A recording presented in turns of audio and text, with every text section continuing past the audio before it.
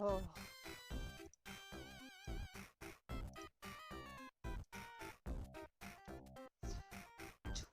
Twitch.tv.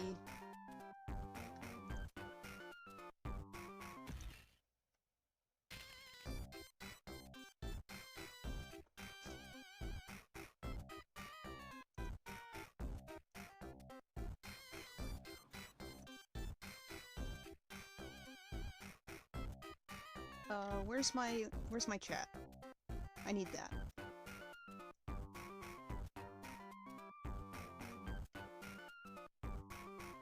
Where's my chat? Hi, chat.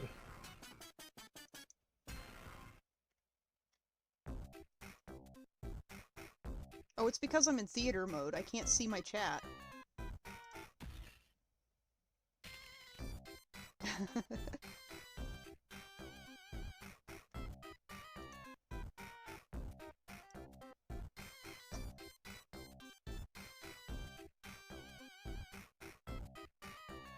There we go.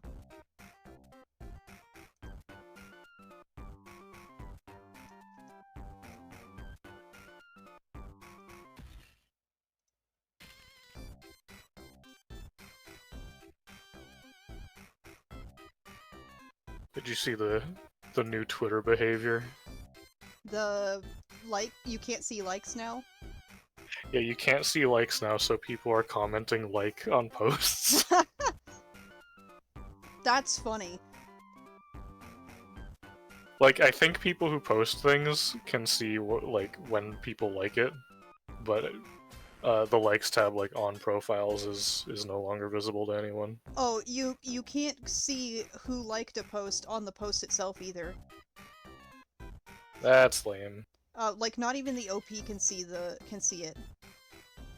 But why?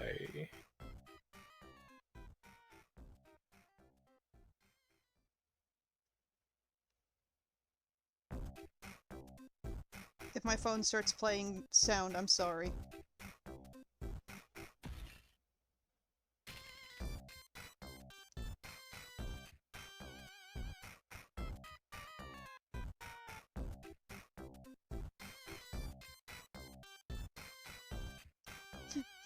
Like.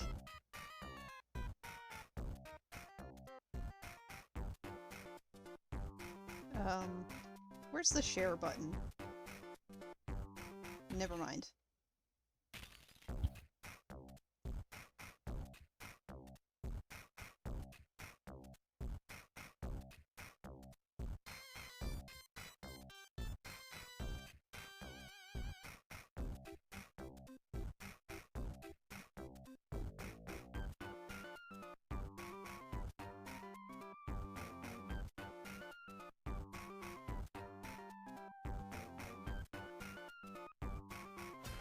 I feel like my music's too loud.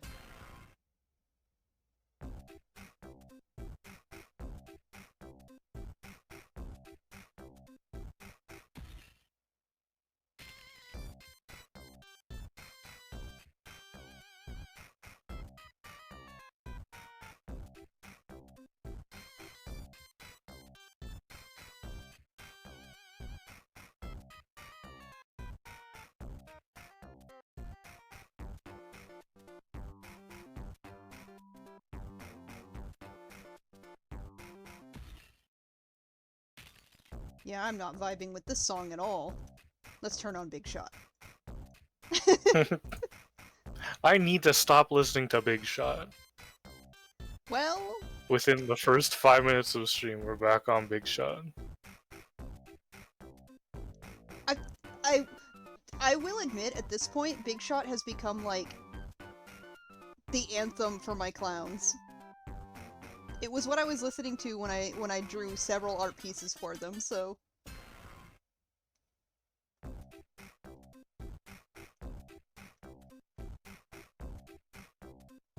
That's Oh. kind of funny to me. Because, like, you'd think it would be, you know, World Revolving, the one that is for clowns. But instead you've chosen businessman music. Right? Doesn't Spamton also dislike Jevil? So... It's implied they have had previous relationships. Because I swear he has a line where he's like, I'll be bigger than that clown!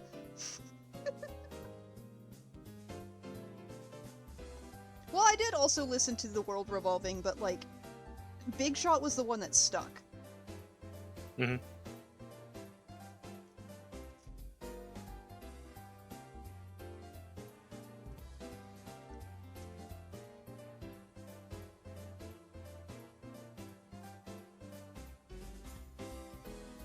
I can't hear it.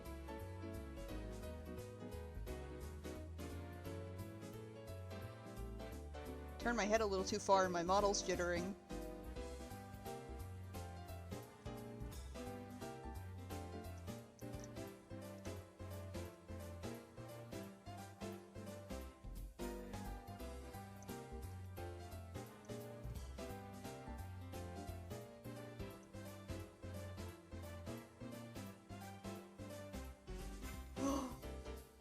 Is my stylus dead? Uh-oh. Always gotta be something.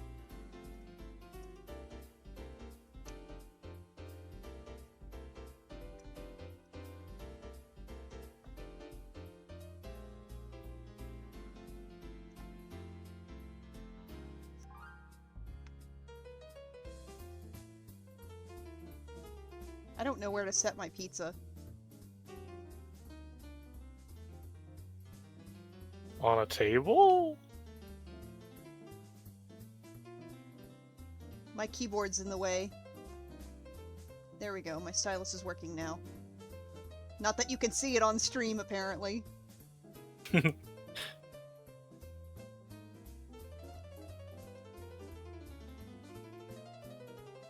Ah!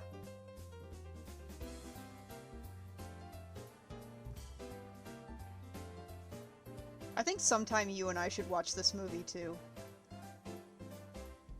Which one? Killer Clowns.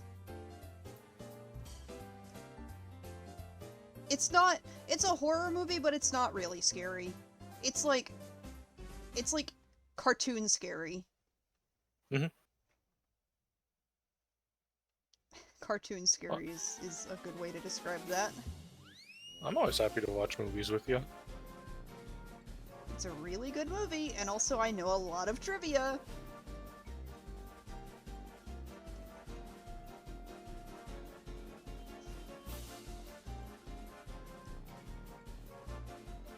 All I have to do is go, "Hey, Lyr, movie time." I'll be like, "Oh." What's that? And then I'll say, "Yeah."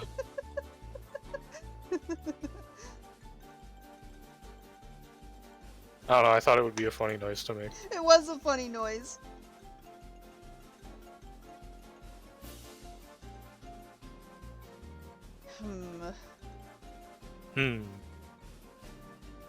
Trying to think. I always struggle with ref sheets because, like, I'm not quite sure where to start with, like, the pose. Like, what would be a good pose for, like, seeing details. I feel like I always default to the same one. Do either the one you're comfortable with, or do the has-been hotel pose? What's the has-been hotel pose? You know, Is that the hand on the hip with one hand, like, facing upright? Yeah. I mean, it's effective. Well, yeah, that's the thing. It became a bit of a meme, but it is actually a very good animation reference pose because it shows pretty much everything, including palm. Yeah. I think that's the pose I typically do for my reference sheets, but I haven't done one in a bit. And the one that I did for Bella was just kind of him standing there.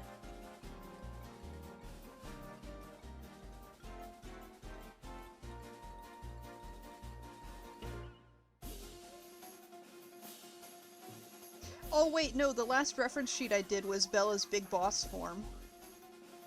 Yeah. which that one had wing out and wing in pose. I'm winging out.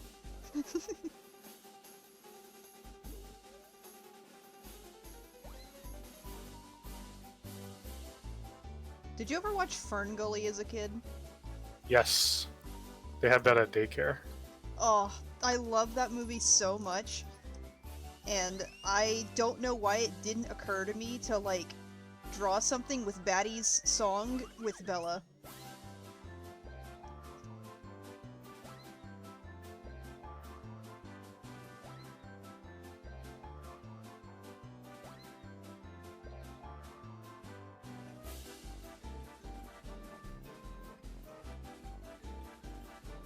I kind of wish there was nose tracking for the model.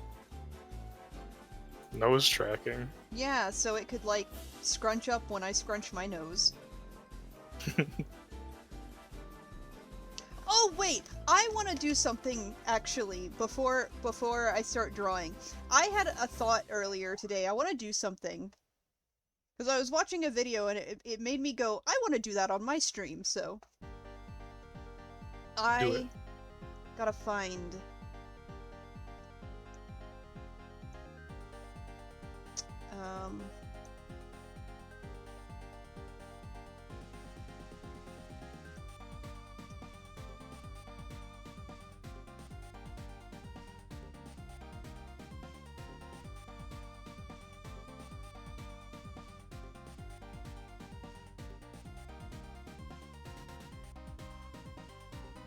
Let's see, which one was the one that I liked?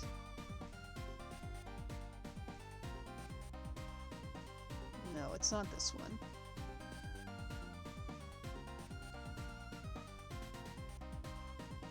Oh, okay, here we go, here we go, here we go.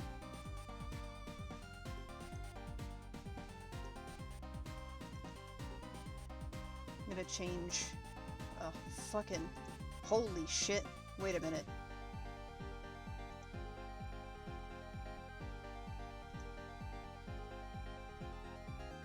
Are you struggling? Yeah, because Firefox does not have... I don't have, any ad blockers yet. Shit.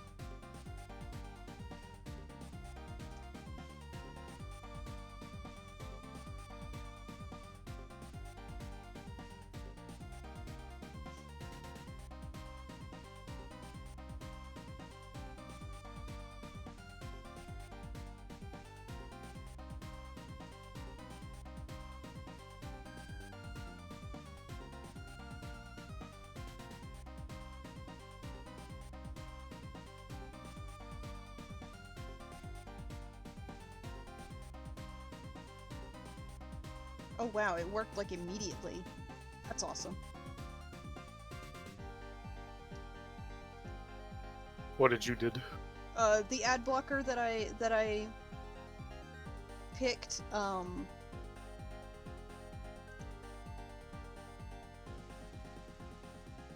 it like immediately wiped the ads. Nice. Let's see, I'm gonna add a window capture.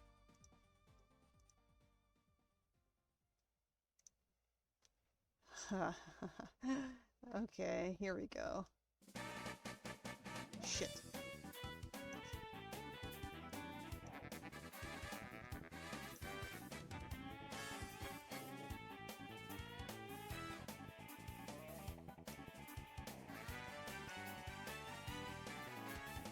Crop that, please. You're doing a tier list? Yes!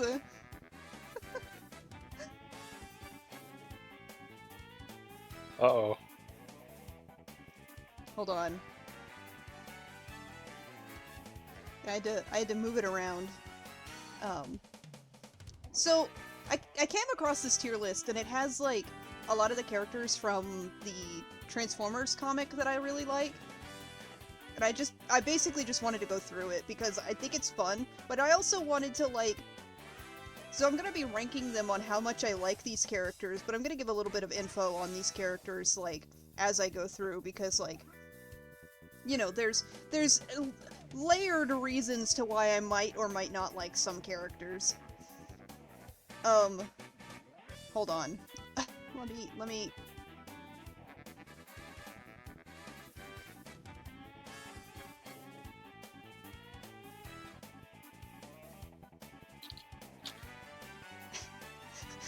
You sounded so incredulous. You're doing a tier list? Well, I was like... It's always funny because, like, we sit down for an art stream, and not art happens for a significant period of time, and a tier list strikes me as a very long activity. Well, I'll try to run through it quick, but I have a lot to say about some characters.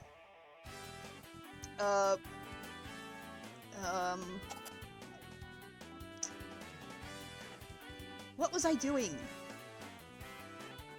Oh, I need to change the song I'm listening to. Yes, I'll do the tier list when I change the song really quick, because I want to listen to something Transformers. No more Big Shot. Where's the song? There's this one particular song that I associate with this comic, even though it's like from an anime and not related to the comic at all.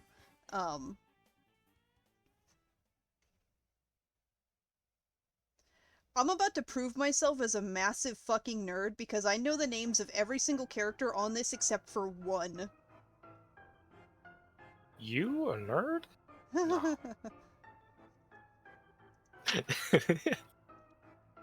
Shit! I keep forgetting that my keyboard is, like, not working. Oh my gosh, you just, like, turned into robots for a minute. Oh. What did you do? I didn't think I did anything. Do I still sound like robots? No, now you're good. Okay. I'll try to run through this quick, but also before I start I need to add row below.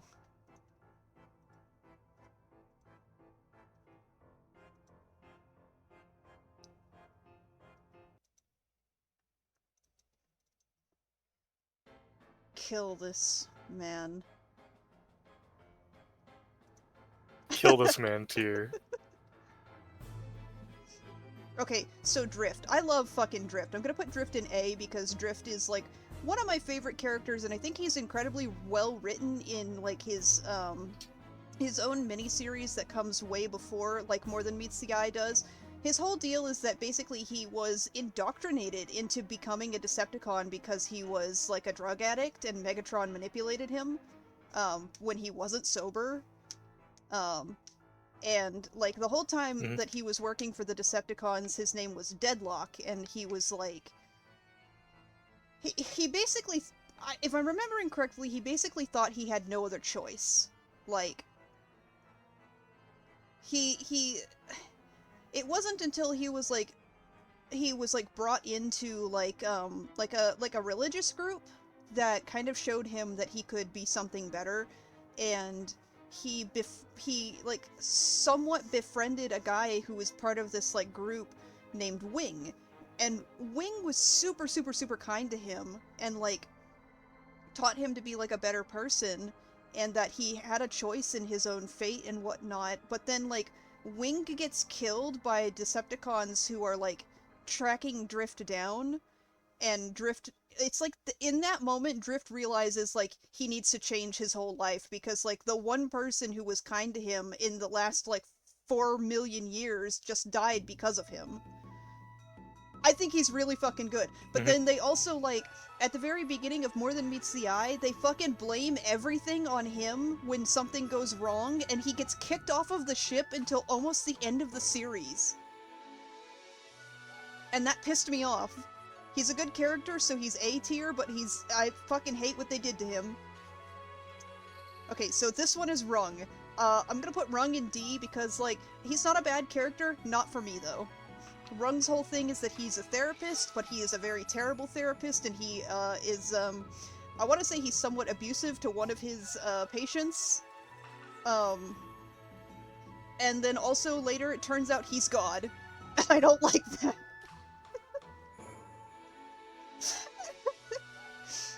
So, the thing about Rung is that he was, like, an original character of the writer who did the More Than Meets the Eye comics. that would be James Roberts. And James Roberts had created Rung for a previous series that he had made, because James Roberts, before he was an actual writer for Transformers, he had written a book-length Transformers fanfiction called Eugenesis, which I have a copy of. Not a physical copy, but I have a digital copy. There were only ever like 20 physical copies. But, so Eugenesis had Rung in it, but Rung originated as a Decepticon therapist who basically diagnoses Galvatron with, like, idiot disorder. Like, he literally goes up to Galvatron and he's like, this dude's fucking out of his mind, he's not gonna last very long. And that's all. He's there for a paragraph. But then he was, like, basically recycled into this therapist character in the comic, who is now an Autobot, and, is still a terrible therapist. I feel like I'm talking too loud because my music's too loud. I think you're fine. Okay, then we have Rodimus. I like Rodimus, I'm gonna put him in A. I don't like what they did with him because, specifically, James Roberts had this whole deal about wanting to redeem Megatron for some fucking reason, and, like, in order to do that, he basically made every of the main Autobots sympathize with Megatron to a degree, and Rodimus was, like, one of the ones who becomes, like, besties with Megatron, despite the fact that he had every reason to hate the guy. Which I hate that.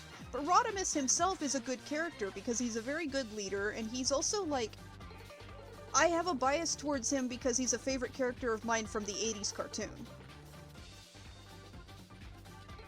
This one is Swerve. Swerve is a mini-bot. Swerve turns into this little buggy kind of thing, and I love him to death.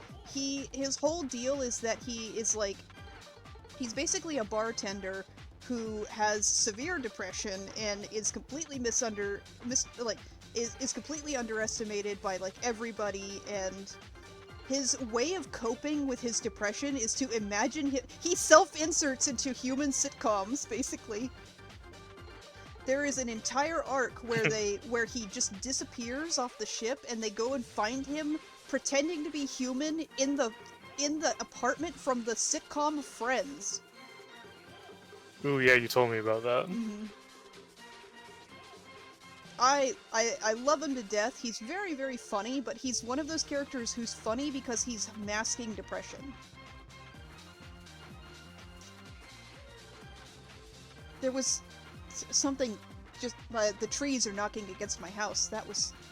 I think it's about to rain, now that I look outside. Okay, this is Cyclonus. Cyclonus is also going in S tier because Cyclonus is, like, one of the best written characters in the comic overall. Cyclonus has, like, this amazing, like, slow burn romance arc. Cyclonus himself is an ex-Decepticon who used to work for Galvatron, and he basically, ends up on the Lost Light because, they fished him out of a lake or something like that. Like, this is like in issue 1. They, like, fish him out of something, and they are like, well, what do we do? He was a Decepticon, and he's like, I'm not a Decepticon anymore, but if you want me to leave, I'll fucking leave. And they're like, well, no, why not? Stick around, I guess. And he has this, like, incredible arc where he, like, becomes a good guy. And, like, he also, like, in the process of becoming a good guy, the reason he becomes a good guy is for the sake of love, because he falls in love with someone who's not an Autobot yet, but will become one later. Which would be this next character. This is Tailgate. Tailgate is his romantic interest, and Tailgate is also a really good character, because Tailgate is another mini-bot. The thing about mini-bots is that they're typically, like, incredibly underestimated because of their size and sometimes even what they transform into. So Tailgate is an ancient Cybertronian. He is, like, I think if I remember correctly, he's, like, older than fucking Megatron, older than Optimus. Like, he is incredibly old. but he, like, basically went into a coma in a tunnel underground and was found, like, 8 million years later and brought on board the ship. And he has no idea what's going on. He has no idea that there was a war. He missed the entire Autobot-Decepticon war. And so he is on board this ship full of Autobots and basically is learning what being an Autobot is. But there is, like, a brief arc where he declares that he wants to become a Decepticon because he misunderstands what the Decepticons' goal was.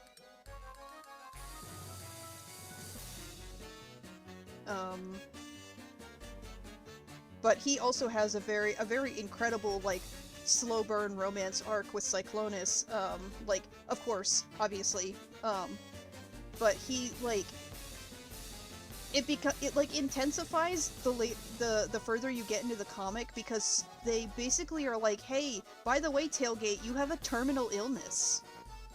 And so, like, it kind of, like, brings everything to a head. He survives, but, like, it does, like, intensify, like, the romance arc a little, because, like, Cyclonus is freaked out. Tailgate's gonna die. So this is another S tier, Whirl. I fucking love Whirl. Whirl is really, really, really good. So Whirl was originally a watchmaker, or a clockmaker, who, I guess had a violent streak and ended up, no. Yes. Whirl had, like, a violent streak, and at one point became a prison guard while Megatron was in prison, and basically, like, beat the shit out of Megatron, and they punished him for it by putting him through the process of Impurata, which is the process where they remove the face and hands to remove identity. And that only worsened Whirl's, like, aggression to a degree. But, like, Whirl gets better and becomes more friendly through the comic, and, like, befriends people, and, like, even by the end of the comic, they kind of have this, like, shot of where it's like a where's everyone now kind of shot, and, like, another character gifts Whirl a new pair of hands, which is like, I thought it was nice. I liked it. So this is Rewind. I'm gonna put Rewind in A because, like, I do like him, but he's not a favorite of mine. Rewind is incredibly layered because he's basically had, like, if I'm remembering correctly, he's had, like, 3 husbands, and all of them have died, but one particular one of them, like, affected him worse than the others.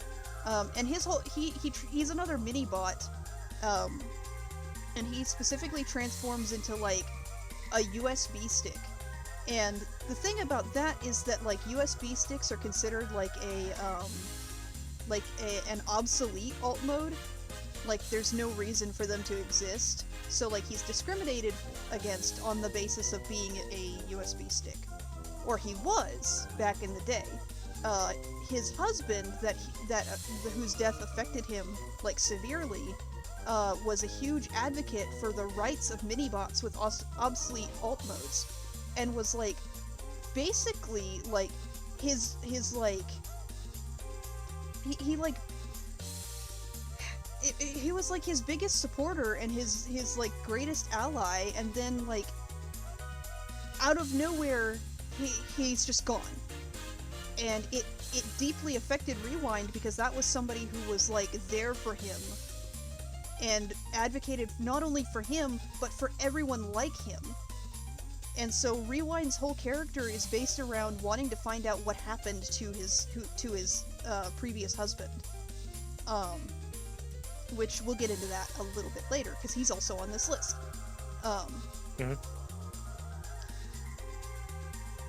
So this is Chrome Dome. I'll put him in A. Chrome Dome is Rewind's current husband, who used to be a neurosurgeon. He did a very specific kind of neurosurgery, though, in which he could basically tap into the brains of other characters to see memories and, like, thoughts. But every time he did it, it like negatively affected him. So he had to stop. And like he gets like manipulated into doing it a few times in the series. But like his whole deal is like basically like being the new #1 supporter of Rewind. And there's this whole arc really early into the series where Rewind gets trapped in an escape pod with one of the villain characters and doesn't make it out, and like he leaves a USB stick containing a video compilation to Chrome Dome, which is basically like a final goodbye message, like cobbled together from clips he had taken of other people, and they're like the words that they're saying, and it is one of the most incredibly emotional, like few pages I've ever read in any comic. It is so good, so incredibly good. Oh, there is also a particular arc in which they find like basically like a time paradox duplicate of their ship where everyone else had like not survived, but Rewind was the one who survived in that ship. So they basically pick up an alternate timeline paradox Rewind to replace the one they had lost. And I'm like, that's so fucked up. But at least it comes up as like an actual topic that like causes issues, because it's like it puts a little bit of strain on their relationship, because this Rewind has different memories than the one they lost. And of course, like, that's going to be horrific because Rewind was the alternate Rewind was the sole survivor of like the catastrophe on the ship. So both of them basically have traumatic memories in relation to their partner, and they like it's a point of tension between them. It's really good. I love the way it's like handled. This is Nautica. We'll put her in A. I honestly don't remember a lot about her, unfortunately. She is really good, I just don't remember much about her, because she's not, like... The problem that this comic has is that it doesn't give a lot of significant focus to its women characters. Like, they maybe get, like, an issue each. Or, like, an issue collectively. There are 2 women characters that are given a lot of focus, but they're, again, it's, like, not as much focus as the rest of the characters, unfortunately, so I don't really remember a whole lot about her. This is... oh, I believe her name is Velocity. She's, basically paired with Nautica, and they're like buddy-buddy. I believe she's a medic as well. I can't remember. Again, there wasn't a whole lot of significant focus on these women characters. Like, they get their spotlight, but it's not a lot.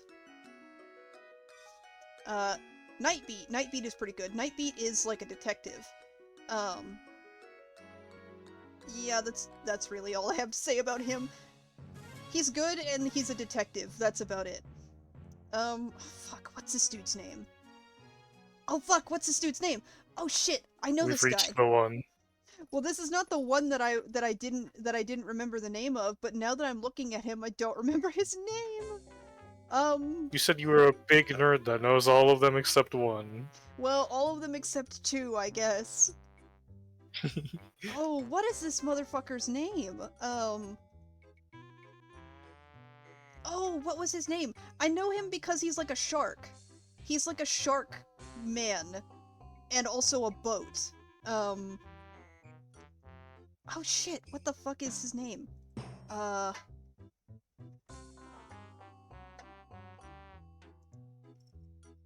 Puff, please get down. Please get down. Whoa, you're wet, get down! Oh, what is his name?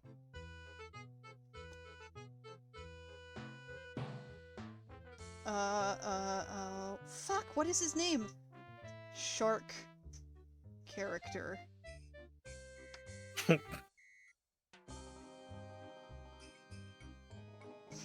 It's not Skybite. Skybite's a different shark. Riptide! His name is Riptide! I can't believe I forgot Riptide. I'm gonna put him in B. I think he's okay. If I remember correctly, he, like, has like an unfortunate demise way late into the comic, and that's all I remember about him. Okay, so now we get into, this is Anode. Anode is one of the two canonically trans lesbian characters in the comic, who she and her girlfriend, Lug, who I'm also gonna put in S, these two have a really, really well-written, like, arc surrounding, like, grief and how one handles it, because basically, like, Anode and Lug were like, scavengers who would, like, seek out scrap and stuff to, like, resell, like, treasure hunters of a sort. And on one of their, like, treasure hunting missions, like, Lug dies. But Anode has no idea that she did. Anode herself is, like, ripped from her place in time and, put into, like, stasis in the future. So Lug dies in the past, while Anode is brought to the future and put to sleep. So when she wakes up, all she remembers is being ripped from her place in time. She doesn't remember, like, that Lug died. But for some reason, she's being, like, haunted by Lug's ghost, or maybe it's a hallucination. I don't remember if it was clear on what the circumstance was. But the place in which she wakes up is basically a planet full of souls. It is a planet that literally has these flowers that grow that have a piece of every Cybertronian who has ever died's soul in one petal. So, like, each flower is like 5 petals, so one flower is like 5 souls. And so, like, while she's on this planet, she basically goes through this, like, huge, like, quest to revive Lug using one of the the piece of her soul from one of those flowers. And it works! It works! It actually works! And then the two of them go on to, like, have misadventures with the rest of the characters. And there's, like, a really good segment in which they both talk about being trans and, like, what that means to them, and, like, how it affects their relationship with other characters as well. And, like, I don't know, I thought they were really well written, and it's also, like, really refreshing to see two characters who are, like, actually explicitly intended to be trans lesbians. It's really good. Okay, so this next one, this is Pharma. This is one of my favorite villains in this whole series. I fucking love Pharma. So Pharma is basically, like, an evil doctor. That's his whole deal, is he's an evil doctor. And he is responsible for basically turning an entire hospital into a zombie-infested, like, shithole, because he created what is equivocally a zombie virus for Transformers, and unleashed it on purpose in this hospital. Yeah, I think I saw I hate when evil doctors do that. But the thing is that, like, basically, the moment that you come into contact with somebody who has it, you are also infected. And if I remember correctly, they imply that it's also in the air or something like that. So, like, Pharma gets caught in, like, his like, bullshittery doing evil, and they immediately are like, okay, well, if you want to prove your innocence, then transform, because transforming is what would set off the virus. And he can't do it because he is also infected. And, like, it like, becomes this huge conflict because he knows he's been caught, because he refuses to transform and infect himself.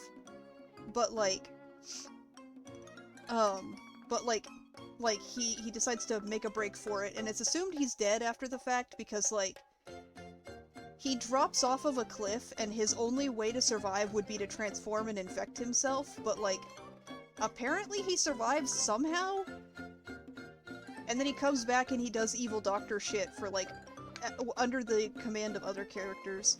I just remember the hospital arc being really good. Ratchet we'll put in B. I like Ratchet. I don't like his relationship with Drift very much.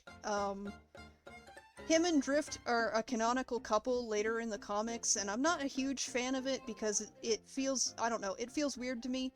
Ratchet himself is not a bad character, and of course Drift I like a lot, but like, I just didn't like their relationship very much. It just felt very weird.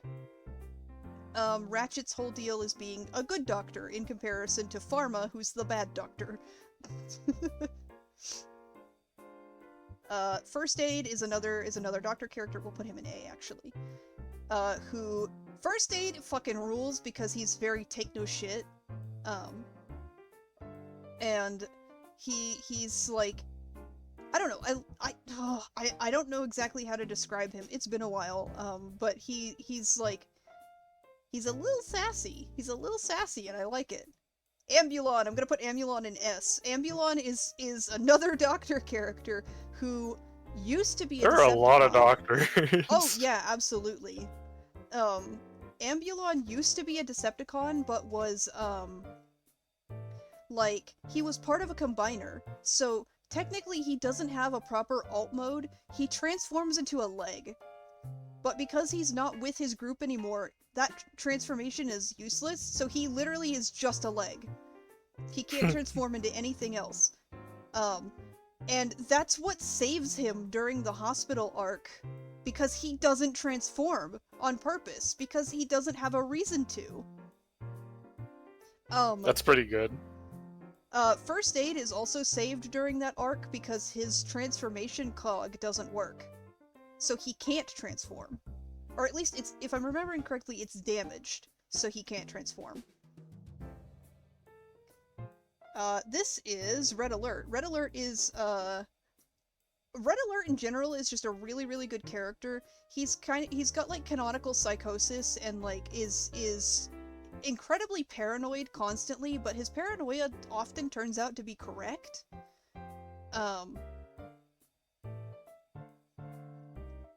He was like that in the cartoon too, back in the 80s. Like, he got paranoid, but he was often paranoid for the right reasons.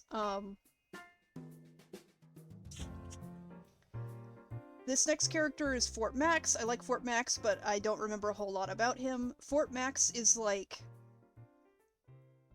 He's a huge guy! He's a huge transformer. He's like double the size of like even the bigger ones. I don't remember a whole lot about him. I just remember he was like an advocate for like animal transformer rights. Because like in a later story arc, it turns out that like there's a whole company dedicated to taking transformers who turn into animal alt modes and like basically lobotomizing them to turn them into animal toys and selling people that way. And so Fort Max is like he like dedicates himself to saving these people. And so this particular image is from a panel in which he's flying a ship full of animal robots because he'd just rescued them all. Oh, he's really good. If I'm remembering correctly, he also has like some kind of psychosis. I think he's like closely associated with Red Alert as well. I'm forgetting. But he has like a lot of trauma regarding one of the villain characters who basically like kept him locked up in an Autobot prison after taking it over and like did horrible things to him. And it makes him like volatile. I said I don't remember much about him. I remember more than I thought I did. Brainstorm.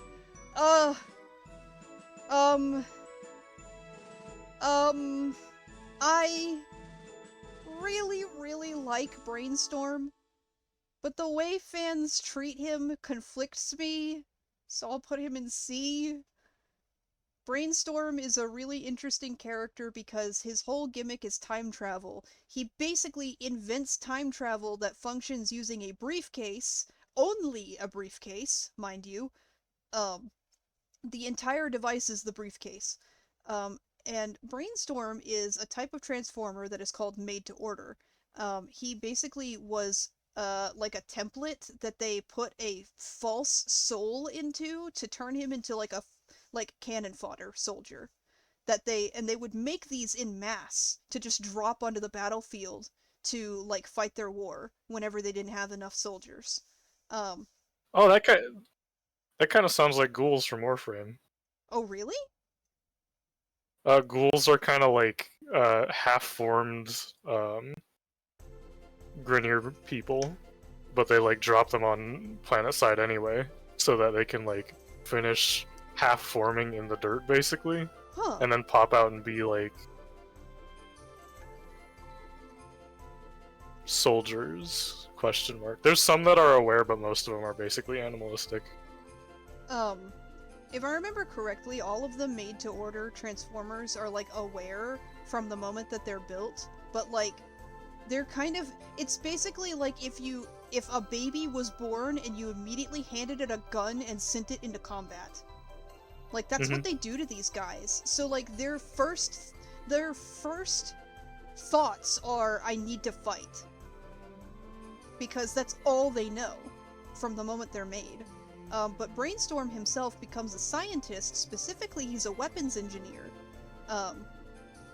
And, like, he's really good at what he does, too.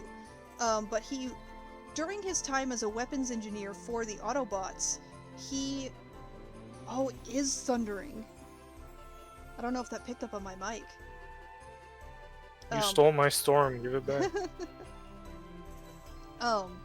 So, during his time as a weapons engineer for the Autobots, he meets another scientist who he falls in love with, which is a scientist named Quark. His relationship with Quark, like his like feelings for Quark are completely unrequited, unrequited. They're not returned. Like Quark doesn't return his feelings. But Brainstorm just kind of. Not that he doesn't give up, but like he doesn't let go of how he feels about Quark. And then Quark is like captured by Decepticons and killed. Oh yeah, it's raining hard now. Quark is like captured by Decepticons and killed, and it kicks off Brainstorm inventing time travel because he wants to go back and prevent Quark from dying. But during his attempts at time traveling to save Quark, he keeps being thwarted by the other Autobot characters, so he keeps going further and further back in time and setting off other events. And at one point, he goes so far back that he decides he's going to prevent the war from ever happening in the first place by killing Megatron before he is finished being built. He backs out at the last second, and then someone else takes initiative and shoots Megatron in the past. Which, this ripple effect completely changes shit, because it creates alternate universes. This is like the starting point for every alternate universe from that point on. Because for that brief moment, the timeline was changed because Megatron had been destroyed before even being built. But then they like save him because they're like, well, no, we can't fuck up the timeline. But then they go back to the future, and it turns out they did anyway because they created branching timelines in that moment. And then they bring him back and they put him on trial, and they're like, that was terrible. We're going to fucking strip you of all of your rights and also maybe throw you in jail? And he's like, what'd I do? I stand by what I did.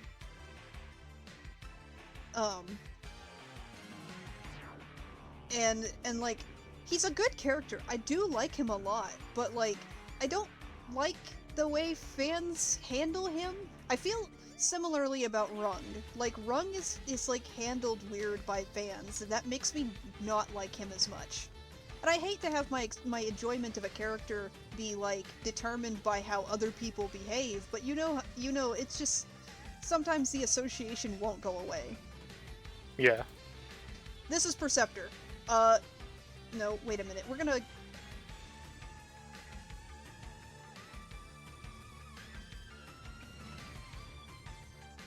Kimmy.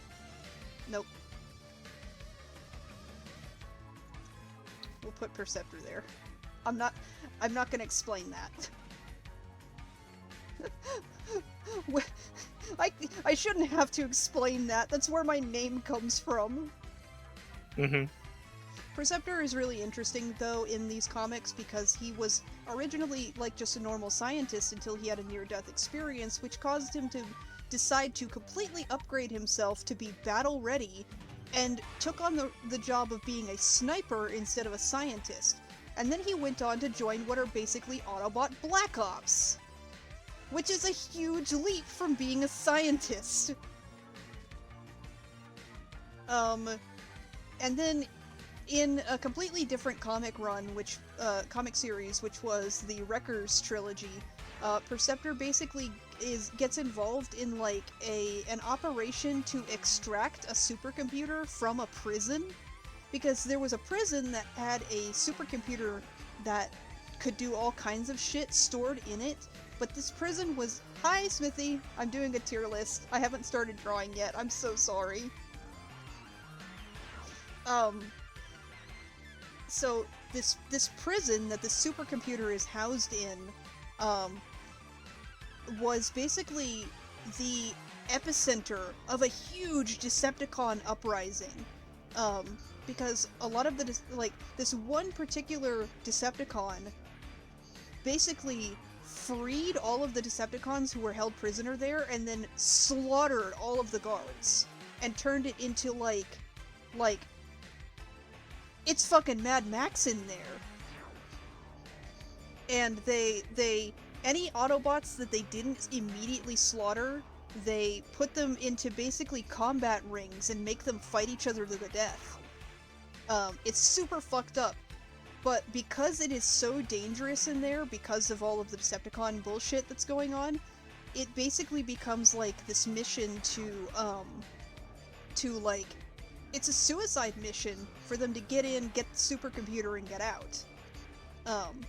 And so these Autobot Black Ops that Perceptor's a part of go on this mission because the Wreckers, as they're called, are basically who the Autobots send in to do missions where they know a lot of people are going to die.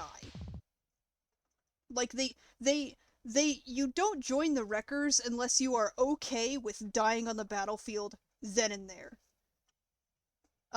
Which, really fucked up. Really, really fucked up shit. Also, it was the Wreckers' fault that Perceptor had his near-death experience in the first place, so the fact that he went back around and joined them?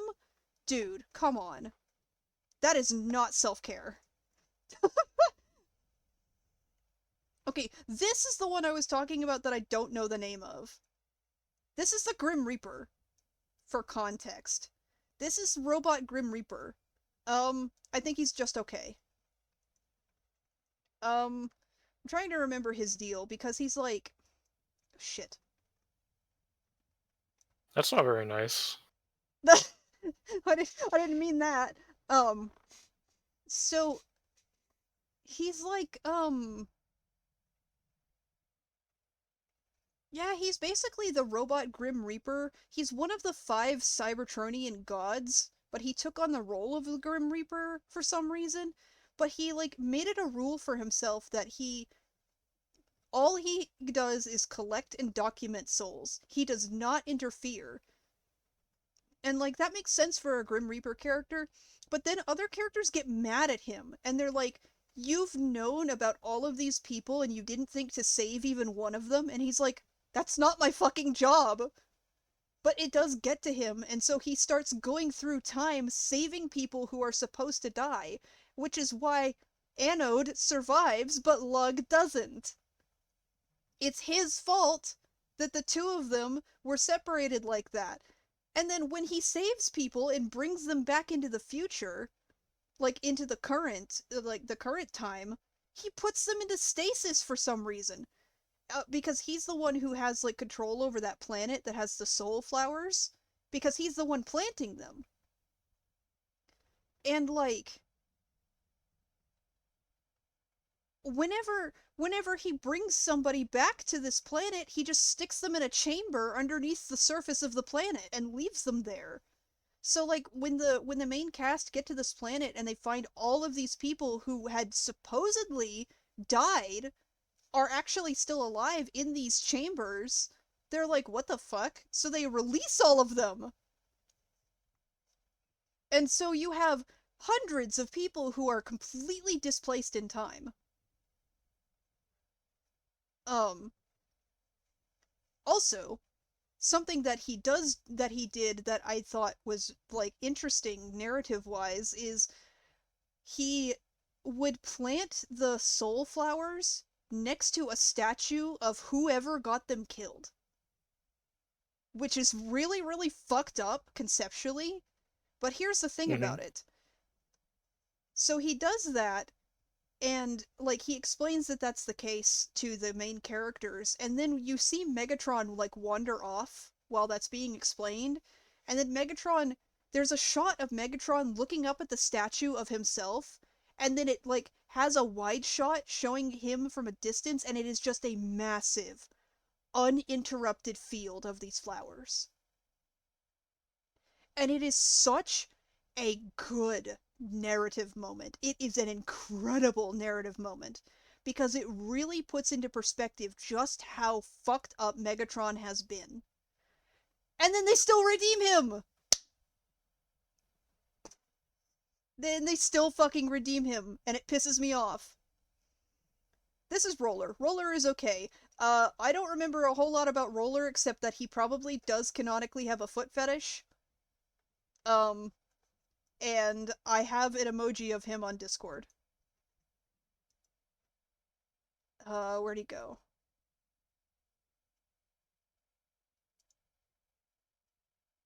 Oh, where is he? Here he is.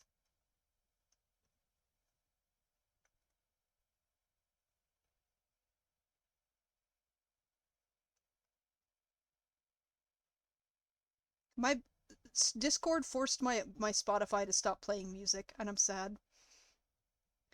Okay, okay. This character. This is another one of them really fucked up ones. Like, he's worse than Pharma in like a lot of ways. Oh shit, what's this motherfucker's name? I was just talking about this character with my sister. Holy shit, what's his name? He looks like that because he's basically a mind controller.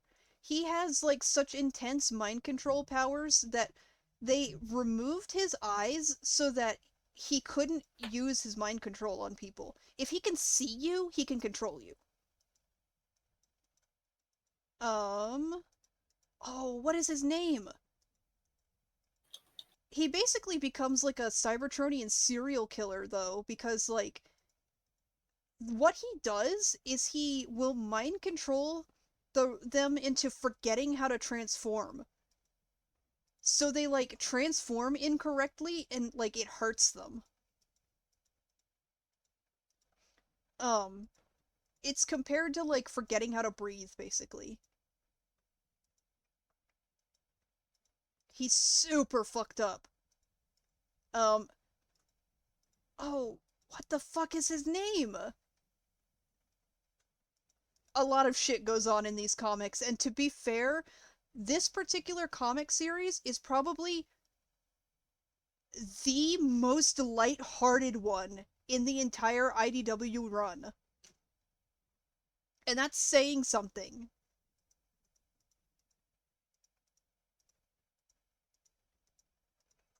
Holy shit, I can't remember his fucking name.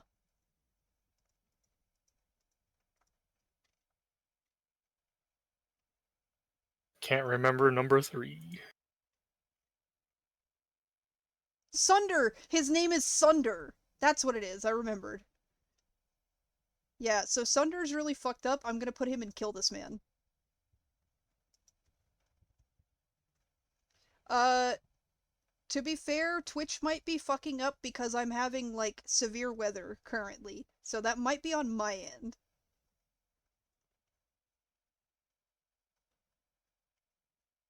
Wait a minute! I'm Wait a looking minute. I'm looking at this tier list and they included the same character twice. Okay, I'll That have to happens sometimes. well, I'll have to well, this one takes a little bit of explanation. So this is Minimus Ambus, who um he has like he is basically like a glorified security guard, more or less, who works directly for the Cybertronian government. Yeah, he's really small. So the thing is that Cybertronians can have souls that are more powerful than the body they have. So when they have a soul that is powerful enough, they can basically get bigger mech suits to drive around. So you have a robot in a mech suit. And the thing about Minimus is that his soul is so strong, he is a robot in a mech suit in a mech suit. He has 3 layers to this. Um so like he's a really tiny guy. If I'm remembering correctly, he is almost human sized. But then he has a little bit bigger mech suit, which is the same design, um, except just bigger. And then he has another mech suit, which is even bigger, which so we're gonna put him in like C because I think he's just okay. Well, he's just okay when he's Minimus, but when he's in the biggest mech suit, which is this one, he acts differently and he acts better and I like him more. So I like him better when he's in his big mech suit. Because when he's in the big mech suit, he's Ultra Magnus. And again, he's like a glorified security guard, and his whole deal is just like judging people. Like, he literally has like a built-in like gossip feature where every time he looks at somebody, he sees like a negative trait that he's assigned them. Like, they literally show his like HUD, and it has like arrows pointing to the people in front of him that has like, this dude is a terrible leader. It's really fucking funny. Um, But the reason he has this really big mech suit is because the title of Ultra Magnus is actually one that's passed around between Cybertronians who have those really strong souls. So like the Ultra Magnus suit is like he's not the first person to wear it. He's just the current one. And like the role of Ultra Magnus is one that is granted to these people to be a glorified security guard. Um And specifically, he works for a character who's later in this tier list somewhere. I know he is. This guy. This guy is his boss. Which, this guy is so fucked up too. He's another villain character. Skids. Poor Skids. I'm gonna put Skids in S. So Skids is, his whole deal is that he is, like, severely traumatized to the point that he doesn't remember anything from his past. Um, And there are multiple times where they talk to like Chrome Dome and they're like, "Hey, you do that neuroscience thing where you can see people's memories. Why don't you do that to him?" And Chrome Dome is like, "Wouldn't that kill him?" And so like they never like purposefully go digging in his head for his memories, but like you get flashbacks of him and what happened to him throughout the comic and like he has like he's like a jack of all trades kind of character who can pick up skills really quickly. Um and as it turns out, his backstory is that the reason he's so traumatized is he was manipulated by the Decepticons into building a weapon to kill a lot of people because he was a prisoner of them at the time, and they basically were like, "Oh, we'll give you your freedom if you'll build a teleporter for us." And he was like, "Okay." So he built it thinking it would be a teleporter to send all of their prisoners to a different place, but it turned out to basically like it was basically like a smelting uh a big smelter, and they just fucking smelted a bunch of people. And he was so fucked up over that he forgot everything. Um, and when he does regain his memories later on, it shocks him so much he does die. Like, so Chrome Dome being like, I don't want to go poking around in his head, it'll kill him, was correct. This is Freud, kill that man. I. Freud is a psychologist. Um, I feel like I don't need to explain this one.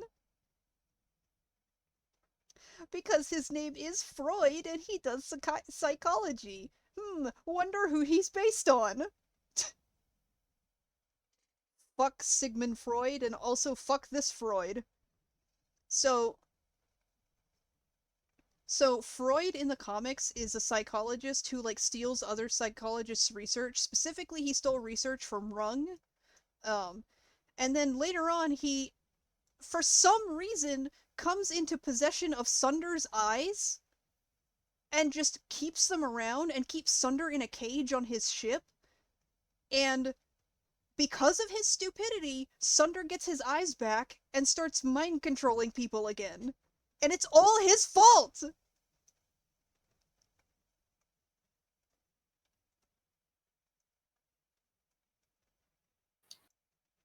Okay, I'm gonna add another row above S, which is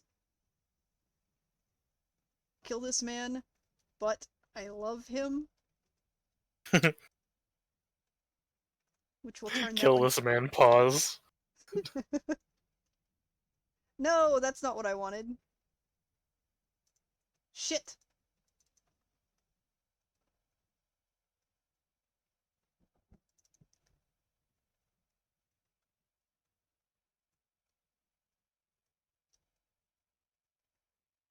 Kill this man, but I love him. And then we'll turn this back into S tier because I don't know why it did that.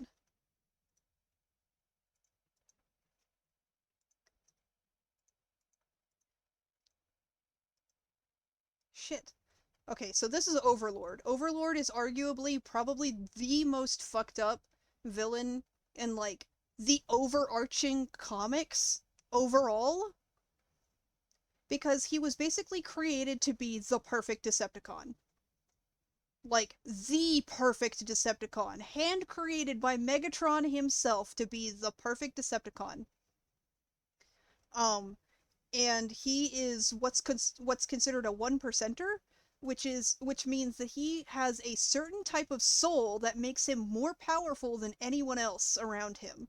And there are only like 4 of these souls total. And all of them are Decepticons, by the way. All of them are Decepticons. Megatron is one of them. Which is why Megatron is fucking unkillable, basically. But Megatron created this guy. Megatron birthed this man. And that's not a joke. It's... I... I don't know how to explain it in a way that doesn't make it sound fucking weird.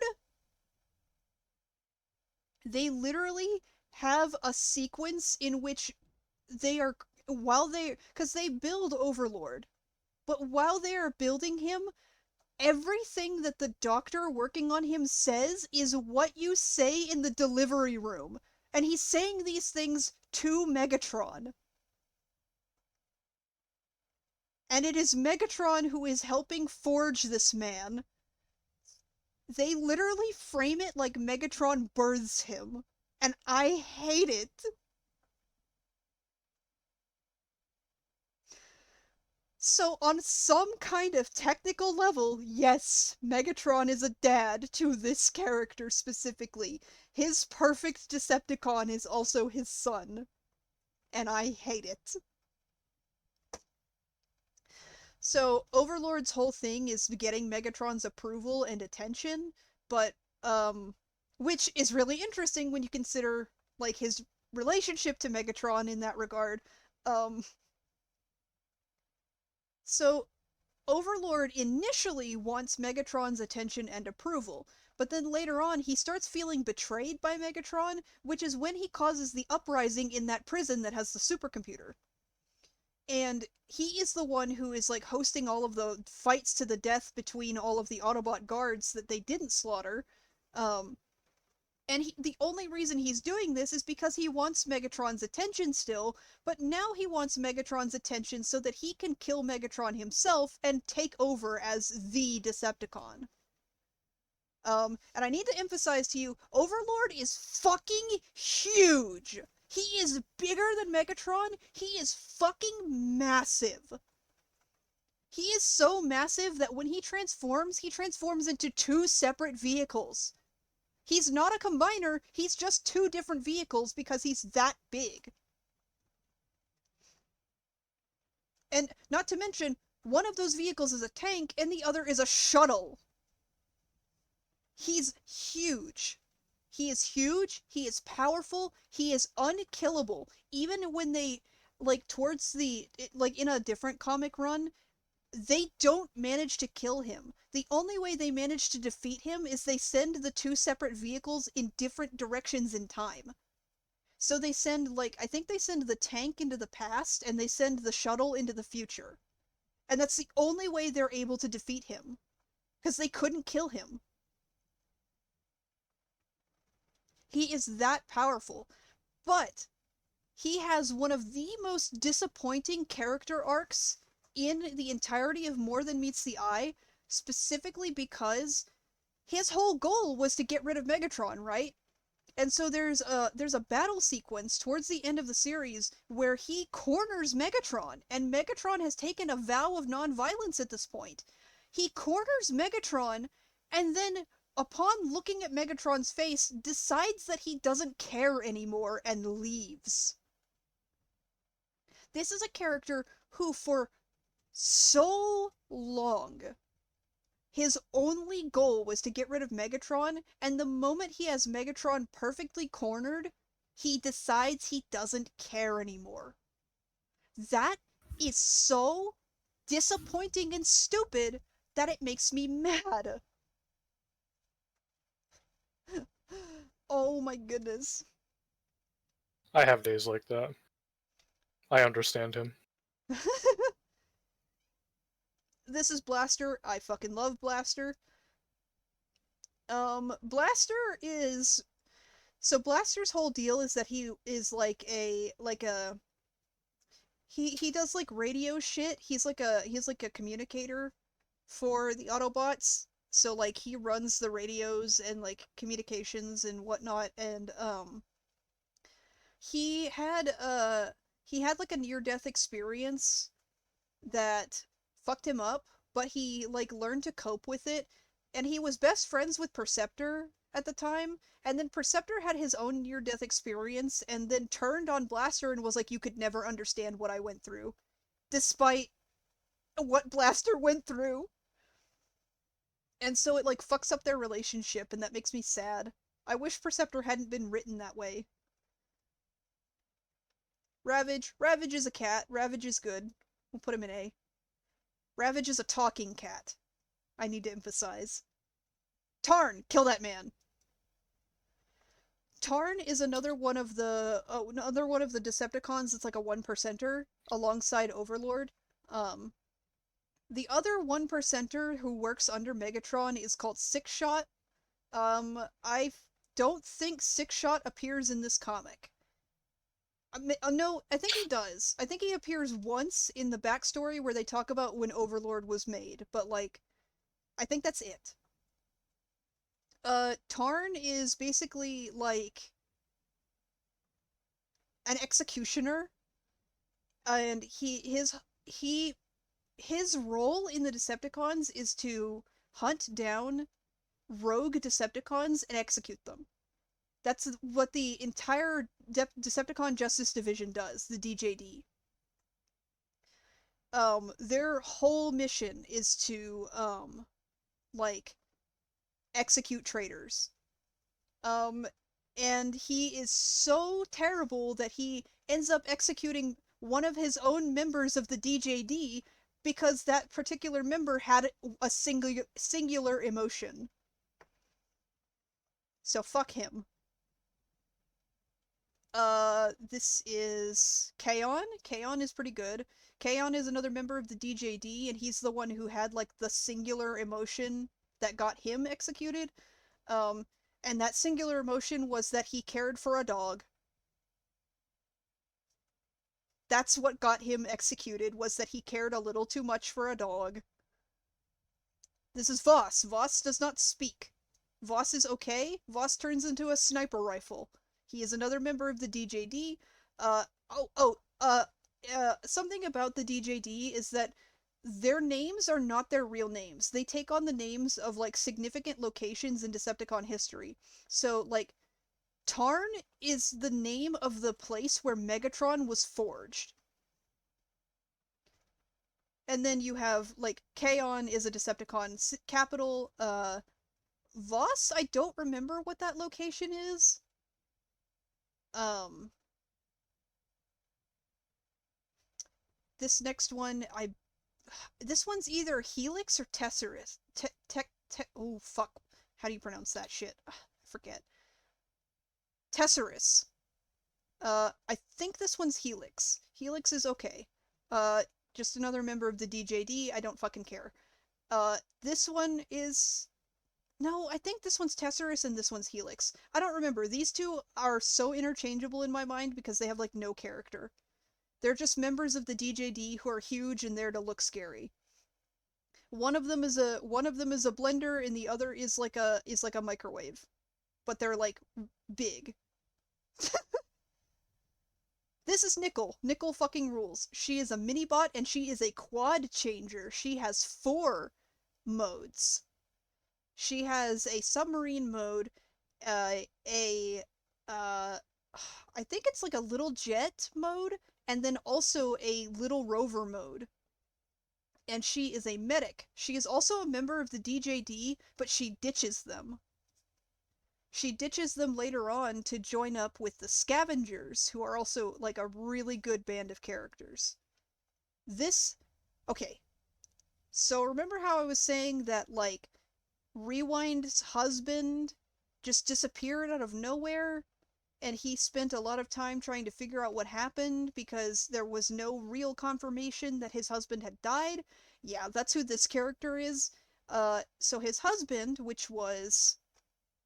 Oh... What was this guy's name? It's something Ambus, because he is the brother of Minimus Ambus.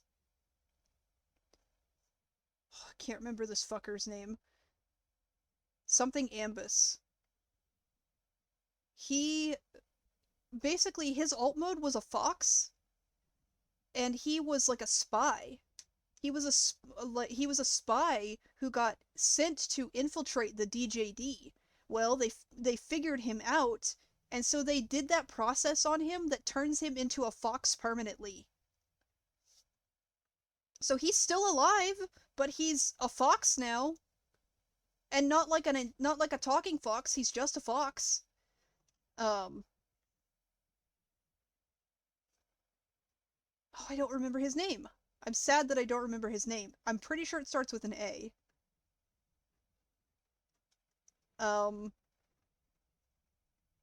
Yeah, he's okay. This is, fuck. Hmm? I don't think they would call a Transformer that. Well, you say that, but... Oh no. Okay, so it's a pretty agreed upon thing in the Transformers fandom that the term interface, means to fuck for Transformers. Like, they don't fuck, they interface. Well, that term gets thrown around in this comic, in the context in which you would use the word fuck, and, like, there are a lot of Transformers characters who have innuendo type names, in relation to, like, robot parts. And I'm forgetting some off the top of my head, but I know, like, Spike is one of them because Spike is the equivalent to Dick. Valve is another one because that's the equivalent to pussy. Um,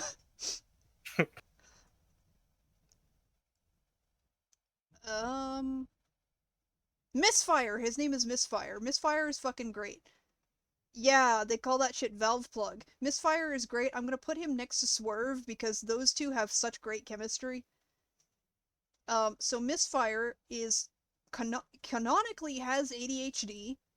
Um, and he is the leader of the Scavengers, who is basically a band of rogue Decepticons who decided not to be Decepticons anymore because the war is over and they don't care. Like, their allegiances didn't matter anymore. So they were like, fuck it. We're just gonna go be scavengers. Um, and like, the scavengers are basically used in the plot for like a really, really good arc discussing mental health because all of them have something going on with them. Like I said, Misfire has ADHD that he needs to like handle. Um, there's another one who has like uh uh um I want to say he has like compulsions, like OCD. And then there's another one who has like anger management issues as well as like a physical disability because he has facial paralysis. Um, and then you have like another one who has like very very very explicit autism. Um, and then you have like another one who has like brain damage. And they use all of these characters to like discuss mental health in a very constructive way. And it's actually really good. I like it a lot. This is Getaway, fuck Getaway. Getaway is a predator. I don't want to talk about him actually. Like that's not an exaggeration. This is Atomizer. Atomizer is only a little better than Getaway because that's his right-hand man. Uh, oh shit, what the fuck is this guy's name? Shit, wait. Is this not Misfire? Because Misfire is right here. Who the fuck is this? Okay, we'll put that guy down here. His name is what you want to do regarding him?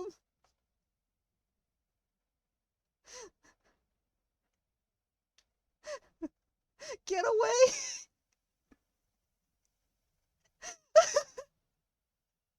That's a really good joke! Sometimes I've got to get away. Oh my goodness. Oh, um, this dude's name is escaping me.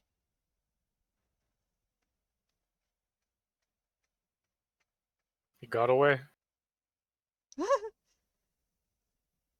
I'm just gonna do the ones that I definitely remember their names. So this is 10. 10 is fucking awesome. We're gonna put 10 in S tier. 10 is like, he was like a mindless drone, but he like short-circuited and like formed a personality and became associated with the Autobots. And he can't really speak. He can only say the word 10, but he's like super cute. He's basically a gentle giant. He loves painting, and there's like a whole cover for one of the comics where he's painted up in flowers and stuff, and it's so cute. This is Pipes. Pipes is uh poor Pipes. He dies in like issue 4. Um and uh unfortunately Pipes never got to date a man like he wanted to. Like, there's a flashback where he talks about like wanting to date men. And he's specifically talking to Drift, and he's like if you were a boat, you would be my type. Which I think is why people ship him with Riptide. Um this fuck, his name just left me. Oh shit, what the fuck is his name? This is Ultra Magnus's boss. This dude, kill this man, for starters. This dude is a religious zealot who basically thinks he should be God. And he's like a villain who his whole goal is to so you know how I talked about with the made to order transformers, they have like fake souls?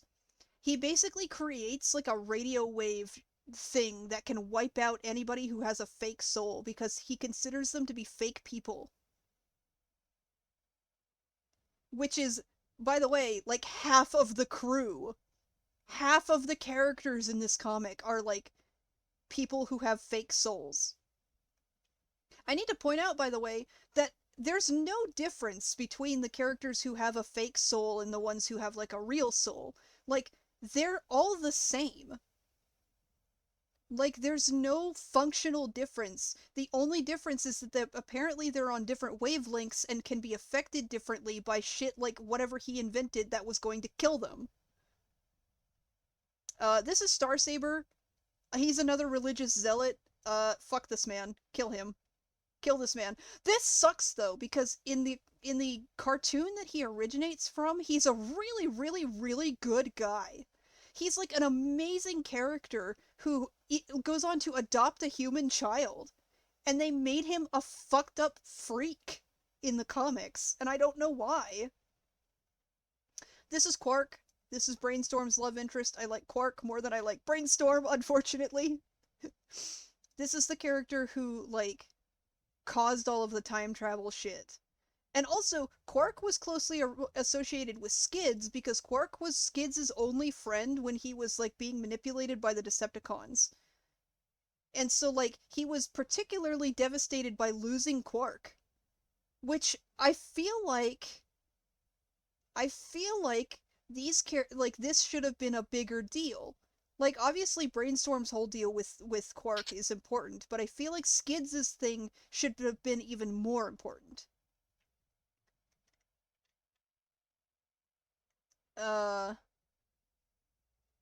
Megatron, fuck Megatron. We all know Megatron. Kill this man. Grimlock. Grimlock is pretty good. He transforms into a T-Rex. He's also the member of the Scavengers who has brain damage. And they did something really interesting with him where, like, his brain damage is affected by what form he's in. So when he's in his T-Rex form, he's more eloquent than he is when he's in his person form. Because, like, his T-Rex form puts pressure on his brain in a different way that, like, negates the brain damage a little bit. Welcome back, Smithy. Shit, what the fuck is this name? All the Scavengers are just S tier to me. This is Crankcase. His name is Crankcase. He's the one who has the anger issues and facial paralysis. Spinster. Spinster is a medic. He's a surgeon. He's the other scavenger. He's the one who has explicit autism. This one is Croc. He's the one who has OCD and, like, severe compulsions. He is basically, like, the second in command of the scavengers, more or less, and he's also, like, the mom friend. This one's Misfire. I don't know who this is. This one is... Shit. He's another scavenger, but I can't remember his name. He is another made-to-order, but he was a very specific kind of made-to-order Decepticon, in that his alt mode is a bomb. So, not just that he was made to be cannon fodder, like, he wasn't supposed to survive for longer than 5 minutes. But he was a dud, so he hit the ground and basically nothing happened. And then after that he was like, well, what do I do now? And he also uses that to his advantage, by the way, because sometimes, like, there's a scene where, like, he's being threatened by the DJD, and he gets up on something high and transforms, and all of them are like, fuck, it's a bomb! And they scatter. Fuck, I think her name is Firestar. She's okay. She's another one of those girl characters who didn't really get a whole lot of focus. I think she's a medic. Oh yes, her name is Firestar because I've seen jokes about her and Warrior Cats. And I don't remember who any of these three are. I know this guy because this dude is like he's basically what Rodimus wishes he was when he's as a leader because he leads his own ship full of Autobots. Um, I think he's okay. And I don't know who these two are. I do not remember. I can't tell just from looking at their faces because they look kind of the same to me. Anyway, there's my tier list. There's my fucking tier list. Let's zoom out a little. Wow. I spent an I hour feel and a like I half on learned a this. lot. I went through basically the entire plot of this fucking comic. You had a lot to say. I fucking love this comic. It's really, really, really good. There's a lot that's left to be desired from certain plot points, but I think it handles its characters really well, and it's definitely better. It's definitely one of the better works that James Roberts has done, especially in comparison to his book. Oh, wait a minute. Quark is in the book. So Quark is another one of his original characters that he took from the book that he wrote and put into this comic, and he basically gets like this dude is just doomed to have like a horrible fate because he has a horrible fate in the book too. I don't remember exactly what happens to him, but I know he gets fucked up. Um oh, another thing that James Roberts took from his book and put in the comics is that there is a location in the book called Delphi. He put that location in the comics as that's the hospital that Pharma works at. And if I remember correctly, it was also a hospital in the book. Oh, wait. Uh, Freud. Transformers. I need you to look at this motherfucker's proportions.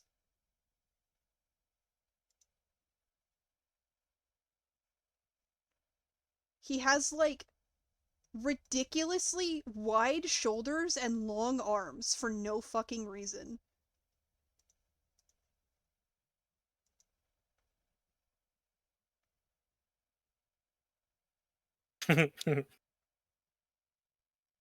I'm not even sure what he transforms into.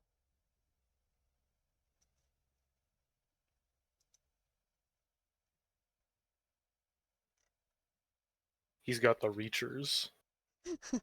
The Reachers.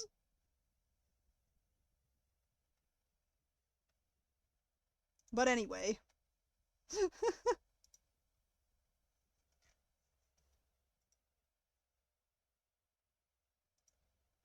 Who's messaging?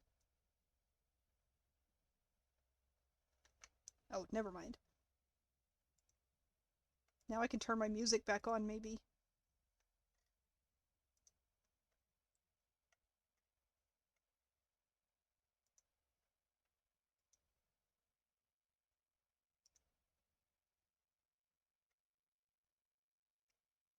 I need to go back and reread those comics.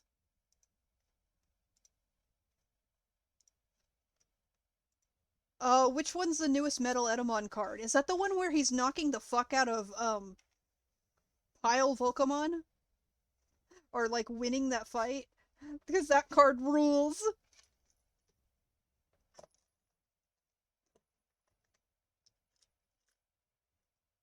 Hold on, let me check DMs again.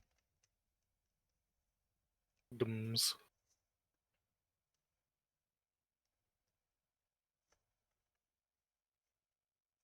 Oh yes!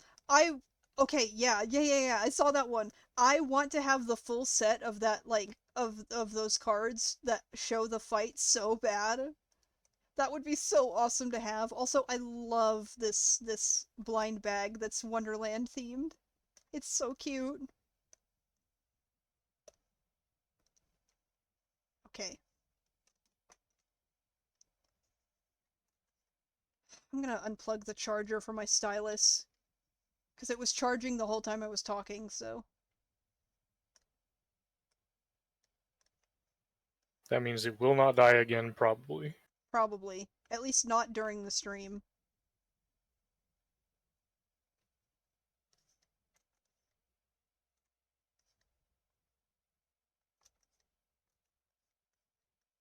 I guess I needed to get that out of my system before I could start drawing. That's fair. I mean, you were talking about wanting to make a, like, in-depth video about that kind of thing for a while now, and you kind of did that. Kinda. It'll be in the VOD. It'll be in the VOD. Maybe I'll like download the VOD and like trim around that so it's just the part where I'm talking about it.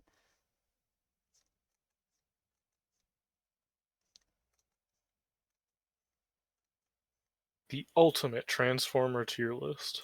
The ultimate. Now you just need to make a Transformers iceberg video. Oh my goodness.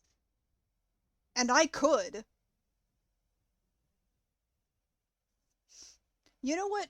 You know what tier list I think I would enjoy doing? I think I would enjoy doing a Transformers tier list that focuses on like the action figures and like the different generations of them. Ooh. Oh my goodness, those blind boxes are that much? I didn't know they cost that much.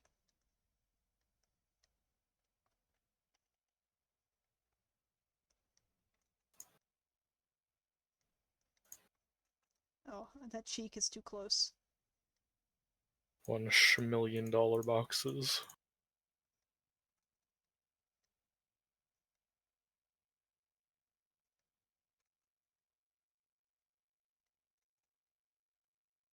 $1 billion.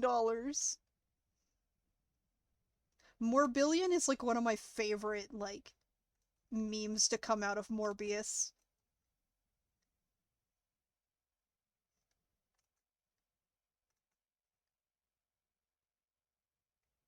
Oh my goodness, that's so expensive.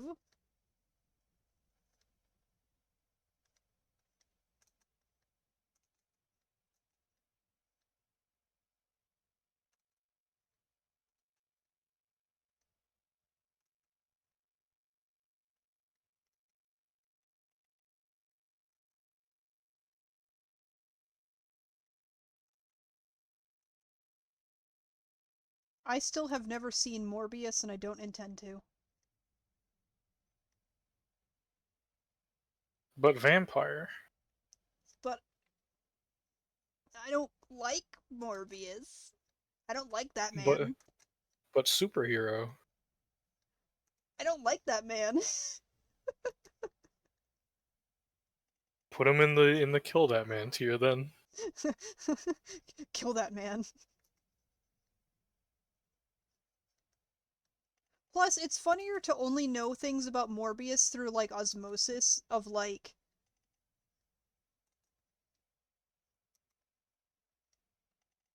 I... Did the music stop, by the way, the playlist? I bet it did. Oh no, wait. It did stop. When did it stop? Got sleepy.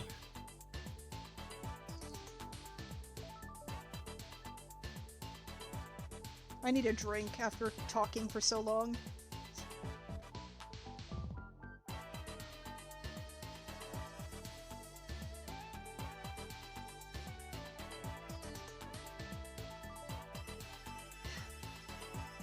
You can mod Spotify?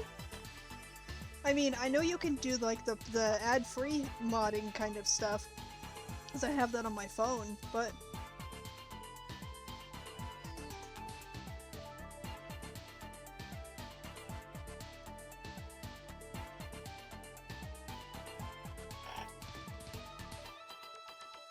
I don't know, maybe using Firefox is having a good effect, because like I haven't had my stylus suddenly stop working on me.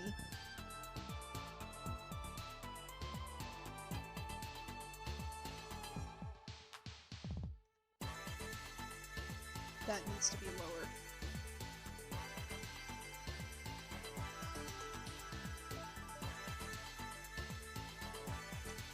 What? You can make it different colors? Oh.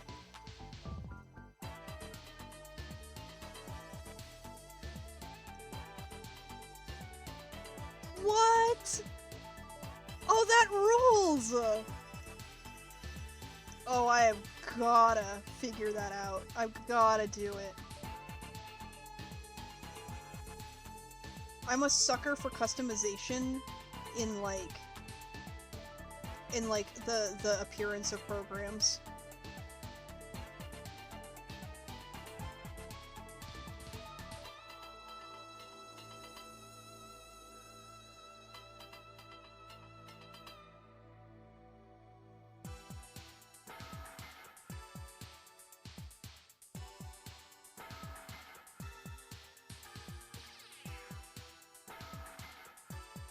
Probably not.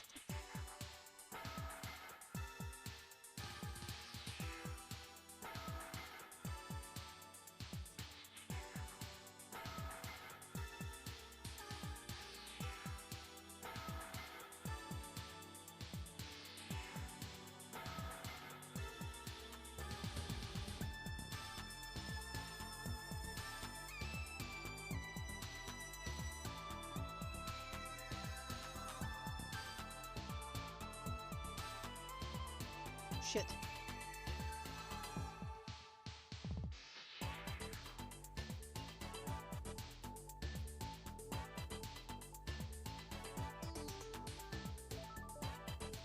I feel like such a nerd for spending an hour and a half explaining Transformers in tier list form. I think it's okay. I'm allowed a little Transformer indulgence.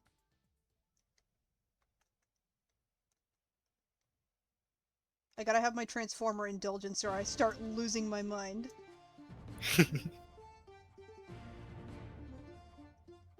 I just think that comic is really, really, really good.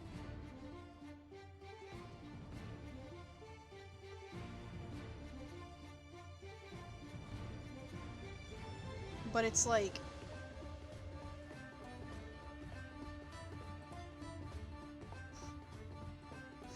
Sorry, I just looked at my own art and the first thought that crossed my mind was like, he really does look like some kind of little gremlin.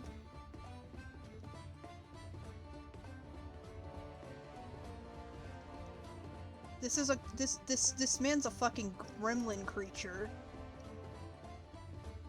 If it weren't for the makeup, he would not look like a clown.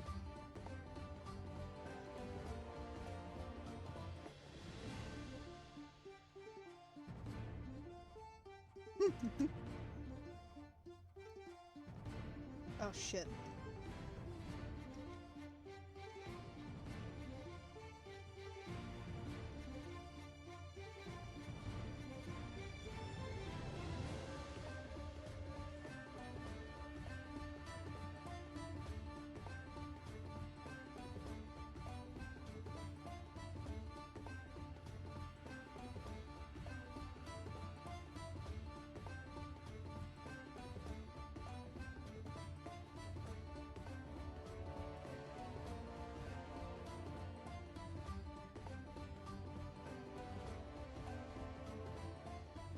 It's definitely good to have something you can info dump about, and this is something that has been such a major force in my life since I was 7 that I'm like...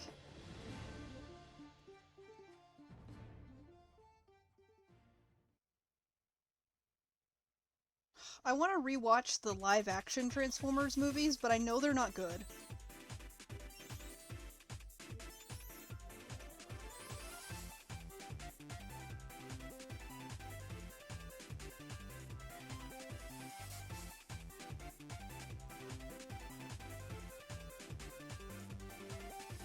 Michael Bay, you fucked it up. Too many balls jokes. Too many... yeah!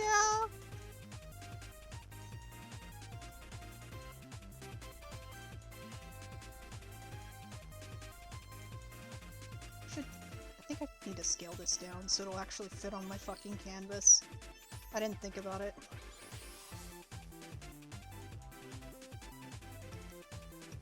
don't know. I don't know. Like, I get that so that particular character is Devastator, and Devastator has always been a combiner, so like he's made up of other bots.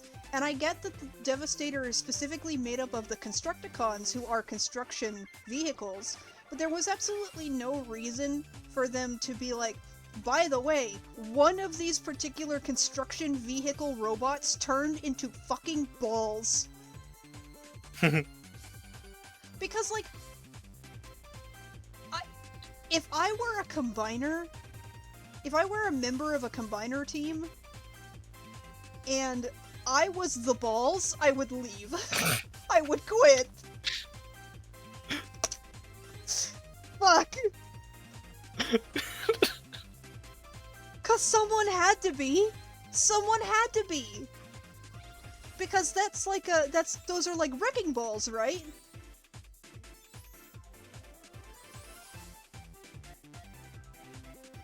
So like that means that was one specific vehicle.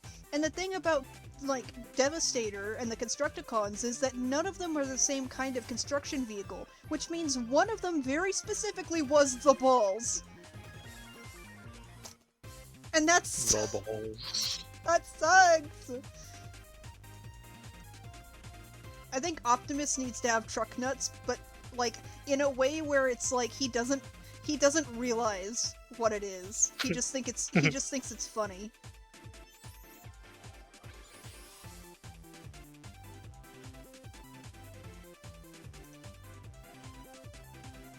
Hello, my human companion. I have given myself an attachment because I saw them on another truck.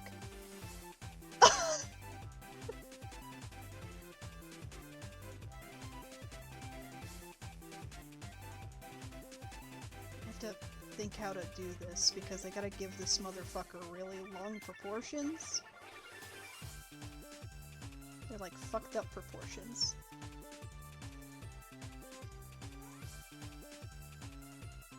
This is about how I draw rabbit furries.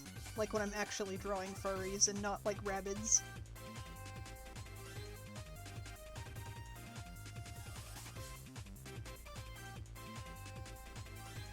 This is also how I draw duck legs.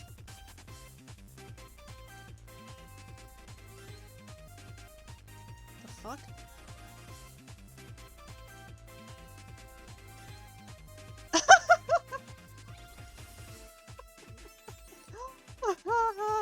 That's so good!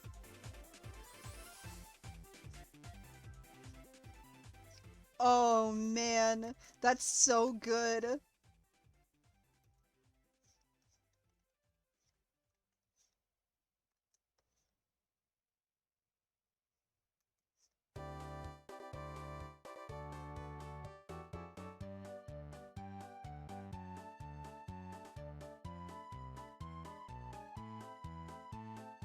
He stole my truck nuts!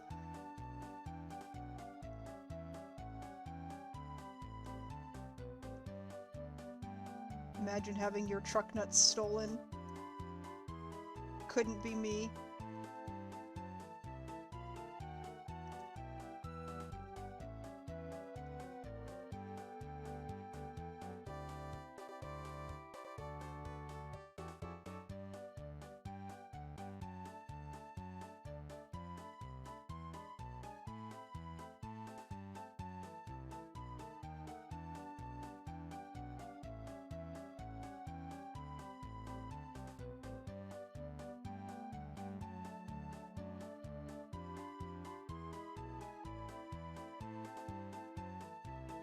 Now I'm gonna be thinking about that.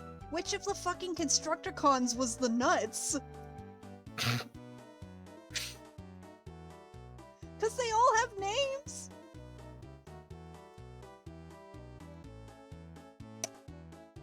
I wonder, like... No, we don't see it form, do we? Oh, we do. I wonder if you paid close enough attention you could tell. In that case. I haven't seen one of those movies in so long.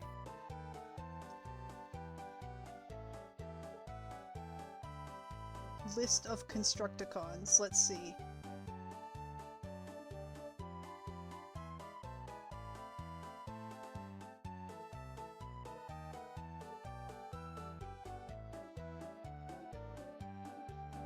Not Dirt Boss. Dirt Boss is a forklift.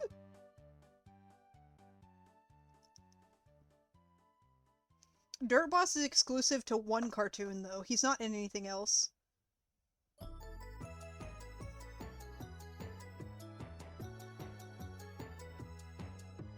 What are those, like, construction vehicles called that have the wrecking ball on them? They have a name, don't they?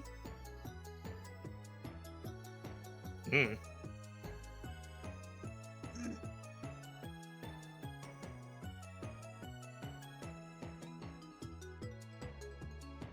Don't they? Because the wrecking ball is just the ball. Like, it's not the vehicle, right?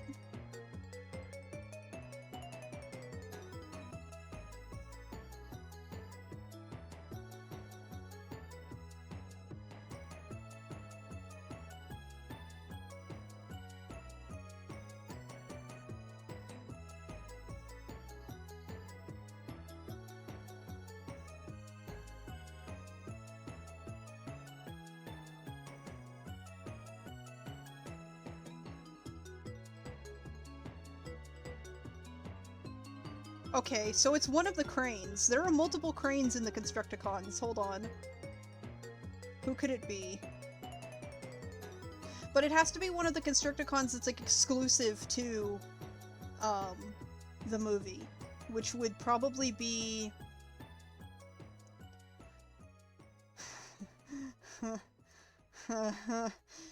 Please tell me it's not fucking Erector. This is a Michael Bay film we're talking about.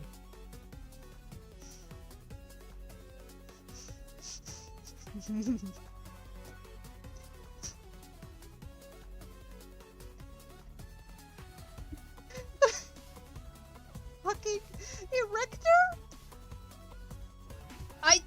This is what I was talking about when I said some of them have innuendo-type names. Erector the Crane, come on, please.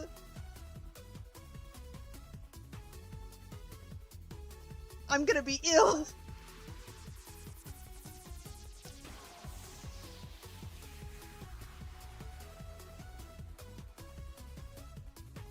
I guess it could be Hightower.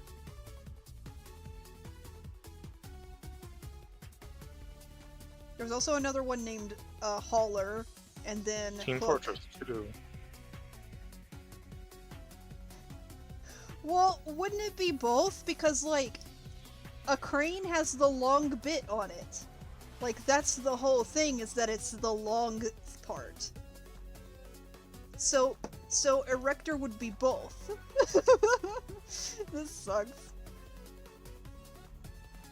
Oh, this sucks.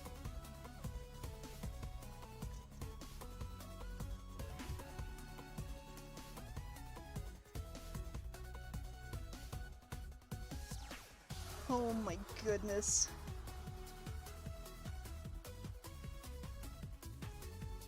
I've decided Transformers is the worst for this reason.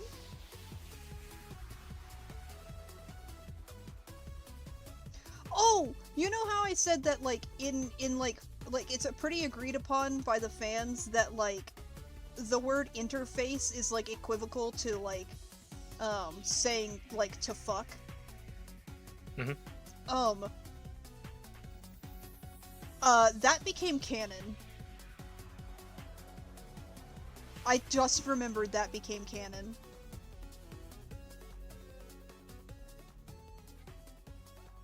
But why?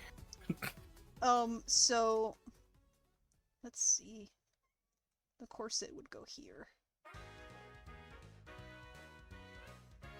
So,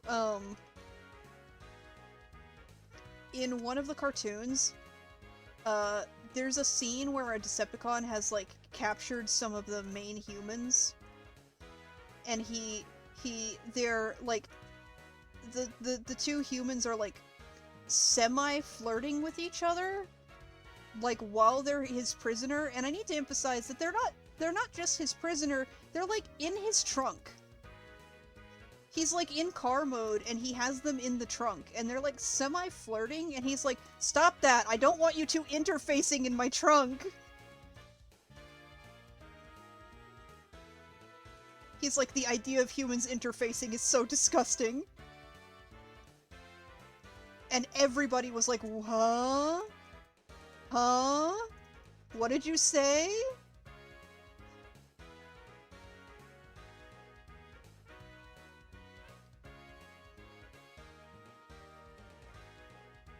Thanks for that, cartoon. Thanks for that one. Could have said anything else.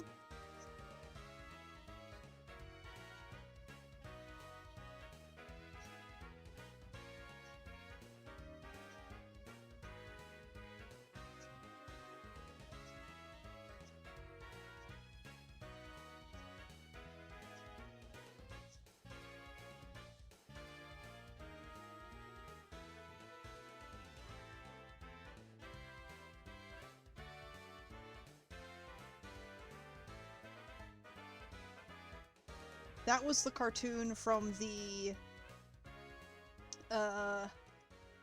early 2010s, which was supposed to be the way that that cartoon worked is that it was piggybacking off of the Michael Bay movies, by basically being a more serious and more plot heavy cartoon for Transformers, but like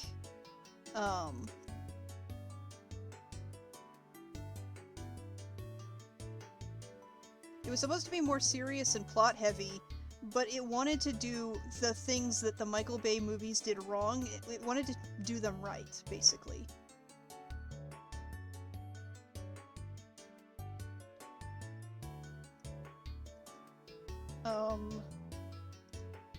And I liked that show. It's pretty good. It has its issues, but it's pretty good. I mean, all of them do, really. It's hard to find a Transformers series and say it doesn't have any issues. I think the only one that I've ever watched that I was like, yeah, I didn't have any problems with that, was the newest one, which is Earthspark. Because that one is... Not only is it intended to be, like, kid-friendly 100%, but it also is intended to be, like, inclusive and, like, teach kids valuable lessons about diversity, which is really, really, really good.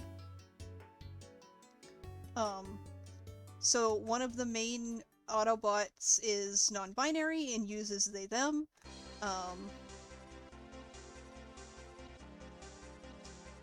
And the main human family are like a mixed family that, like, they talk about their individual cultures, like the parents do, and it's really, really, really sweet. And not just that, but their cultures, because the main Transformers in that show are basically newborns who are being raised by the humans, they're picking up the culture of the humans that they're being raised by. It's really good. It's a fantastic show. The only thing that they do in that show that I was like, oh, this again, was they redeem Megatron. They fucking redeem Megatron, and I'm like, come on, not again. But he's not a terrible character, so I'm not, like, super upset about it.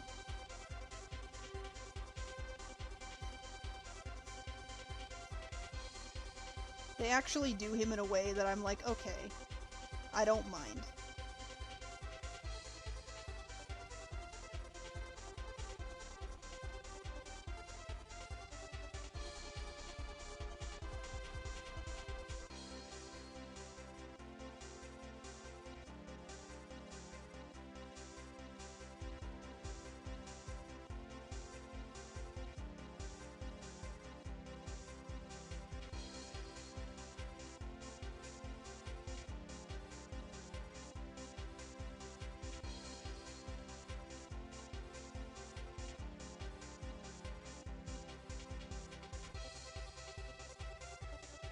I also like it.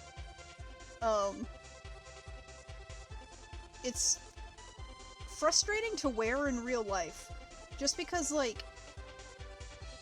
So it's a corset with, like, straps that go over the shoulders, but, like, where the corset actually sits around, like, the midsection is not lined up with where the straps should sit on the shoulders, so sometimes, like, they get a little loose and they go over the sleeves. And it gets a little frustrating. It's not, like, super inconvenient, but, it is definitely, like, I wish it didn't do that.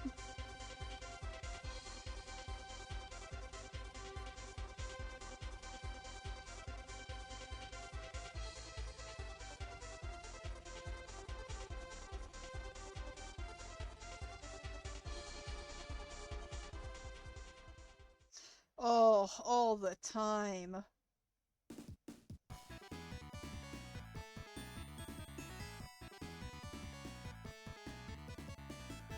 And it doesn't help that I have, like, a really physically demanding job sometimes.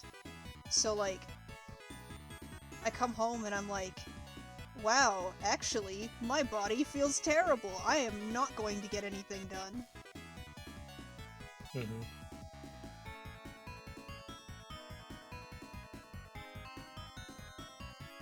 I can't say that. I don't want my boss to see this video and get me fired.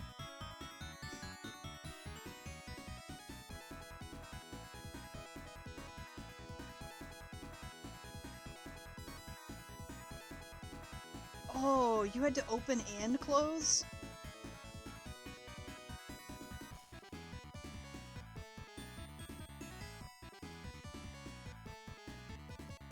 Yikes.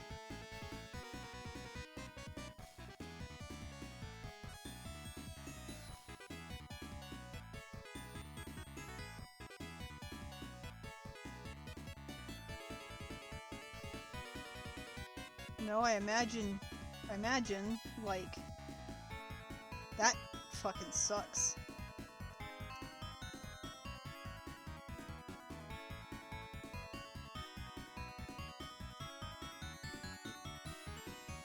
Did I ever tell y'all about that one really fucked up work experience I had working in a different warehouse than I do now? Depends. You've told me about a fair few experiences. So the one I'm thinking of in particular is... I worked in this one warehouse, that... they more or less forced me to stay longer than I was scheduled. Because I was only scheduled to work there part-time, like 3 hours a day, and if I left at the 3 hours, I was reprimanded. They told me I could not leave until all the work was done in its entirety.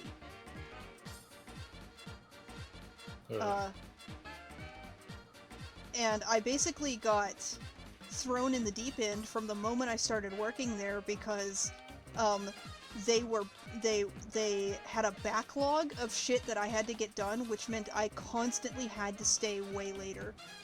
But the particular fucked up experience that I had was one day I had already been working for 7 hours straight with no breaks. 7 hours straight, standing, doing a physically demanding job, no breaks, and then the supervisor in the warehouse basically called out to everybody and was like, okay, everybody go take a lunch break. And then she turned around and pointed at me specifically and said, but not you. I was infuriated.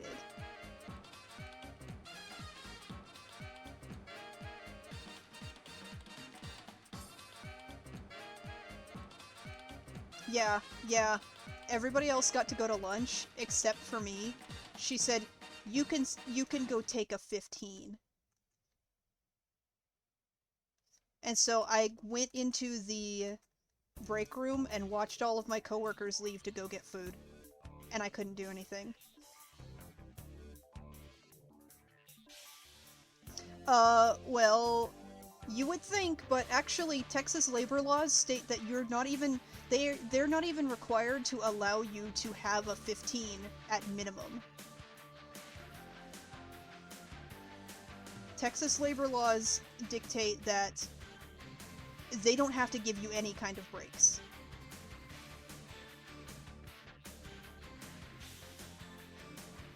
Yeah, it's pretty fucked up. So like I couldn't report that shit because that's just law here.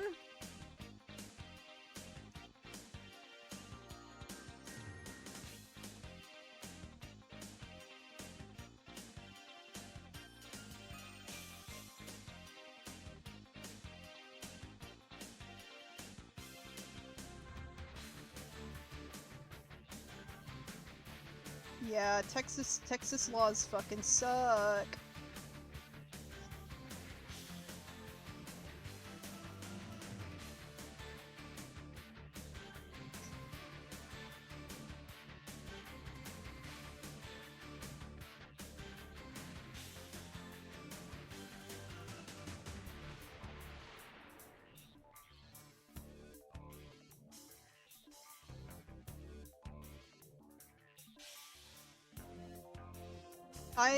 I would consider myself lucky to have the job that I do right now.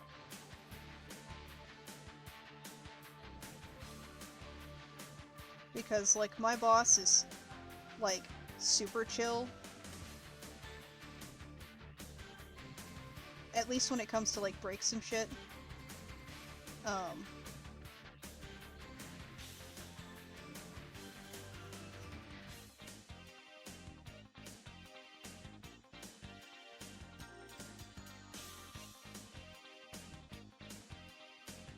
I was basically told, like, when I started working there, that as long as I get a certain amount of work done, like, I can take my lunch break whenever. So, like, if I work fast enough, I can take an early lunch break.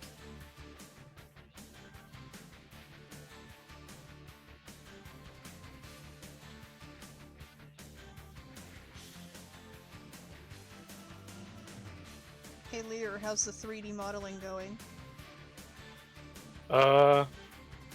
Shit. Really slow and bad. Oh? Mostly because I was not able to follow along with what I was supposed to be doing because I was paying too much attention to you. Plus, just like doing, like applying for work earlier and doing other junk, like I've just kind of like felt overwhelmed, Ah, that's fair. and like the technical nature of this has uh, been limiting my progress. What program are you using? Blender, baby. Everybody Ah. uses Blender. Yeah.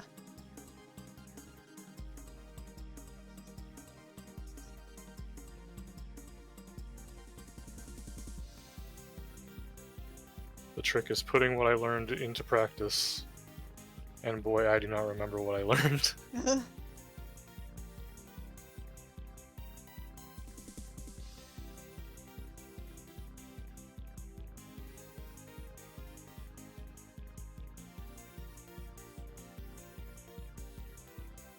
I am so bad at using Blender myself.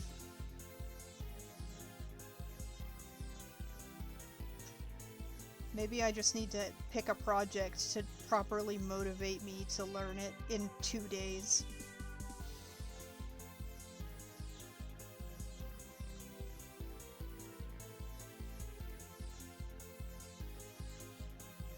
Oh, speaking of projects, did you see my post about, like, a puppet VTuber?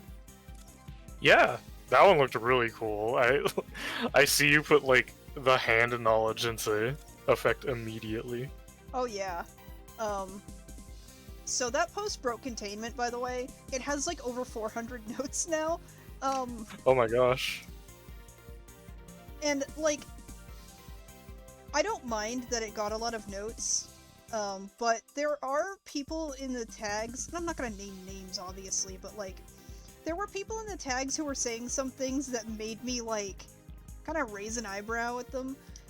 Like, for example, one person basically tagged it and was like, one person tagged it and basically was like, I didn't read the caption, I thought you were just reinventing puppets. And I was like, huh? I can't remember the exact wording, but it was something along the lines of, like, I thought you were just drawing what a puppet is. And I was like, why would you not read the caption?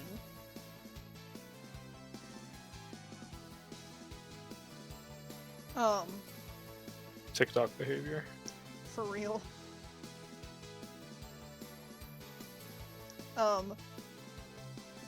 And then there were people who were tagging, like, the names of video games that involve puppets, and I was like, that's cool, that's not what I'm talking about. Thanks. and, like, I know why they tagged that, because they tagged it as Hello Puppets, and, like, that, I get it, but, like,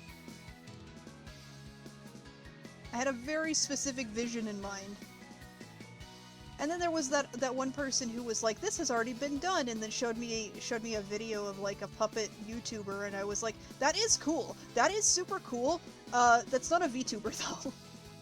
Because the V in VTuber does mean virtual, so, like, this is super cool that it's an actual puppet that does YouTube. It's not a VTuber, buddy. Thank you for showing me, though. I'm enthralled. I love when people have, like, really fun gimmicks for, like, doing YouTube shit. Because, like, a puppet YouTuber is such a cool idea. Like a real-life puppet, not like a VTuber puppet. Yeah, like Arlo. Yeah. Like, that's so fun! I love gimmicks and shit.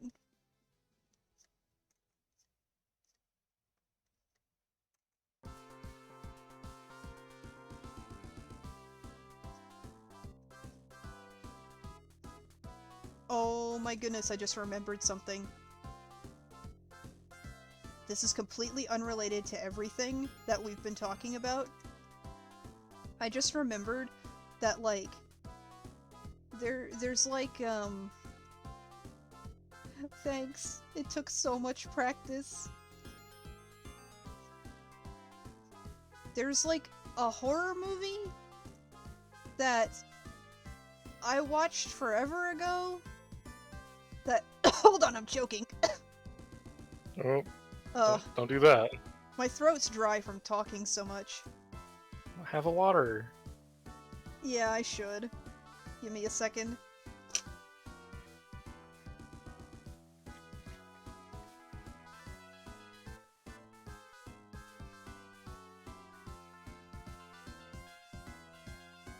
Oh my goodness. So there's a, Okay, wait, let me back up a bit. I was looking at Killer Clown's merch, and there was this one particular set of merch that they had labeled as, like, Toonie Terrors. Which, like, that's cute. That's cute. But also, like, Terror Toons is the name of a real horror movie, and it's so bad. So, for context, Terror Toons is a horror movie about, like evil cartoons that come to life and start, like, attacking people. But it's done with, like, really, really badly made costumes. Like, really, really, like, not even, like, so bad it's good, like, charming. Like, they're just straight up bad costumes. And the other part of it is that, like, for whatever reason, when they were making this movie, they decided to hire porn stars as the main girls of the movie? And, like... Listen, don't get me wrong, I have nothing against, like, porn as a profession, because, like, I have no room to talk, obviously. But, like, if you're making... like, why would you specifically hire porn stars for your like cartoons who come to life and attack people horror movie? Like, that's what's bizarre to me. It's the that in combination with the concept of the movie itself.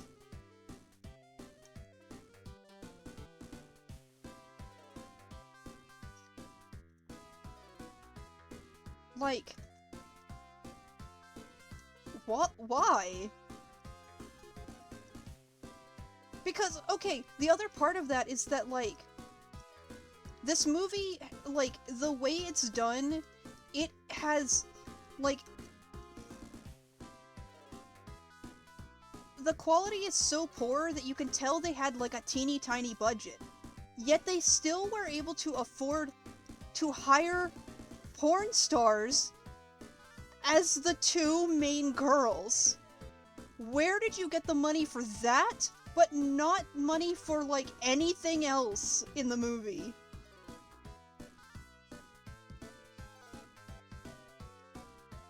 That's what is so confusing to me.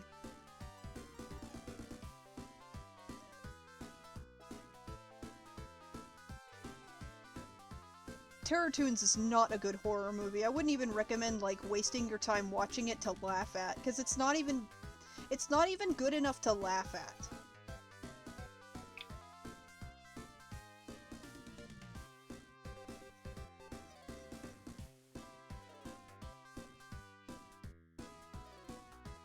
Oh, sad.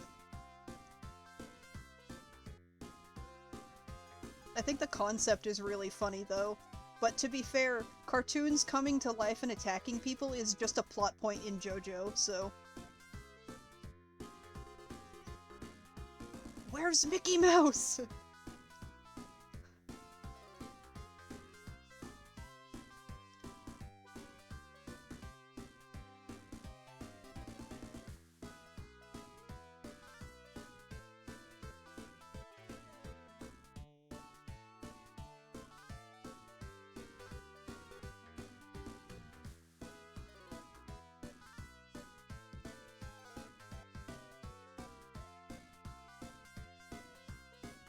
I can't remember.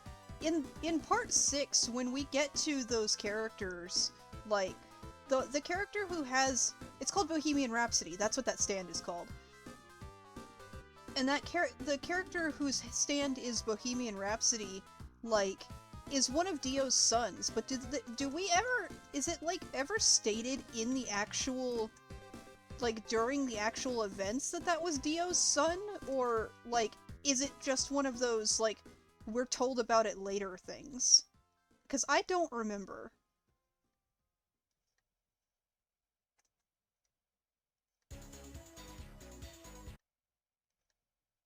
I don't think I watched that part, so I am no help. Well, I just finished watching that part, like, last year, and I don't remember.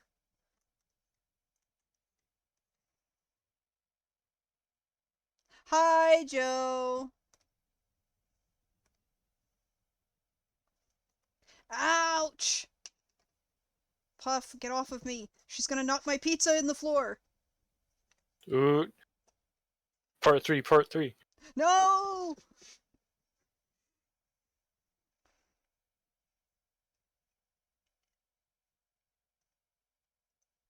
Hi, Joe. You missed me talking about More Than Meets the Eye for an hour and a half. I did a tier list of the characters in the comic.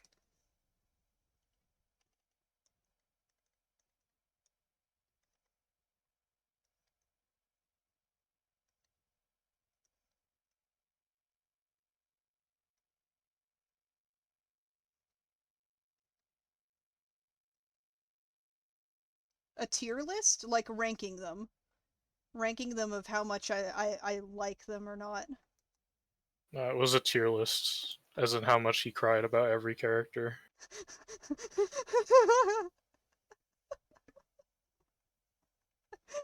that that's why I ranked Quark so high. Oh my goodness.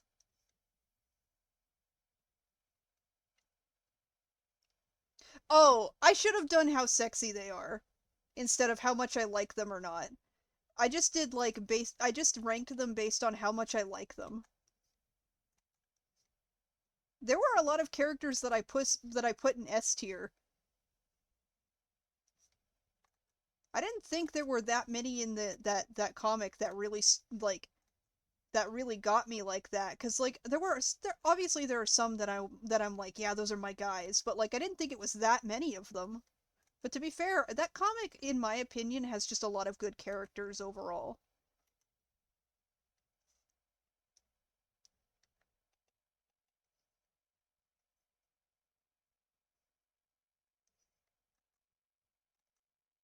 That pom pom is not the same size as the other one.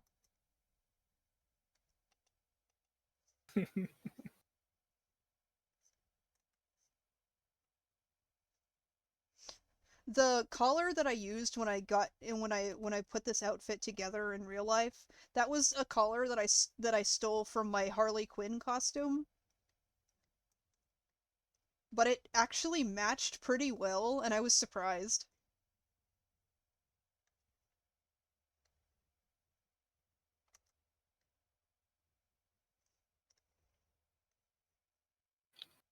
Since you asked, I'm putting a progress report in the thing. Ooh, I like the lighting on it already. What do you mean you like the lighting? This is just default texturing. Is I it? have it set to this. Yeah, I have it set to this one because it's easier to see than the grayscale. I just used the grayscale. Oh, I saw You this know, you can comic. This just comic's really funny. Sorry, the comic Smithy sent in the stream server. Go on. Oh yeah, it is really good. I love the last panel. That's my favorite part of like comics that have a character reacting in an extreme fashion. They're so fucking funny.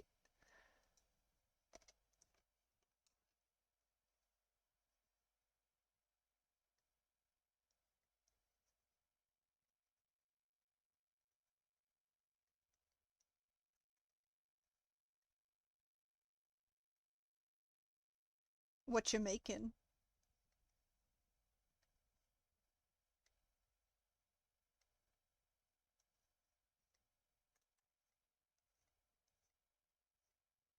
Hello? What? I asked what you're making. Oh, I thought you were still talking to Smithy. My bad. Oh, I'm just trying to make a model, I guess. Probably Lear. that's what I figured you were making because like that's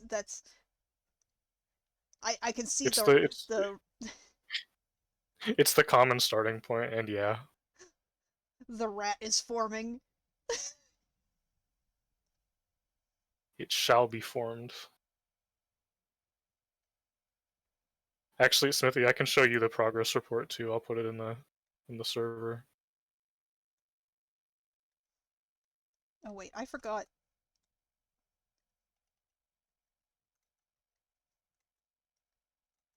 Oh, I was gonna do like a front and back reference. I do not feel like doing a back. Back time. No, no. I probably should though.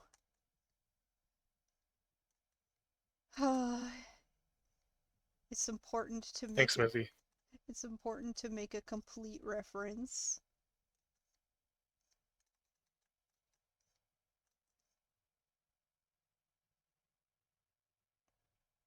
Oh yeah, that's usually what I do, but like even that is making me feel tired thinking about the details I've already put into this. Like I'm looking at it and I'm like, oh, the details that I gotta flip. Ooh.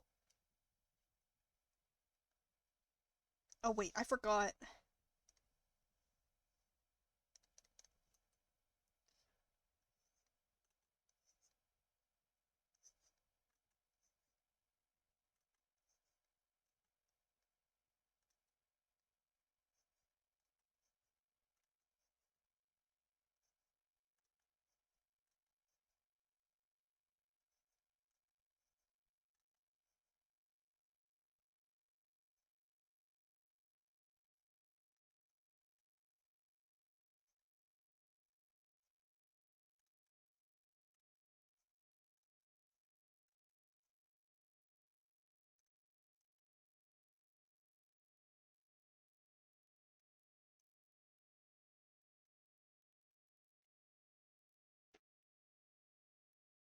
we go. All the time. Literally all the time. Oh shit, I forgot to put the lace on this sleeve.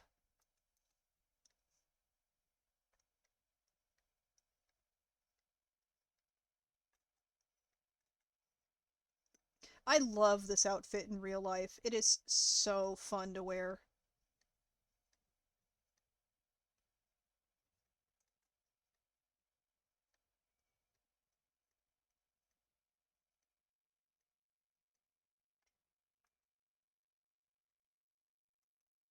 Oh, I've been continuing my horror movie watch spree. I watched part of Terrifier. I wasn't impressed. I did not finish watching it.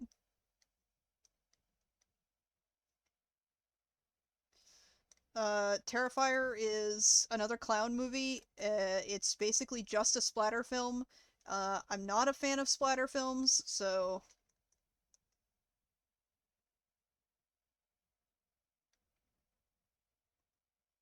oh, I feel you though. I feel you because I'll be like, okay, time to develop the world. But what if there was another guy and he does the specific role? And then it just goes from there and it's always like too much.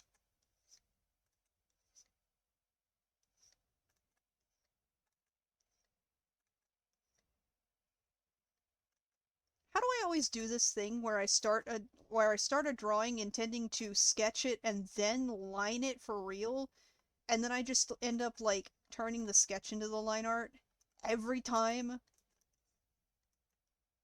Because your sketches are just that high quality. The perfectionism is shining through a little too much.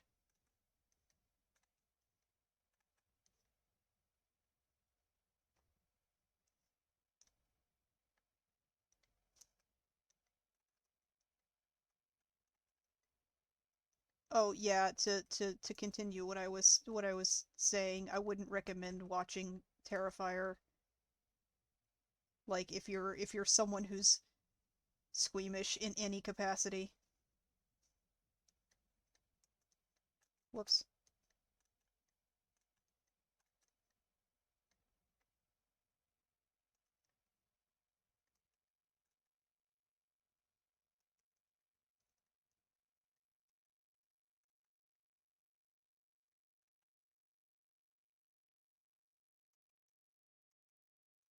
Also, the people who thirst for the clown in that movie, you're out of your minds.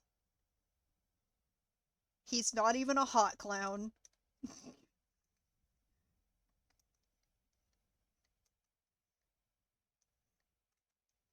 Get better taste, like a killer clown from outer space.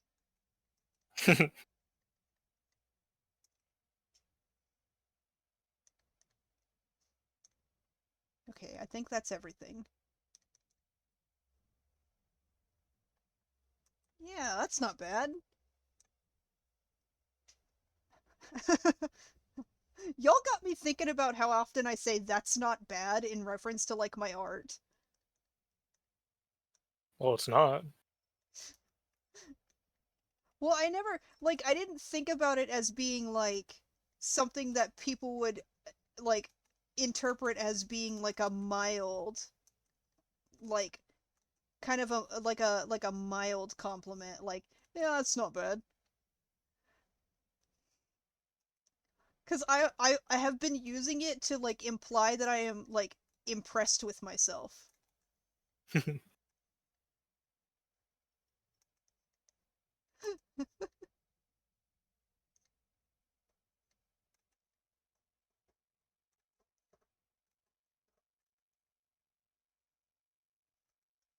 Hmm. Shit.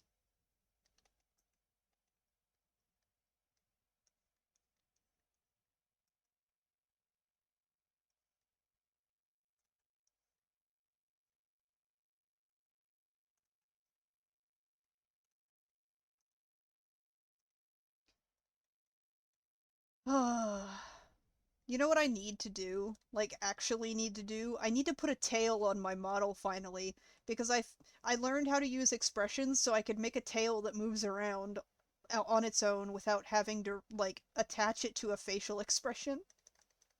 Yeah. I could also make my model breathe now.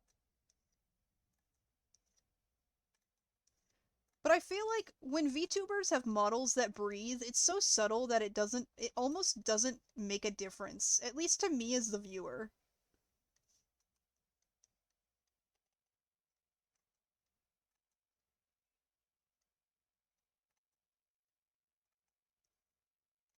Because, like, when I watch real life YouTubers, and, like, I don't pay attention to them breathing, you know what I mean?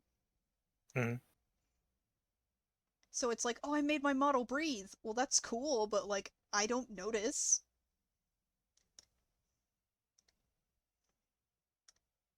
I need a keybind for the fill tool because I have to press the button every time.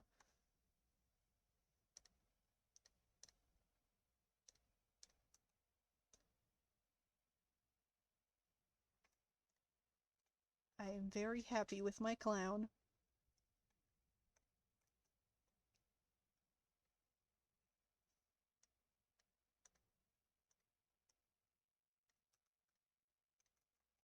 I'm currently bending the little mans that I created. Bending? I can bend him.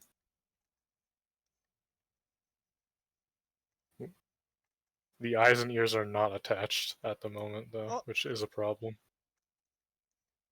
so you're bending the little man and the ears are coming off? I bent him at the waist, and all his headgear got left behind. No, that's so funny. I've had that happen before with one of the programs that I use. When I was working on one of my like 3D monkey models, um I was like working on the hair and like it for some reason it didn't attach. And so like I moved the head and the ponytail got left behind. That's always so funny though. Mhm.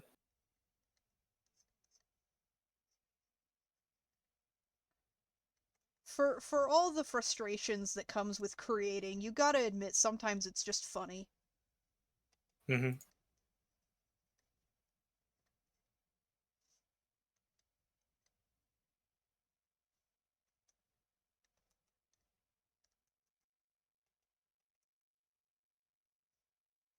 Whoops. Whoops.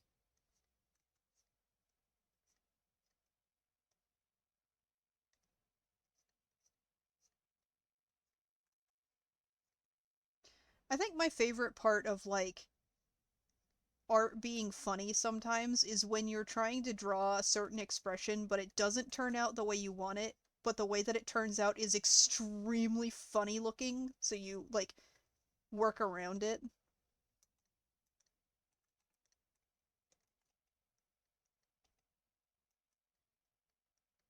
Like there have been moments where I was drawing like a joke comic and one of the faces turned out real fucked up, so I just like rolled with it.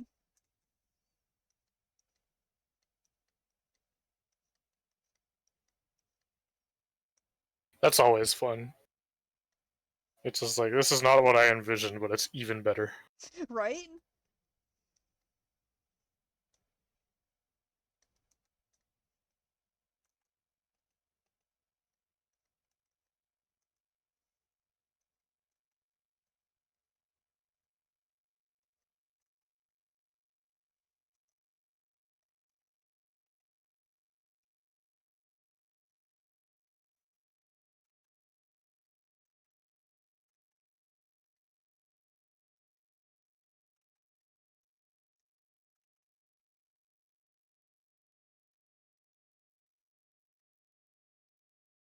I was just reminded of something.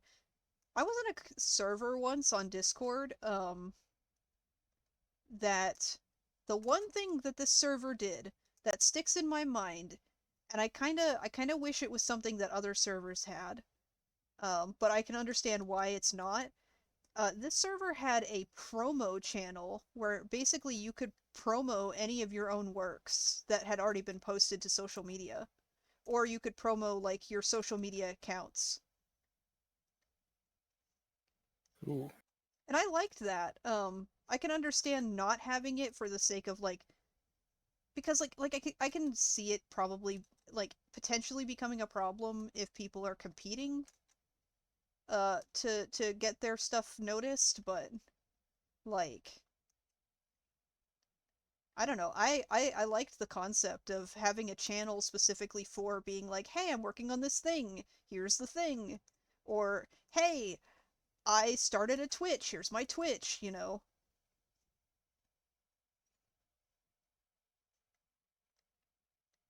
It just seemed like really good for creatives. Hmm.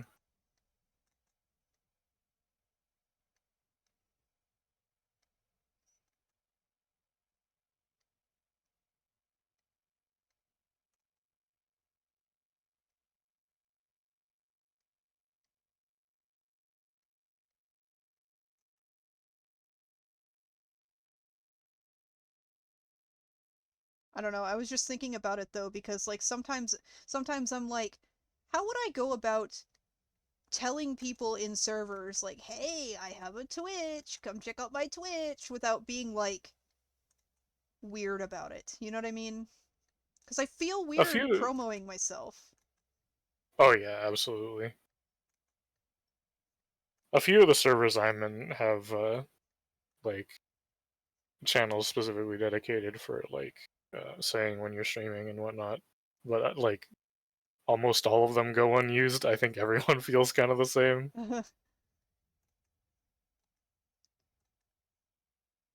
Well, it's like I don't know. It feels embarrassing almost.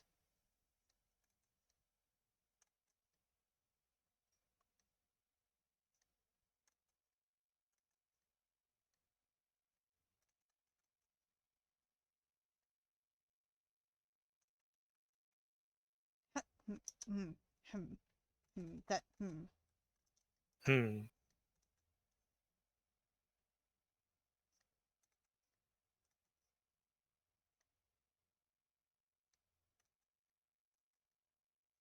trying to draw this eyebrow without it touching the like brow ridge that's right here. Shit. The one thing that Clip Studio does that I'm not a fan of is like if you select an area and you try to move but you accidentally click outside that area, it'll just move the whole layer. Ooh.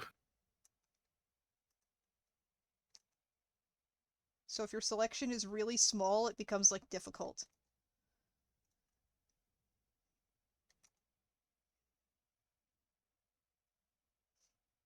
All right, I don't like that.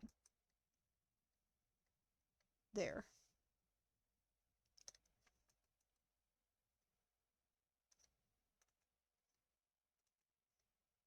Ooh.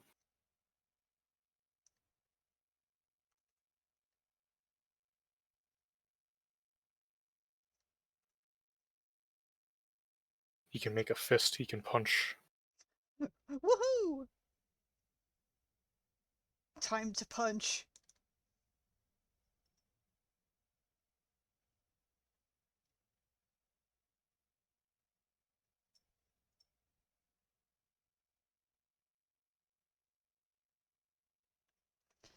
Oh, I've been sitting on my leg too long. Oh shit. Wow, maybe switching to Firefox was a good choice. Maybe. I haven't had any issues drawing this whole time. Fucked up.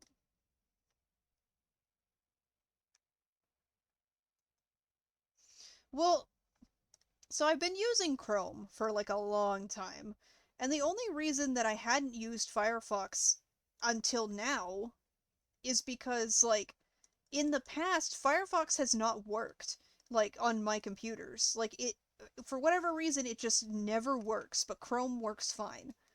So like I just decided like whatever, I'll just use Firefox, it's fine.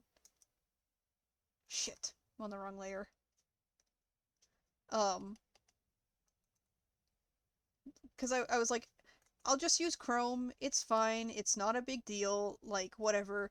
Um, but like, every time I stream, it seems like Chrome is the issue with like the latency errors and like the stuttering and my drawing program like freezing itself and among other things.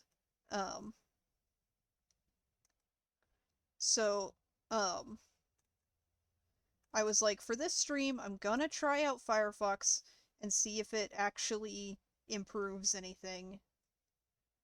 Um and I guess it does. I guess it has because like I haven't had any issues with like my drawing program or like the latency or anything.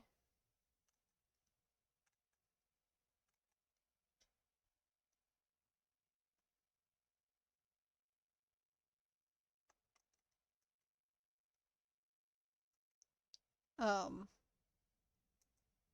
like we were talking about it earlier, Firefox worked so poorly on my other computers that like it would crash itself on startup. Shit.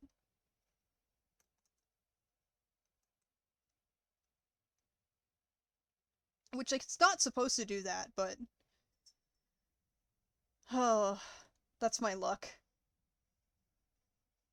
But the stream has gone so smoothly, I'm like, wow, maybe that was the issue.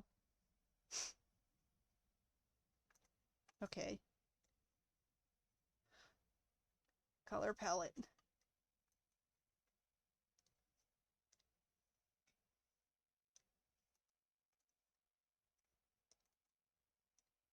Shit, wrong color. There.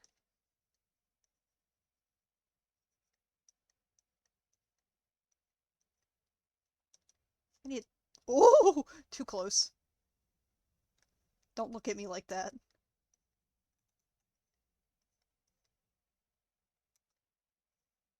Did I give in that image I drew? Did I give him like? Are his eyebrows black too?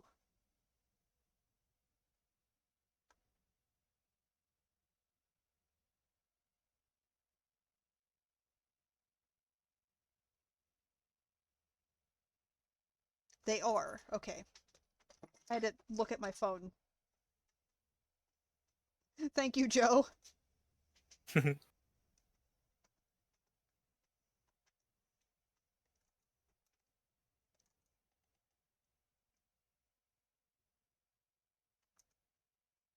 I haven't been sending my any of my clown art in the group chat, so I didn't know if you had seen any of it.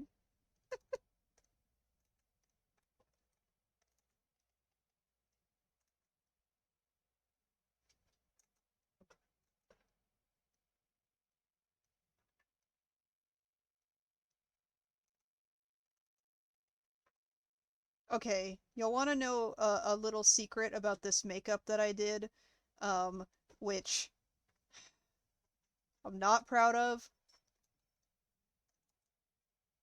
Yeah.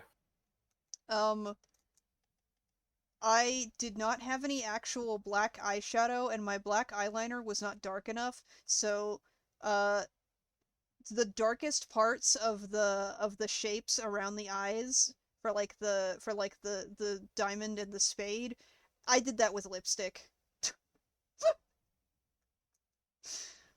Oh,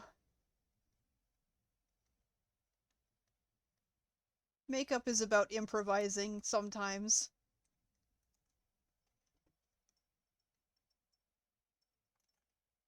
Oh, I turned it blue on accident. I don't know what button I hit. That's your attack. Become blue now! Shit.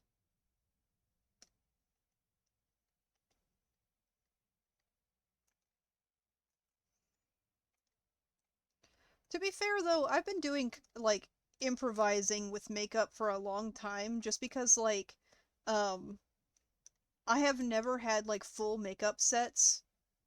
Um, I've had like bits and pieces of makeup sets and had to like make do with what I had. So like I basically learned how to do really good like monster makeup with just a lipstick palette and a couple eyeliners. Ooh.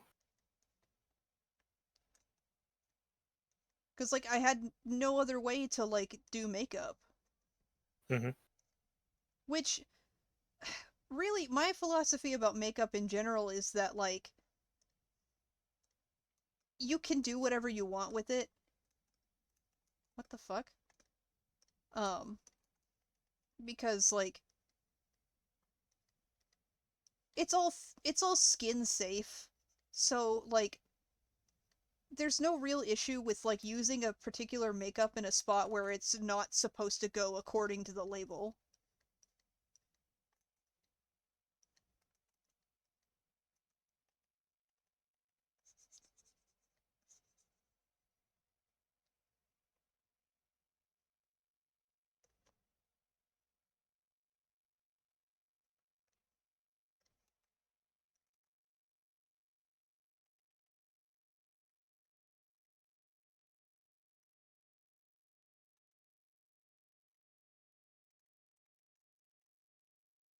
I have like some Halloween photos from several years ago, not several, but a few years ago of me in like full Frankenstein creature makeup and all of that is eyeshadow.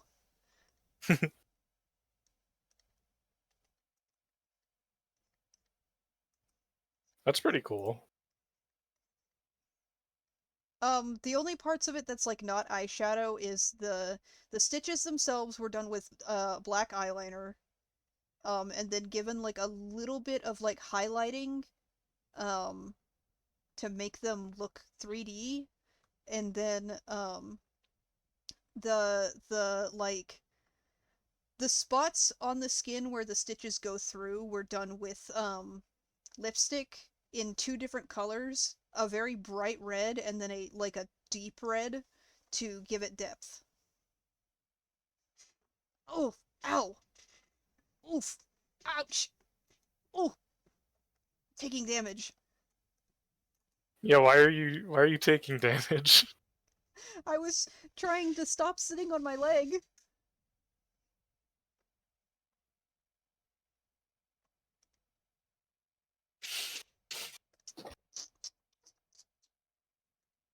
I am so bad about sitting on my legs that I every time I sit down I take damage.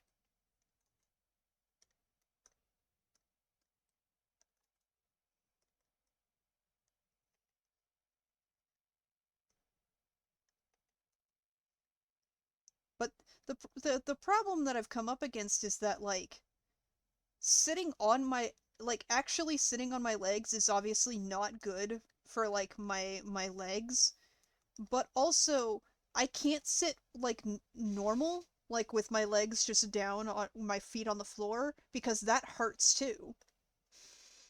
Yeah.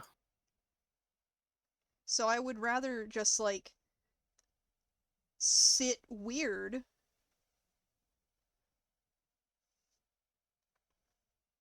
Uh uh uh um uh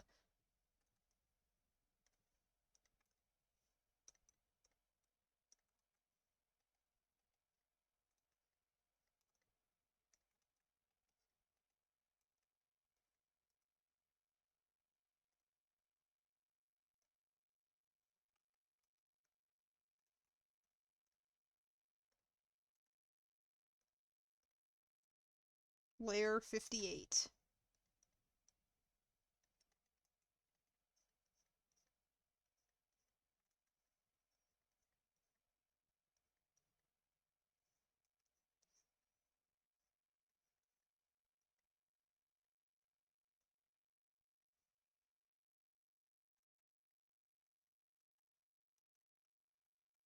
My clown makeup turned out better than I thought it would.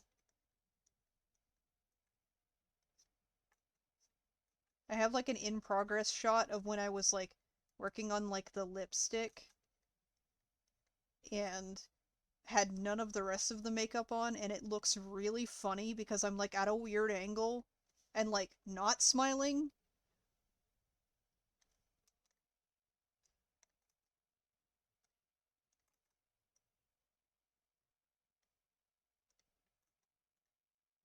This really is like a corset with suspenders. That's the word I was looking for. They're like suspenders.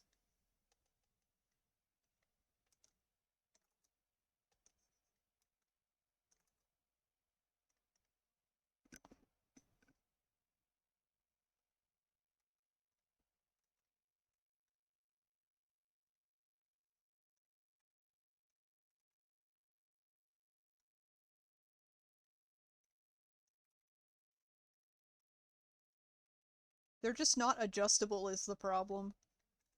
But I like the outfit a lot. Shit was expensive, but that's that's Lolita fashion for you.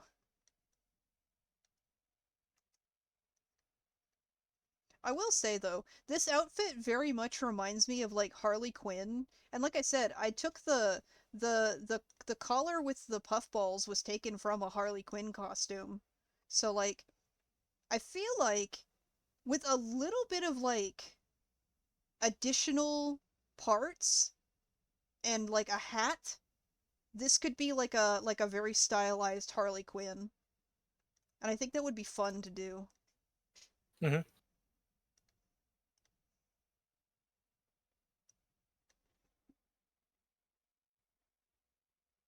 What the fuck?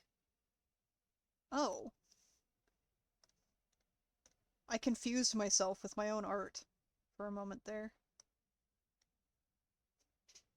Okay, we're just gonna take this and go like this. Because I don't want to fill things in individually. I'm lazy.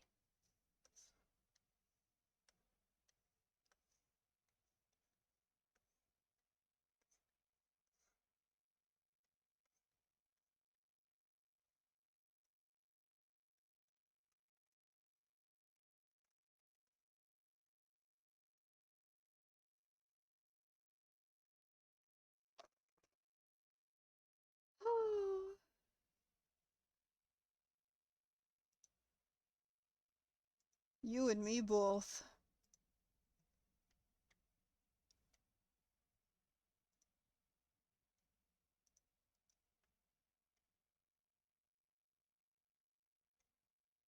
Nope, where's Big Shot?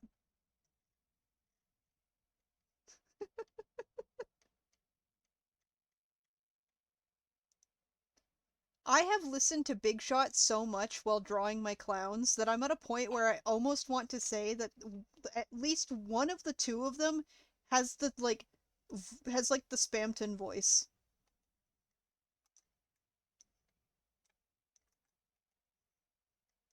I want to say it's Mimi who sounds like Spamton,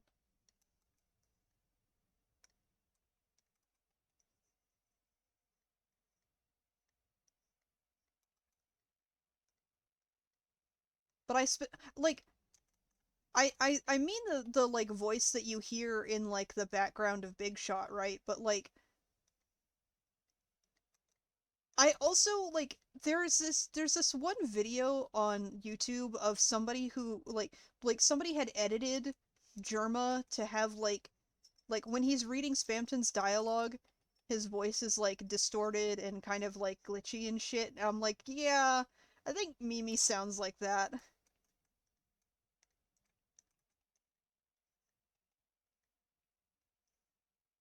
What? Huh? I just hyper beveled my hat directly into the fifth dimension. You you reacted with such shock. It was a very scary thing. My screen went all rainbows. Oh my goodness, that's so funny though.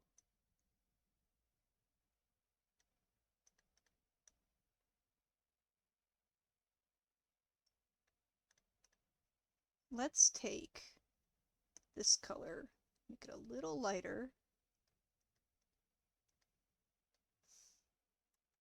It would be so funny if y'all could see my color picking process because I am like My color picking process is basically me going up to the square that has like the rainbow, like the square and the circle that has like the rainbow whatever in it, and just like clicking around until I feel confident that I've clicked a good spot.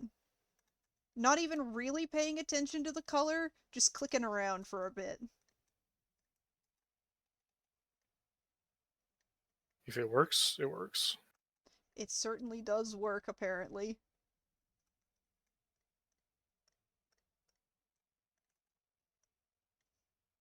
I can't hear my own music when I talk.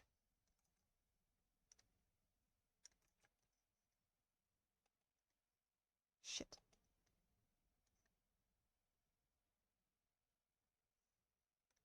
Oh, you know what? This needs gold accents. I love red and black with gold accents.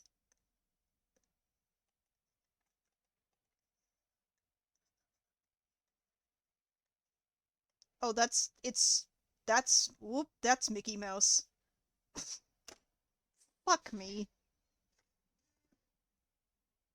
Mickey-fied.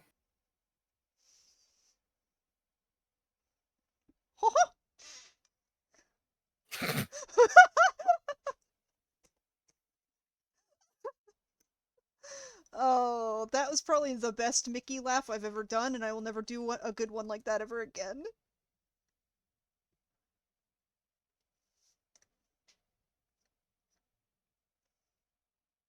Oh, it really is Mickey Mouse. Fuck. Oh, that's unfortunate. Oh well. Shadow the Hedgehog colors, baby! True! I'm so tired of people acting like Shadow the Hedgehog wasn't fucking badass! But he had a gun. He had a gun and it was awesome! Shadow the Hedgehog was the first shooter I ever played.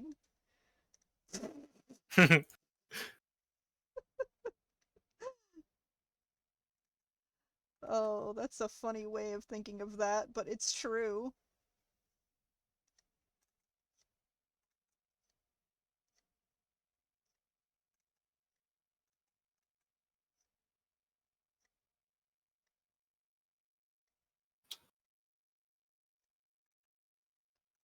I remember, oh, I still have a copy for the GameCube, but it doesn't work. I'm so sad about that.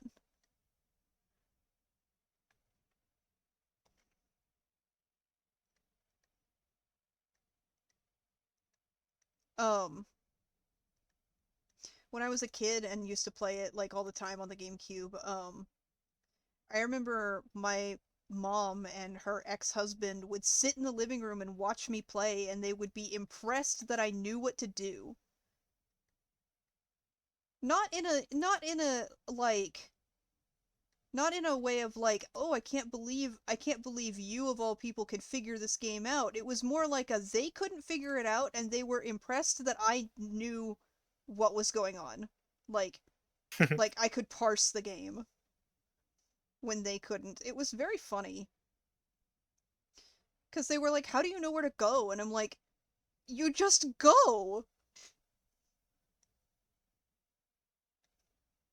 That's how my dad kind of was. Like, he could not figure out how to play, like, progress in Zelda, basically.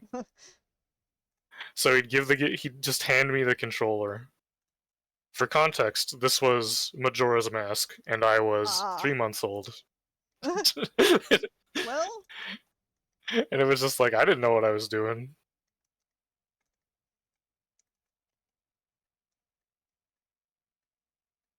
I guess to be fair, I grew up in a household of people who play video games. The only reason that like my mom and her ex-husband were like confused on Shadow is because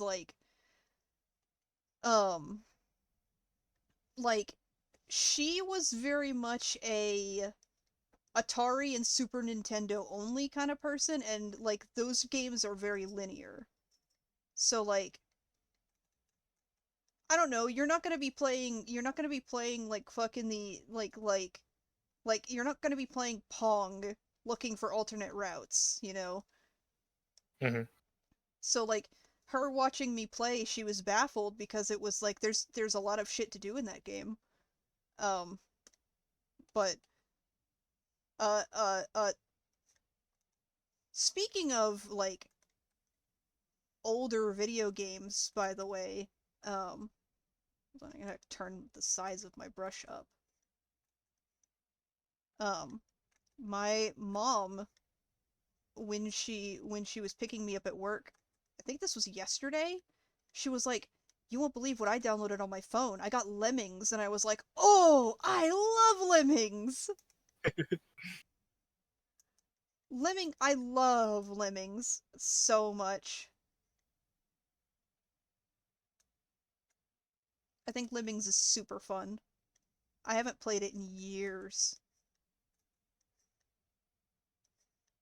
That was probably one of my earliest like puzzle games. Yeah, same. Um, there were a couple games that I was like super attached to for the specifically for the PC that were like old games. There was this one, and I have been searching for this for years, but there was this one shmup that I loved, and I cannot remember the name of it, and I can't find it anymore. And like, I can't describe it because like saying, oh, it was a shmup in space doesn't tell anybody anything because there are a lot of them that are in space. Was it Math Blaster? It was not. We're talking like a Damn. like a real shmup for like not for like kids. Um all I remember is that like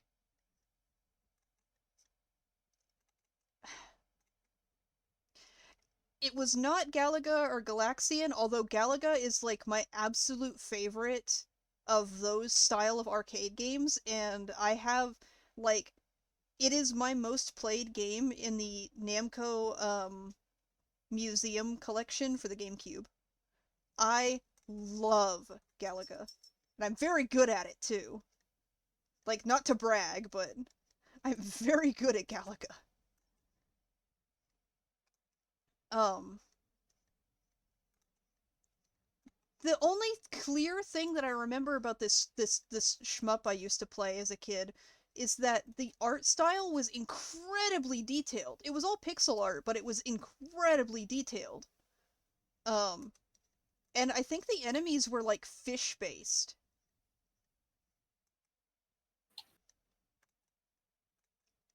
but I could not tell you what it was. I can't remember the name of it.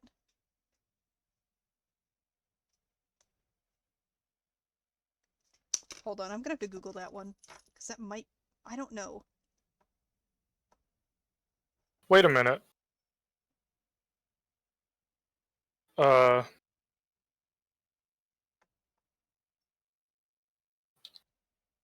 I might actually know this one. Give me a minute. This is not the one. Was it Darius? Was it Darius?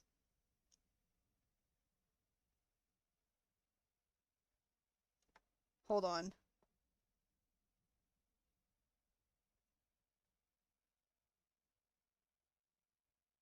Uh, no, but this is closer. Because this is the kind of art style that it had. I think, if not this one, it might have been the. I think it had a sequel called Darius Twin, maybe?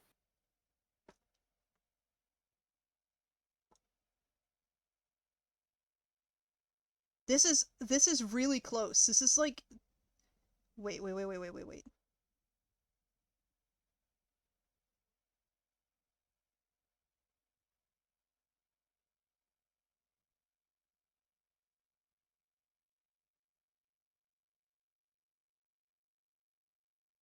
This actually might be the right series. Darius Gaiden, maybe? That's the one. That's the one. I'm looking at pictures. It's that one. Holy shit.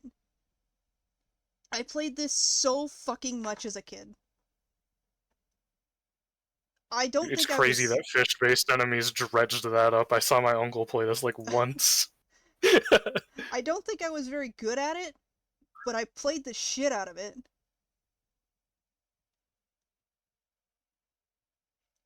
I actually really like shmups, but I just don't play them very often. If you don't mind a modern like roguelike one, there's this one that I enjoy called Nova Drift. I guess it's not really a shmup. It's more of a. The gameplay is similar to like Asteroids, Oh. um, and then like waves of enemies show up that you shoot, and Ooh. then it has the usual roguelike progression where you get like a different gun and then grow that into like shooting a barrage of missiles, that sort of thing. Ooh.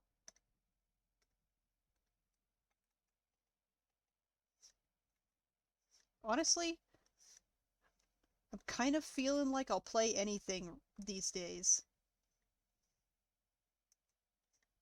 You are a gamer. Well, yeah, I just mean like the same old's not doing it for me recently, so I'm looking for new shit to play.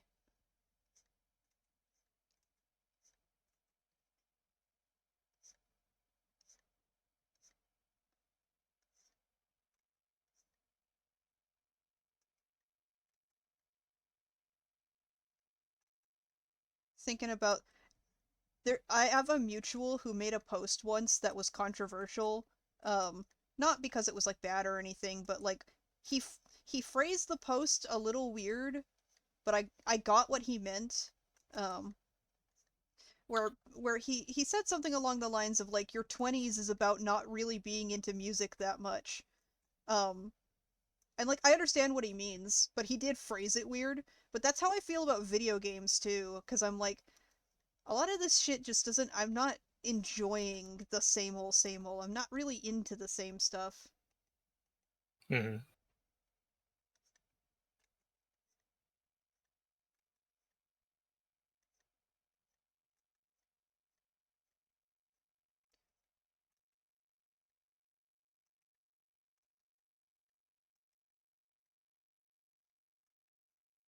Maybe I need to explore a new genre that I don't usually play.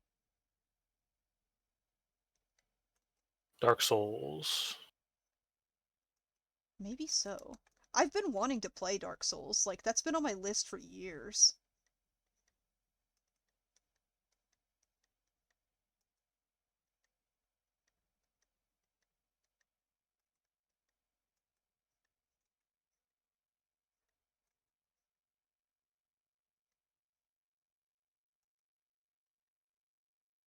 It looks fun.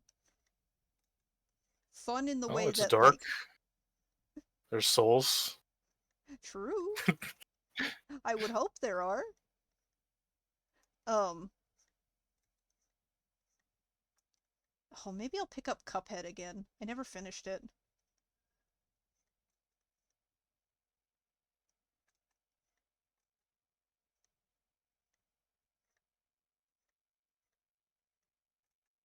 I have a ton of games in my Steam library that I've never played. Mostly Oh, that's because a good like place to start. yeah, mostly because like my dad used to buy me video games in from like Humble Bundle. Um that like he would just buy me bundles of games without really asking what I was into. So I have a ton of games that I've never played because like they weren't like genres that interested me at the time.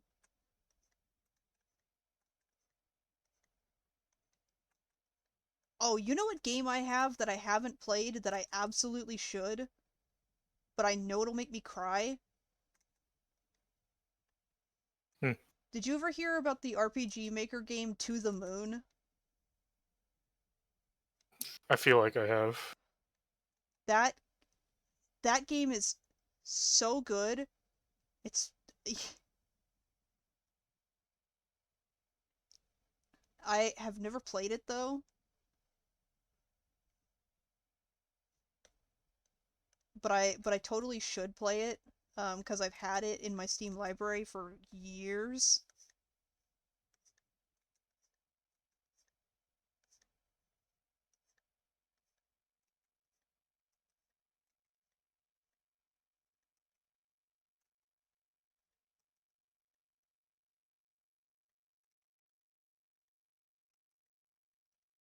Remember how I was talking about like I have like my Steam games like organized with like funny categories?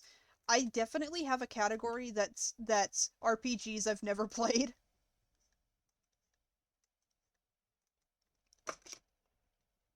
There's this one RPG that I have that's I don't know why it's still in that category because I have played it, but it's called Price and it's a puzzle RPG. Um it's closer to a point and click than it is to an actual like RPG. Um, but I can't remember. It's basically about like it's about this like pair of twins who I'm forgetting. Um they're like locked in a room and they have to figure out how to get out or something like that. But there's like a mystery surrounding like why they're locked in the room and I don't remember like the full story explanation.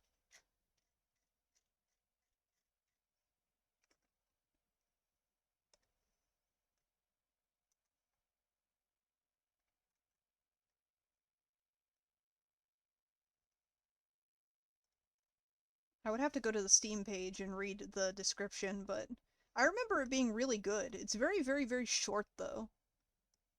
It's like a you could probably get it done in 20 minutes kind of game, but it left me wanting more, which I think is, like, Hmm.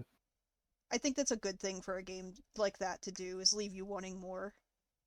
Oh, absolutely.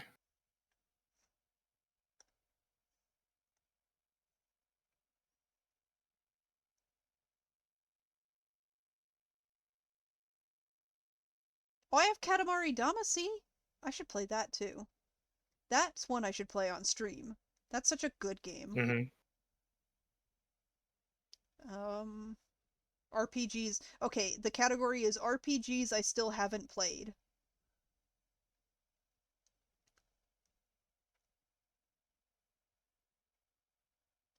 I This one I don't think is an RPG. Or maybe it is. I don't know what this is.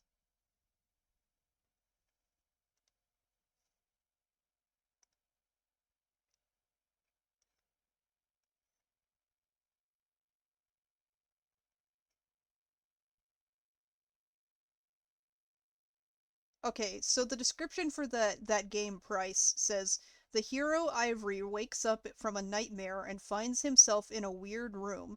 To escape from fear and darkness, he has to search and explore on his own until he discovers the truth and finds his sister Iva.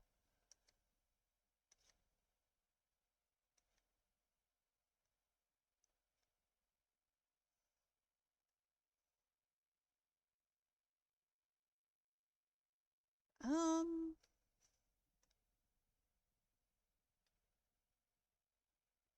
what is Torchlight? Oh, that's an old one, if I remember right. I think I remember people saying it's good.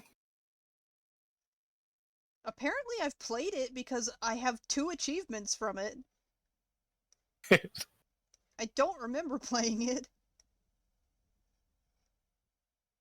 Your clown looks like he would give good hugs. Probably. He's probably a Long little arms, he's big probably a little hands. bony, but Bony people give good hugs. sometimes. Um Oh, I have worms. I have worms.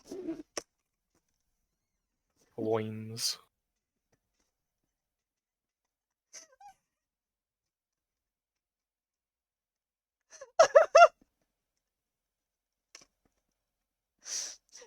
I meant, I meant I have worms revolution, which is fun. Oh my goodness. I have Danganronpa. Hotline Miami? Subnautica. Oh, I never finished Subnautica. World of Goo? I never finished that one either. That's a good one. That's a classic. I have Paladins. That's not an RPG. That is not an RPG. I'm looking at other categories. Paladins is in the games that hate me category. Well, it is a PvP shooter. Yeah. I've always wanted to play it, but I like I've talked about before, I'm not too keen on playing with strangers. I have Counter-Strike 2 and Saints Row the Third. Cooking Simulator. Actually, I've been wanting to stream Cooking Simulator lately. I love Cooking Simulator.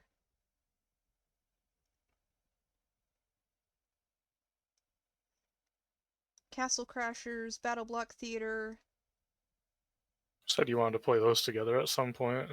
I think it'd be fun. I've never really gotten to play those. They're neat games. They might be fun for stream, actually. Probably so. Since they're more, like, fun-oriented, I guess you could say. Mm-hmm. Mess around. You have to spend money to be a pink knight? Come on.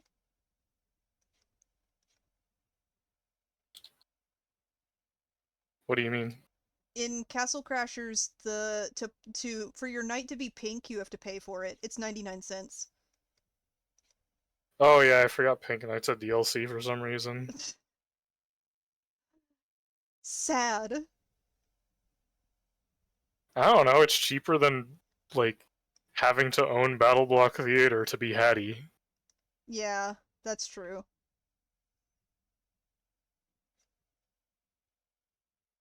It's just funny that it's like, this is just cosmetic, pay. Pay money. Give me $1. Yeah, it's lame.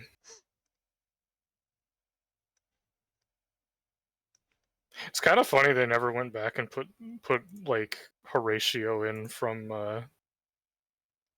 what's their other game? Fuck. Pit People. That one I don't think I've heard of. Um it's like Fire Emblem, but in the style of these games. Oh, I see what you mean. You play as the blueberry farmer Horatio, who teams up with the Princess Pipistrella to kill the space bear. I kind of never finished that one. What is this one?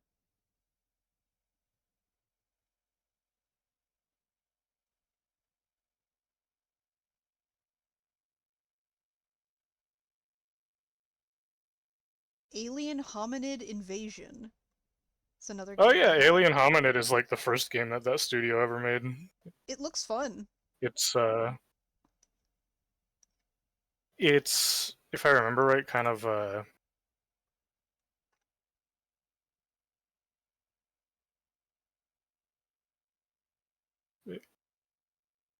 I want to say run and gun type game.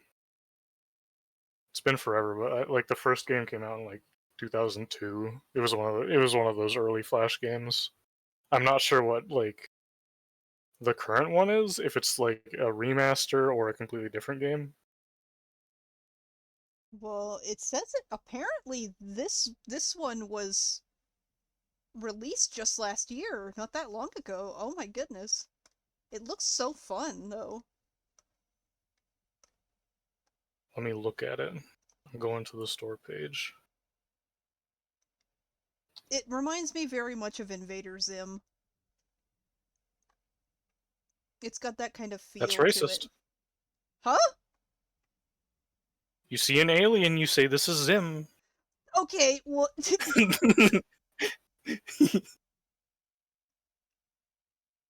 Oh, speaking of Zim, um, I This got does look really fun, actually. Psychonauts, the first Psychonauts I got working on my computer, so Ooh, nice. that's something I'd like to stream eventually. I've been holding off on streaming it because I've been like, I want to make it a consistent series, and I still haven't finished, Rabbids.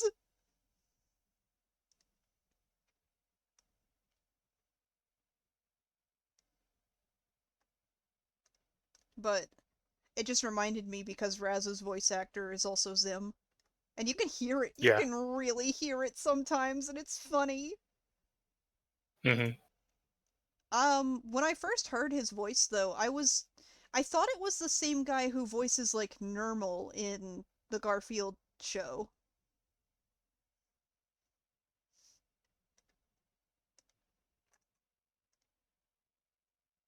but I'm not sure who that voice actor is. But I know it's not the same guy.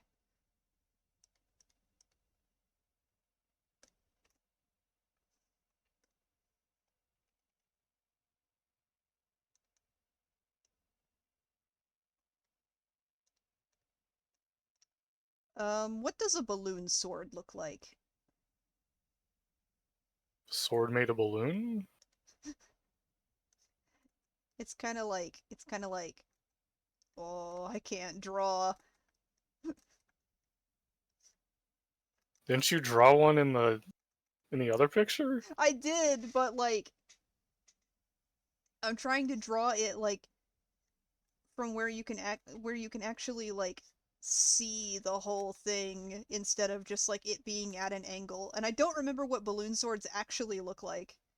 I was kind of bullshitting for that art, but cuz it's been a while since I've actually seen a balloon sword. I'm pretty sure it's like they have like the knot there.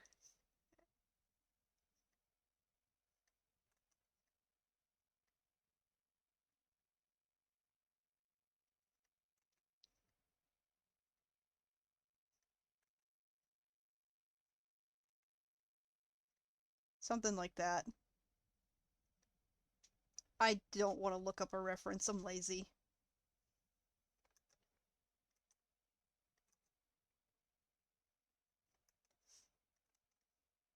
That's so phallic. Oh,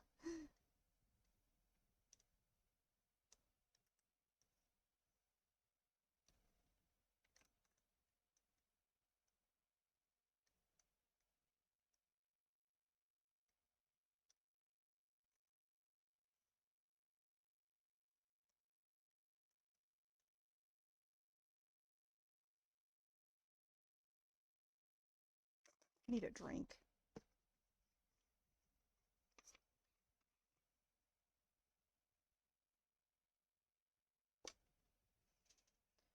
I don't know how I had the energy to like go full speed explaining Transformers shit when like literally 30 minutes before I hopped in call, I was falling asleep in the shower.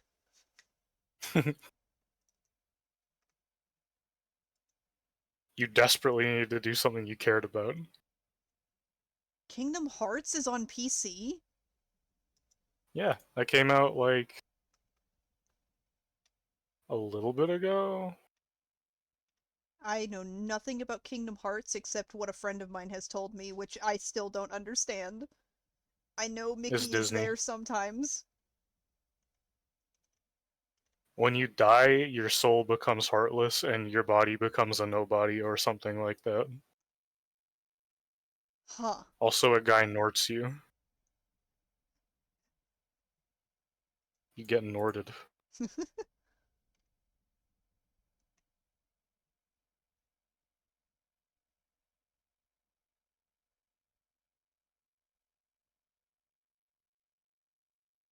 um,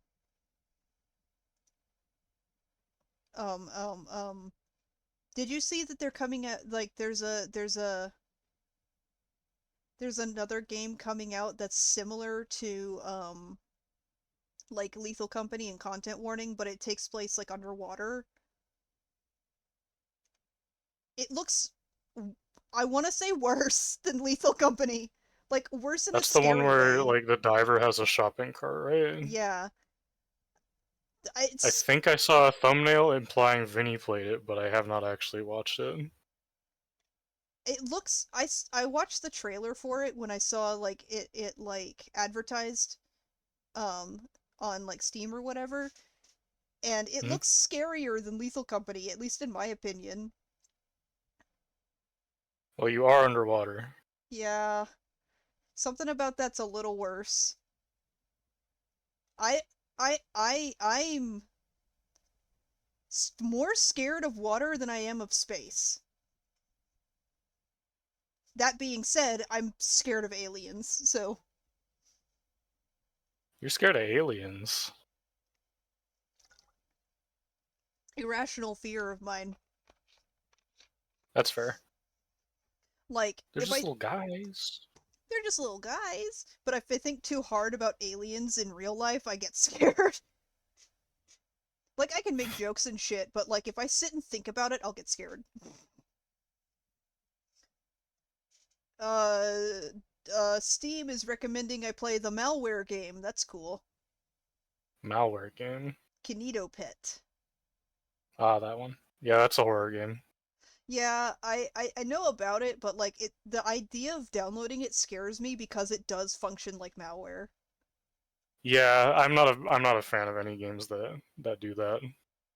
I think Just because like I'm not something would somehow go wrong for me. yeah. I think I would only play it if I did it like through VirtualBox, like a computer emulator. Yeah. Um Oh, Overcooked.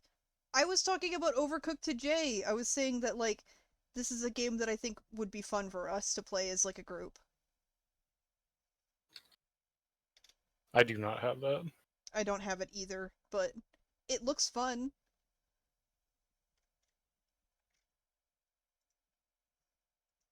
The whole reason that it even came to mind though was because I was thinking about Cooking Simulator and I was like, I wish Cooking Simulator had multiplayer because that would be really funny.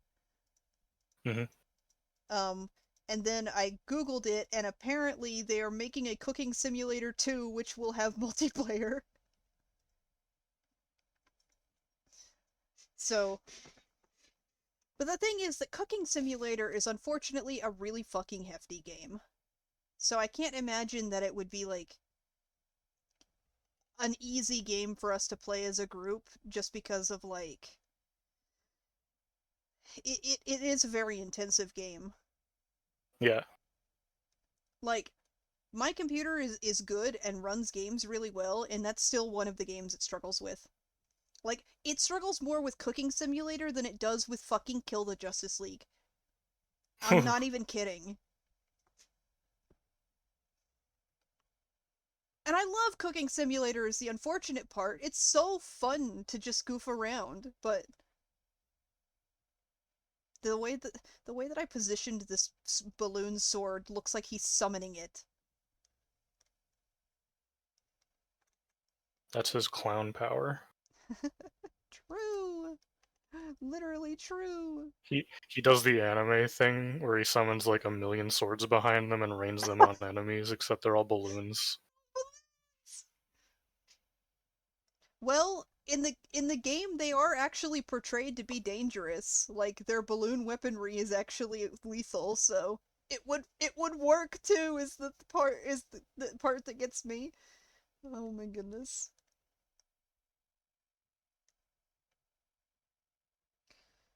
I am not gonna do a back reference. I'm just gonna put the text on the image and call it good. Oh, but I will make the no, hold on. The balloon sword needs to be colored. I forgot.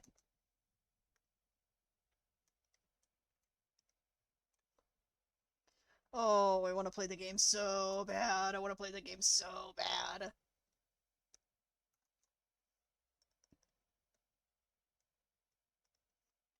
Things child me said when I was not playing Pokemon.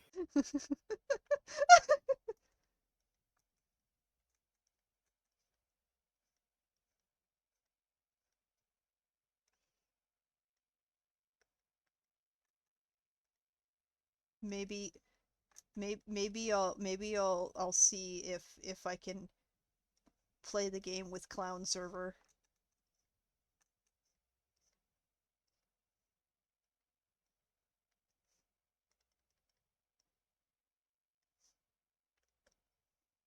In that art I did, I made it like a blue, didn't I? It's like a light blue. Yeah, it's like that. For good contrast, I think. It stands out.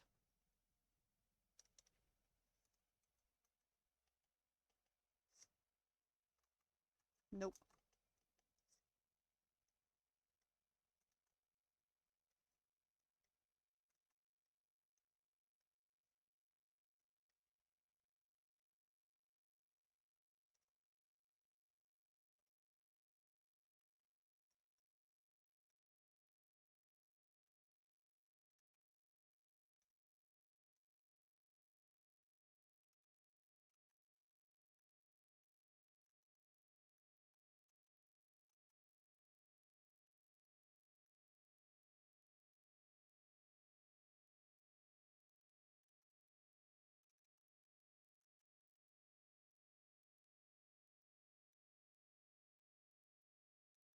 Yeah, there we go. Oh wait.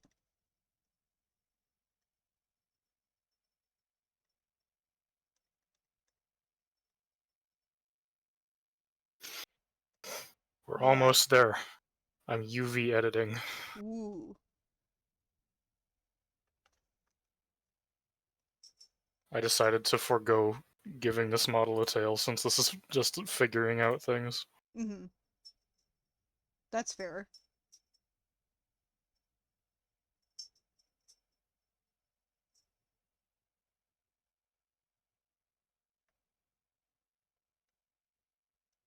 I'm not gonna do fancy text. I'm just gonna use Comic Sans like I always do.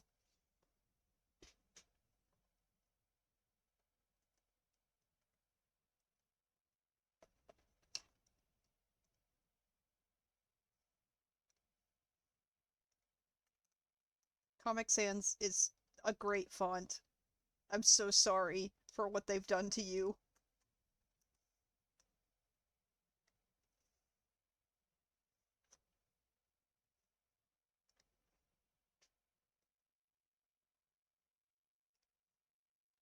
Comic Sans really is like a really good font. Like it's very simple, but it's also completely legible and also like dyslexia friendly. But people, it's like the meme text, and it's like, aw, you guys, it's good. Hmm.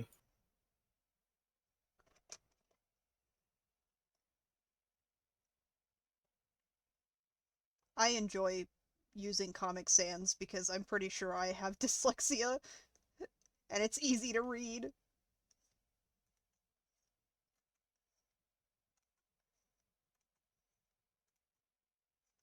Flip my canvas. Flip my coin.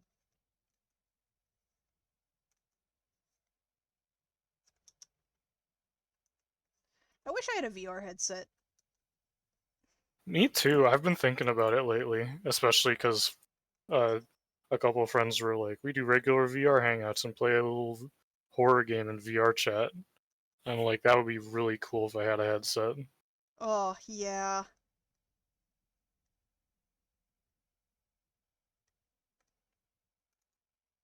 My fucking brother has a headset, and like, I'm so jealous.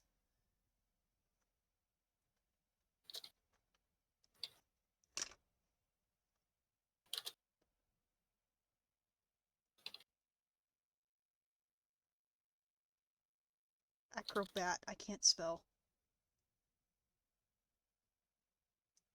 A Crobat? That's from Pokemon.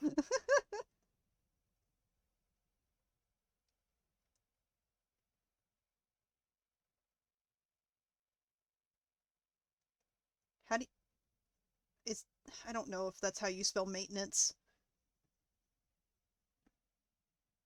When in doubt, look it up. I'm lazy though.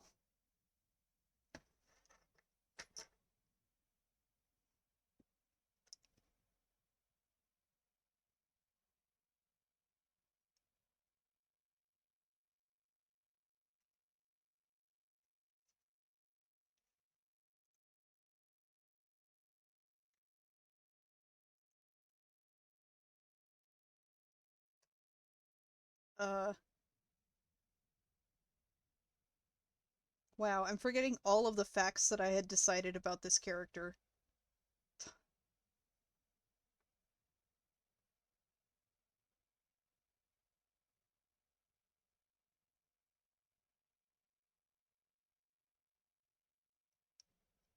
What?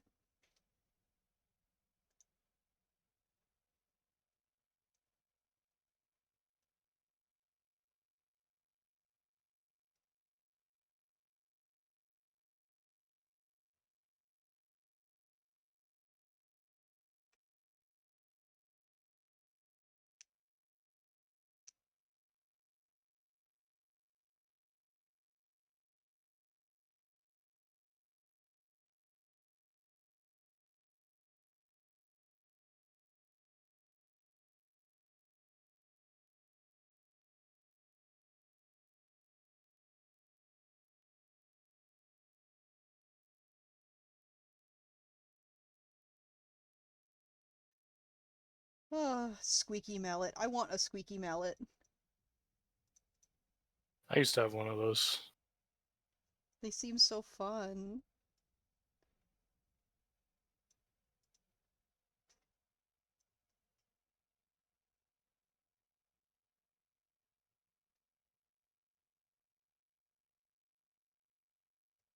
I can simplify this.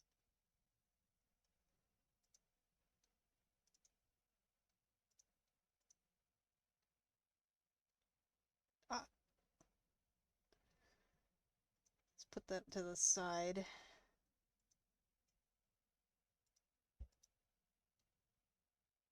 Because then I can move this over and it'll fit better. Like right there.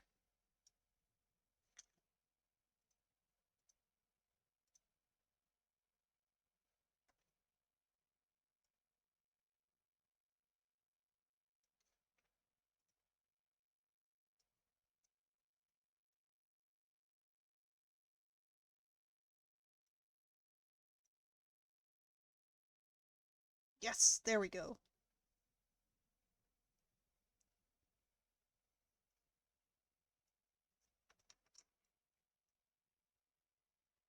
I had other stuff that I was going to add to this reference, but I don't really feel like it.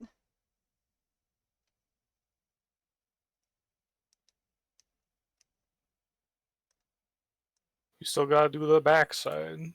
I don't want to do the backside.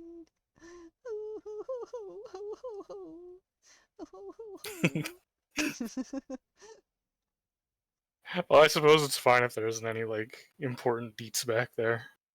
There isn't. I had considered maybe giving him like little wings on his back, but like I don't think that's important enough for it to really like you're never gonna see them because I so rarely draw characters like completely facing away from the camera that like you wouldn't see them. You'd never see them. The only exception is the doodle I did yesterday, which I hadn't posted yet.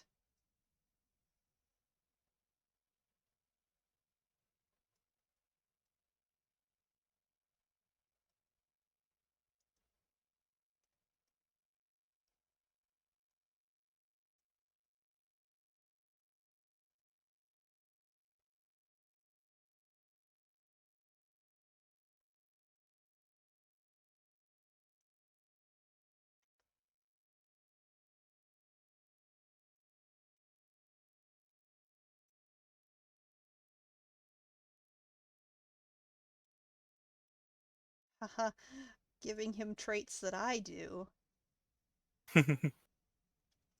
I catch myself all the time, like as I'm walking, just like taking my pointer finger and middle finger and like tapping my knuckles against like every surface as I pass. And I've gotten to a point where I stop myself and I'm like, I wonder if anyone else has noticed that?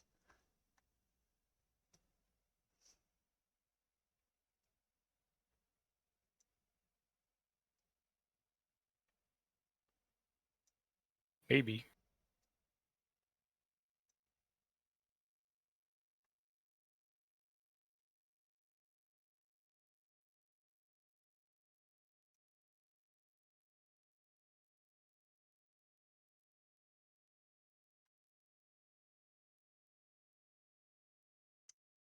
Trying to think if there's anything else I can add. I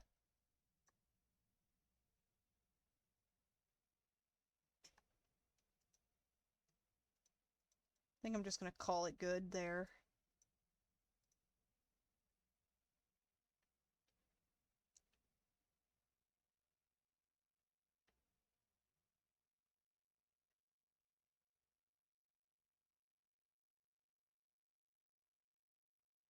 Oh, wait. Color palette. Obviously. That's pretty important. That is pretty important. I can't believe I almost didn't do that, even though I was really thinking about it earlier because I was frustrated that I have to keep color picking.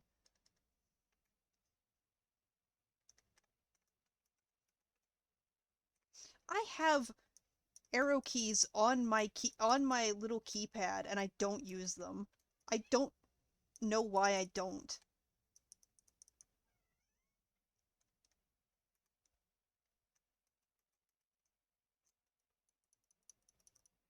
Because it would be so much easier than reaching over my keyboard every single time to hit the arrow keys.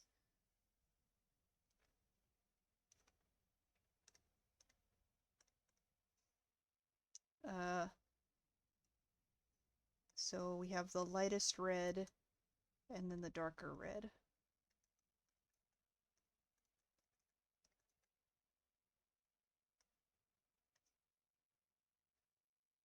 Uh, and then the gold.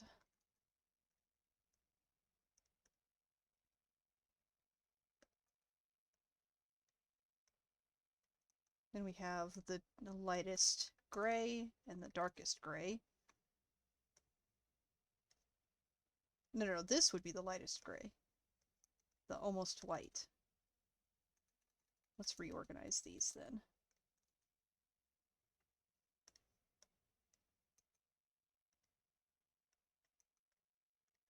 Oh, Hmm? I forgot to say this, but the other day when I was like sad and moping around, fucking I put Brave and the Bold on for like background noise. Oh? And like what was his name? Sportsmaster in one of Oh. the intros. I hate him. He doesn't like bowlers. Oh no! He wanted to kill those bowlers. And that Oh upset me because I like no! bowling. That sucks!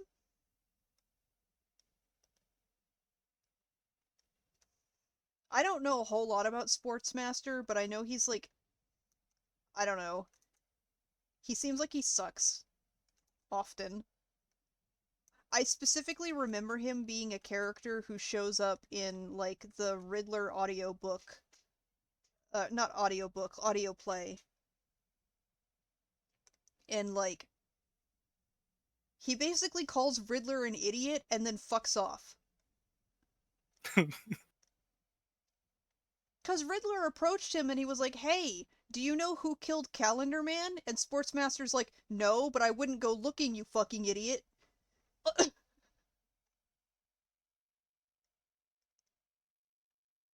That sounds like what someone who knows would say. Yeah.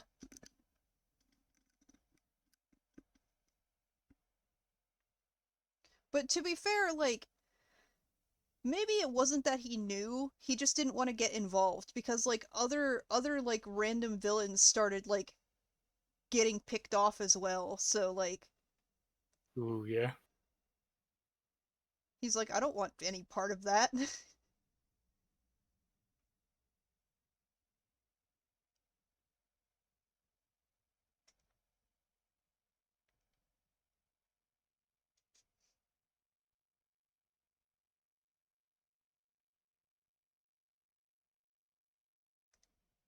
Squeaky mallet.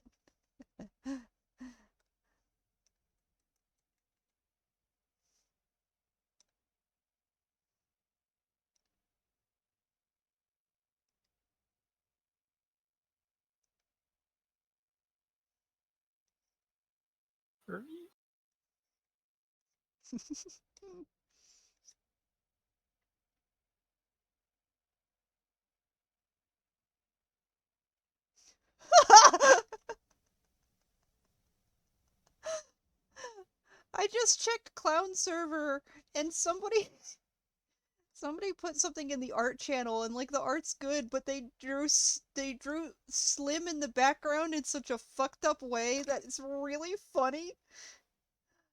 Oh man. Here, I'll put this in uh I'll put this in the stream chat in the server. Slim in the background is fucking killing me.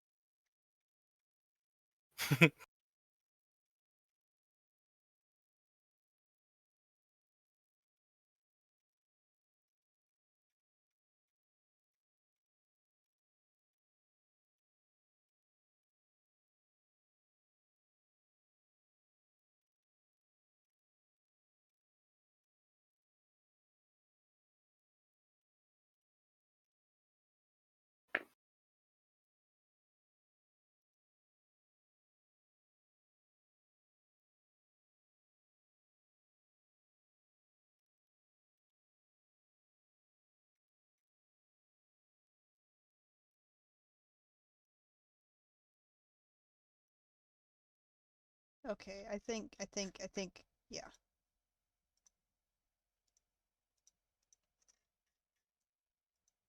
Now we're gonna put all of this in a folder. So now I can turn it all off at once. Yes! Here's that doodle I did last night that I haven't posted.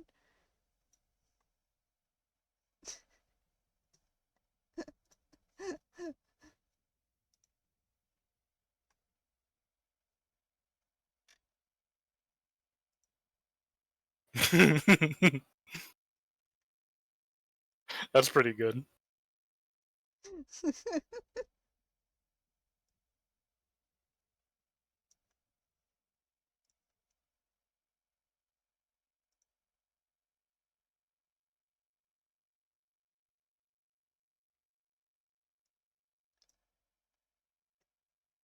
I should post this.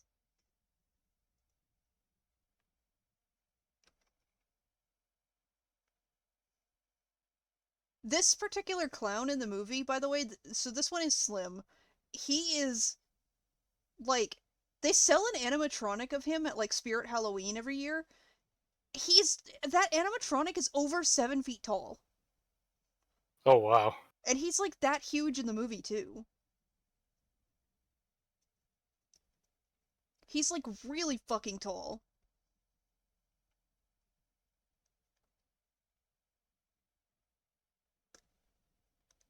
Okay.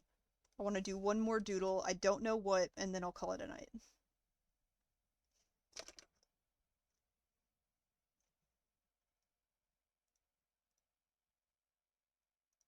Why the music keeps stopping? Every time I click back on the playlist, like it keeps being like music paused. Want to continue? Like, yes, obviously I'm listening to a playlist.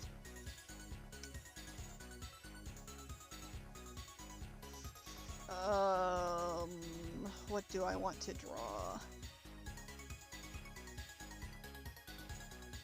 Cool stuff.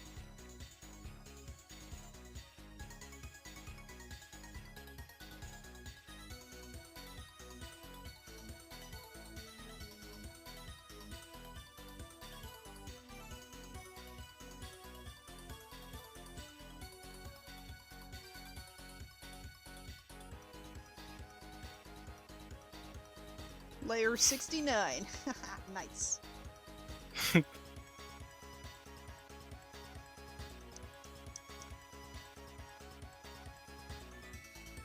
Hmm.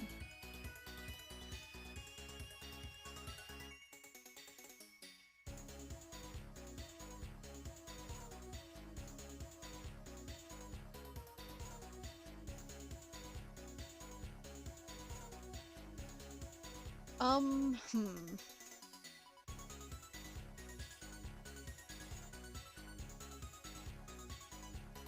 Hmm.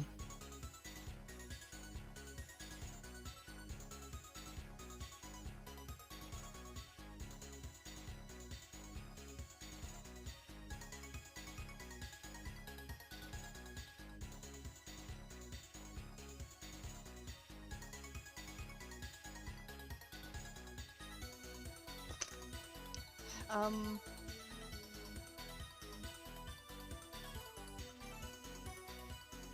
Oh, I don't know what I want to draw.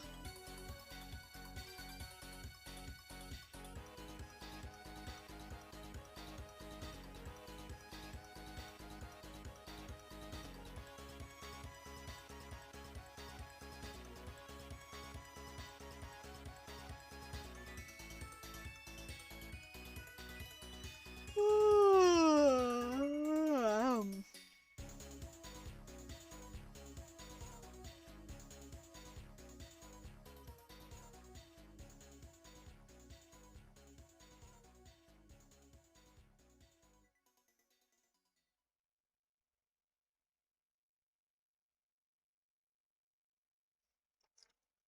I can't wait to become one of those people who has, like, a fucking weight coming off of my phone because I have so many charms. You'll get big muscles.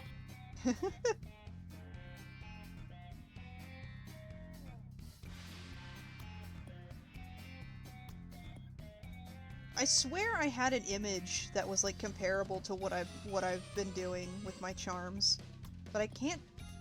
Whenever I go to send it in Discord, it doesn't show up in my files. Never mind, I found it. I don't know why it wasn't showing up before.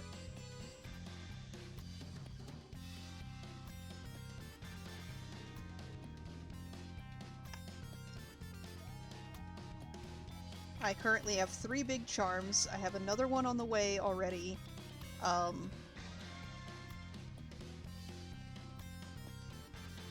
If I can get that Chucky charm from Tyler, that'll be 5.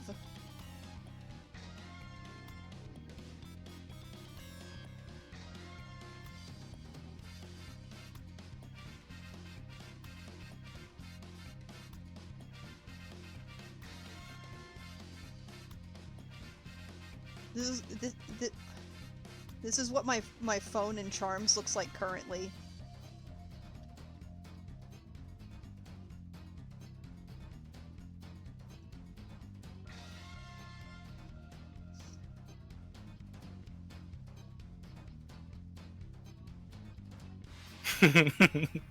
So fucking. Oh, you can't see it, but this one in the background is like a vampire. And it has a bell on it. So like I jingle when I walk now because I have a charm with a bell on it. That's pretty fun.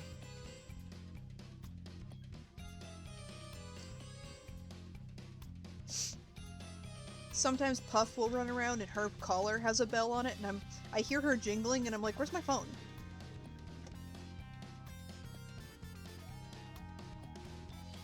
But I've kind of like I've like sort of cursed myself by having a charm on my phone that has a bell because now everyone can hear when I have my phone out. Like at work.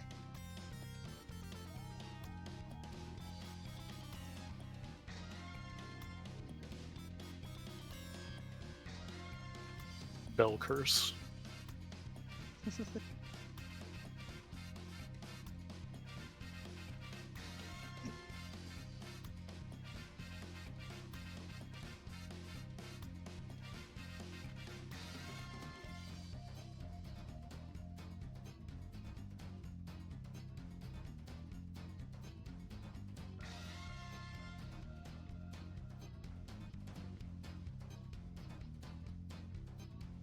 um,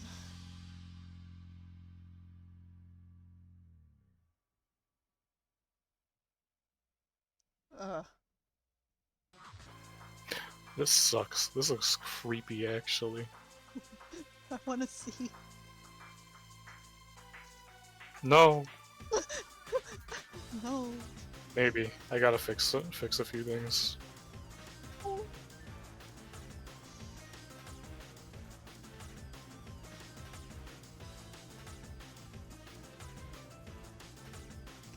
I gotta draw one of the canon clowns.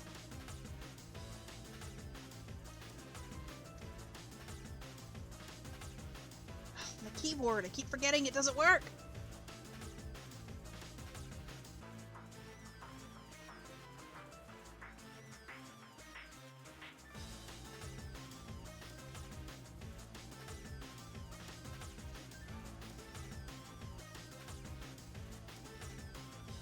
He's a little freak.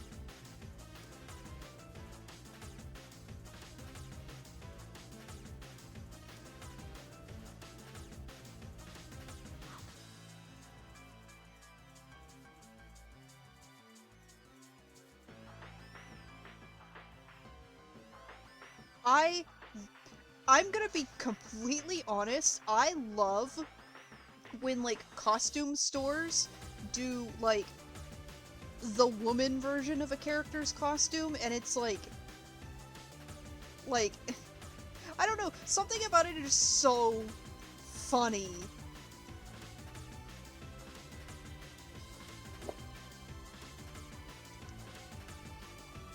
What the fuck?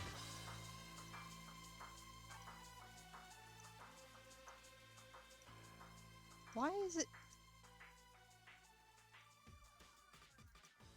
Are we talking like doctor costume for men, normal doctor outfit, doctor woman for doctor outfit for women, being like a bra? Ugh. This is the one that I was specifically looking at. So this is supposed to be Shorty from Killer Clowns.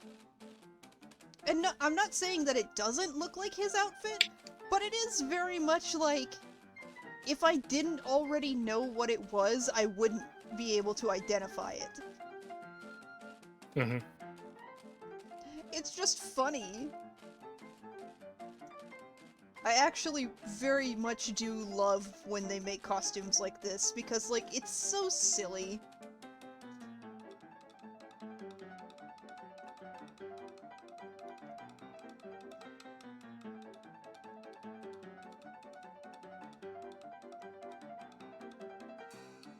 Like, I've seen... Do you have any idea how many Beetlejuice costumes like this there are? 1,000,000. There are so many. There's so many! Like...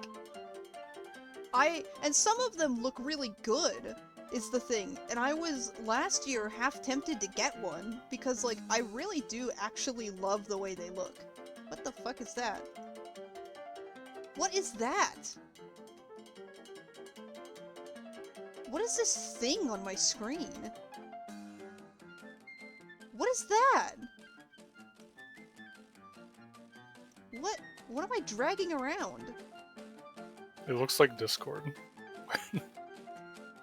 It's something, alright. There's text there.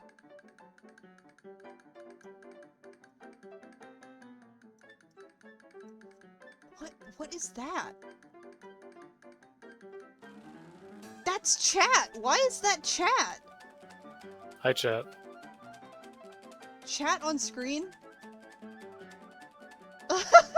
Why?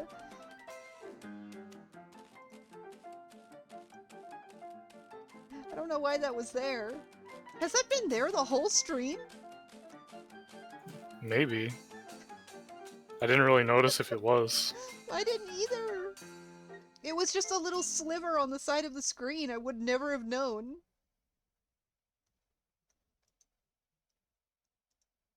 Shit, I keep accidentally opening Chrome.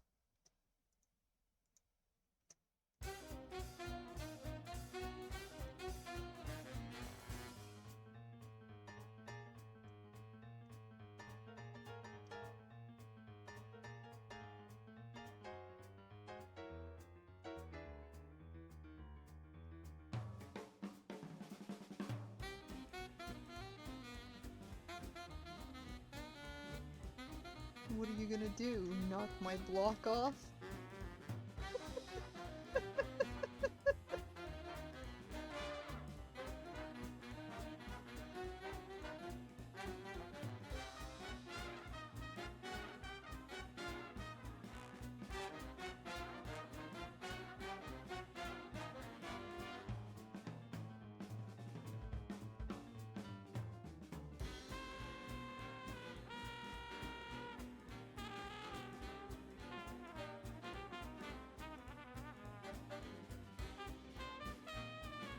I'm gonna do like a cutesy stylized drawing of a clown. What am I doing? I have a circle right here. I'm gonna have to draw a new one.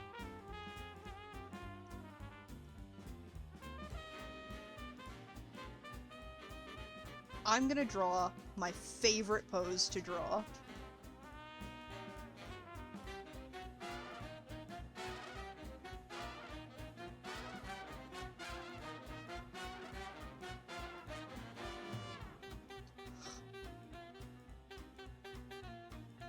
Oh, circle, please.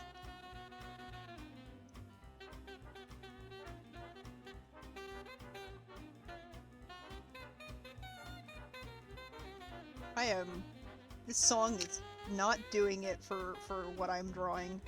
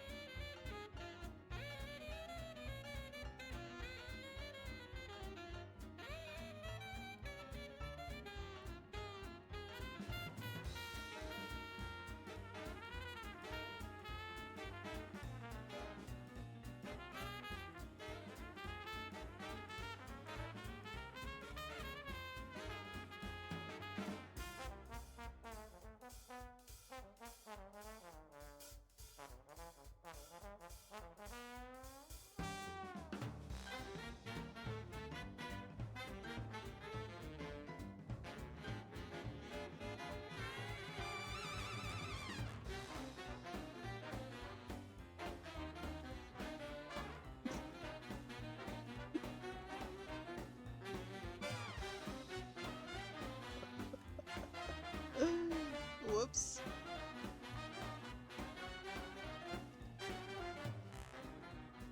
Whoops. I drew something. I drew the like lipstick in a way that like was a little too like I don't know. There, I don't know how to explain.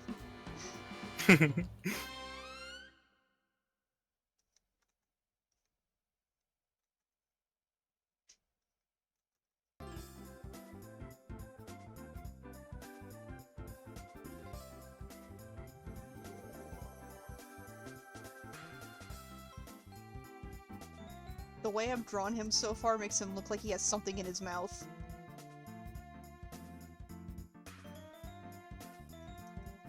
Shorty, spit that out!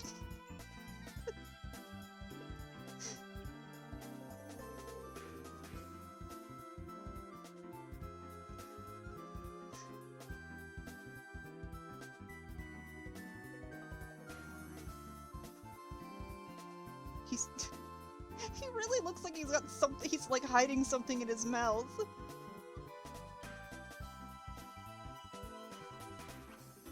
Munching on a popcorn.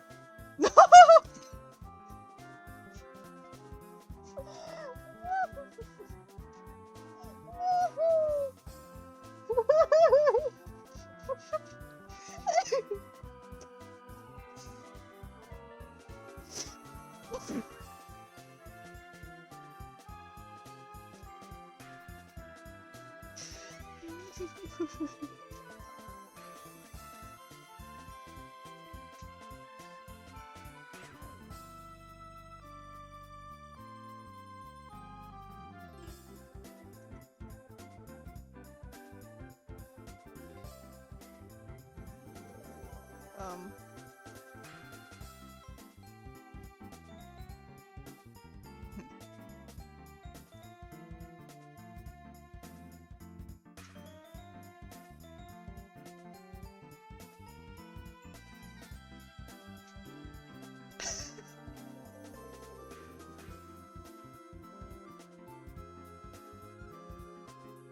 remembering a line from a YouTube video that I like, where someone in the video says thin, villainous lips.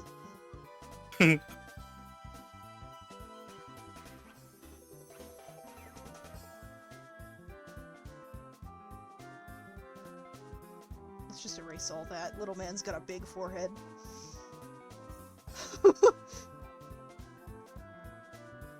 I can't. The reference image I have pulled up, I cannot see his fucking eye makeup at all.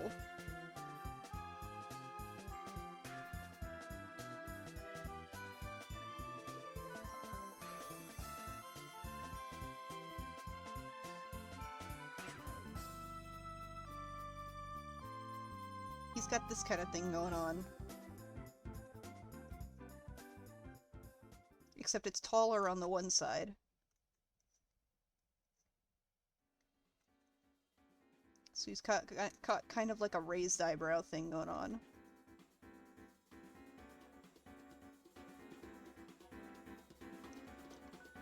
Oh wait, he has ears. They all do, but...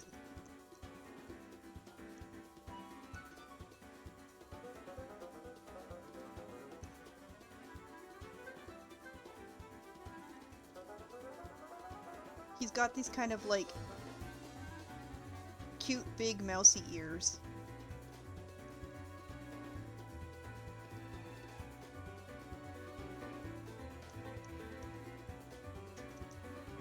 Not liking the lipstick.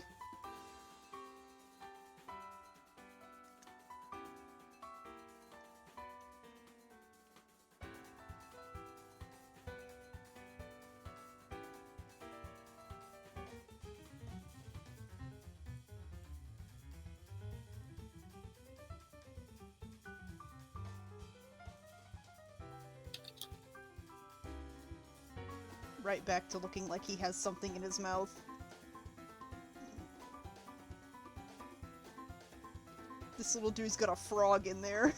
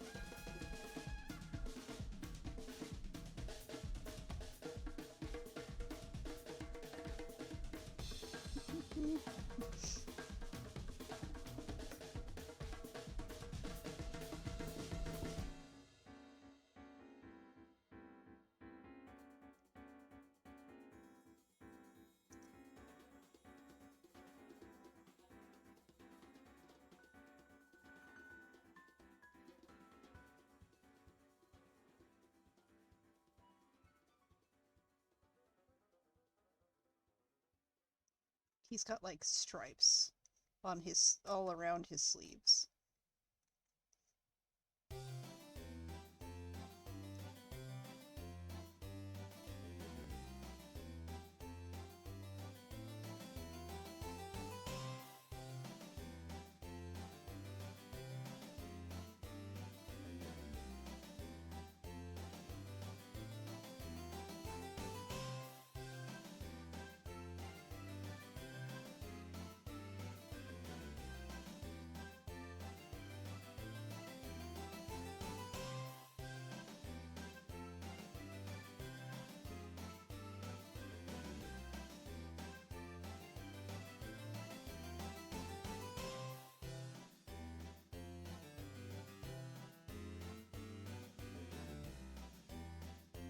Aw, he's so cute.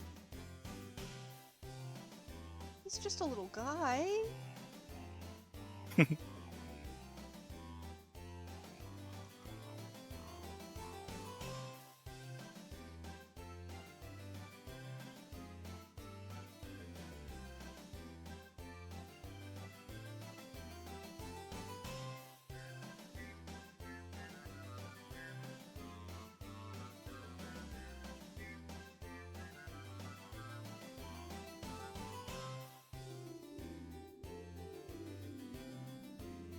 He's just a little guy.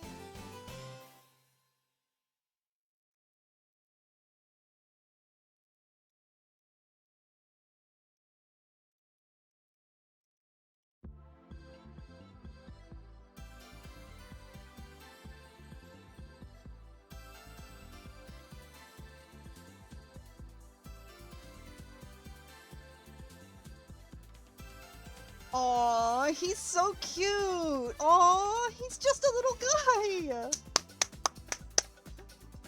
Aw. That's looking really good. I was just gonna doodle, but like, I do want to color this, actually. The curse of making something too good. Yeah.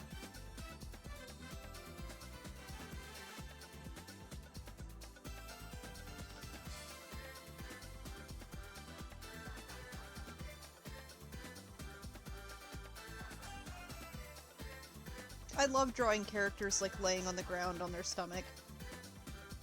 I do it a lot now that I think about it. It's a cozy pose. It really is, and it's funny because like I cannot lay like that personally.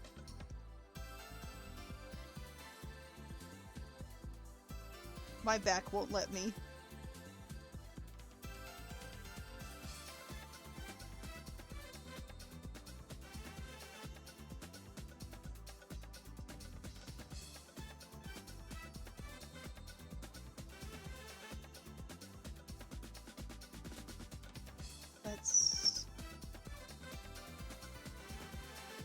Oh, that's bright blue. I need the dark blue.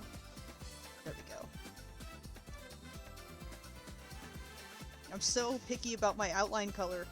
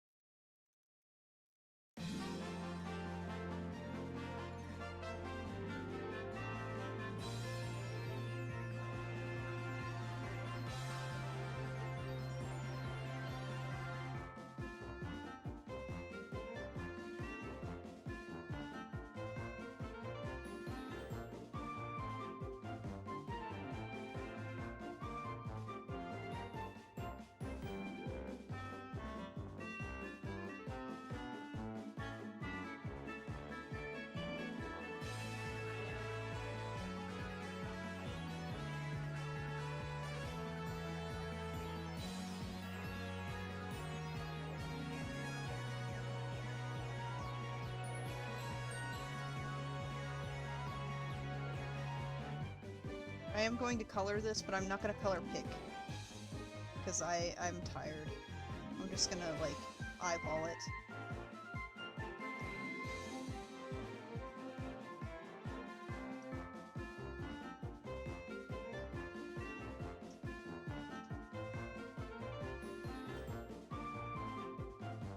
The merch for, like, this movie always makes, like, the like, nose and lipstick, like, super bright red, but, like, in the movies it looked more like a pink to me. It looked more like a this color pink, where it's close to red, but it's still very obviously a pink.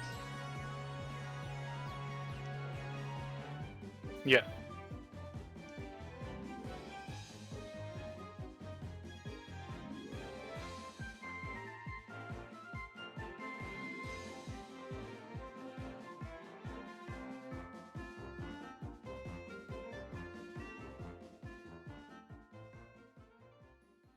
You know what? I'm not liking the lipstick.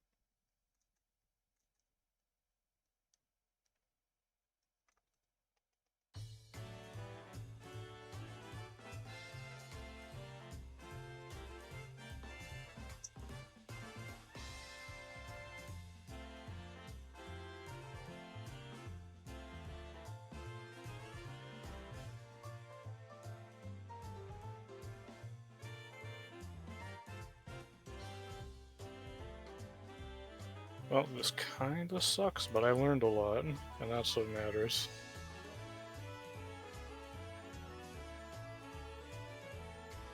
Well, kinda sucks is the first step to doesn't suck.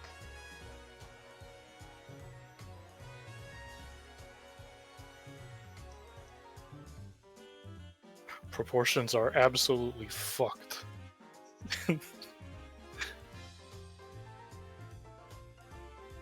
Whoops.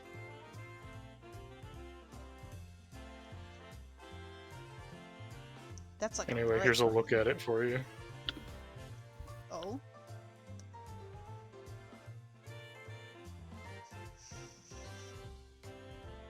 This reminds me of something that I can't put my finger on. I'm getting... And I'm not saying this in like a mean way. I'm getting Wallace and Gromit. For me, it makes me think of fucking Dr. Lunatic for Supreme with Cheese, if you've ever heard of that game. I have not.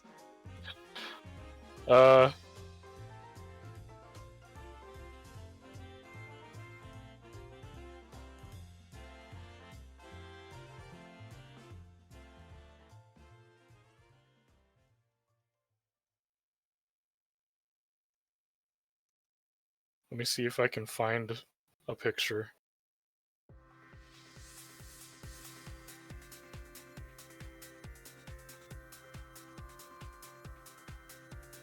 Well, it's not the same game, but it looks like this.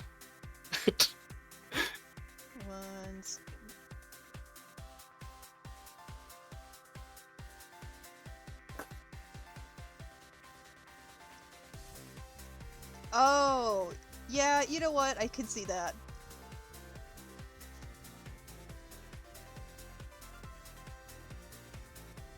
Okay, now we're coming up to the issue where I'm gonna struggle. I cannot tell what color Shorty's eyes are. Uh-oh.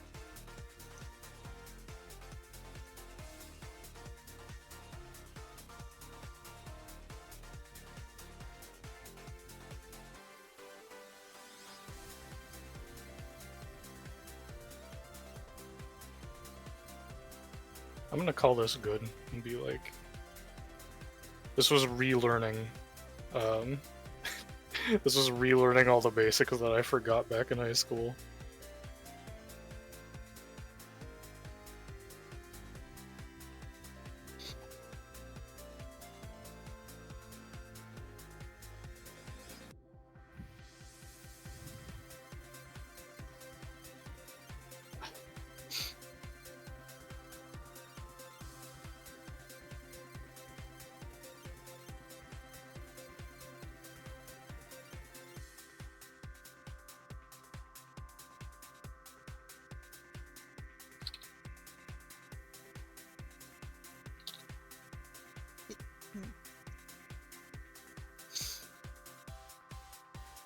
Whoops.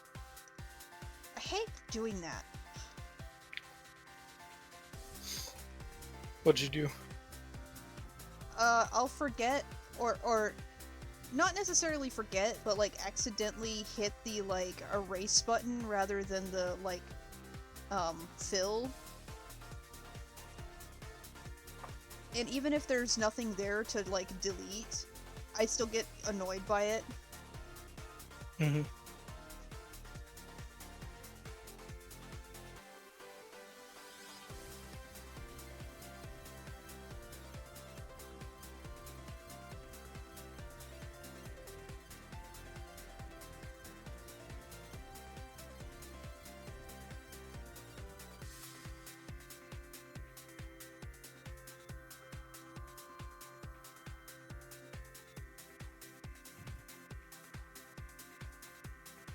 Oh, something's weird.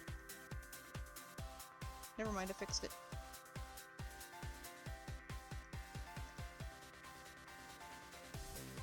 Fuck. There. Little bitty details that nobody will notice, but I notice, so I gotta fix them.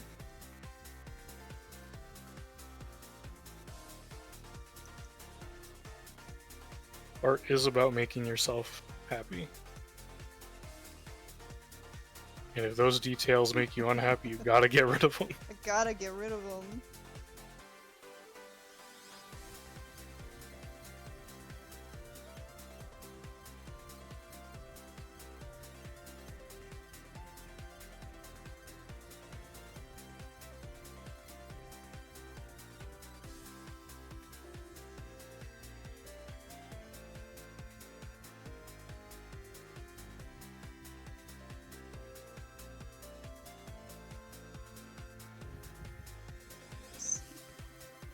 Once I'm done coloring this, I'm going to bed.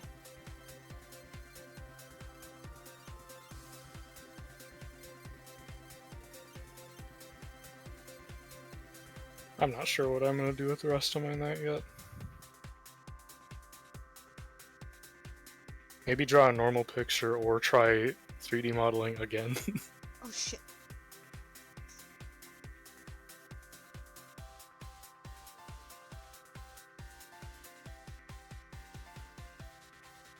Above all, have fun. Me, have fun?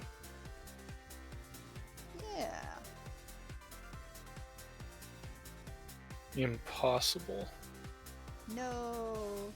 I play video games to get angry. I make art to get angry.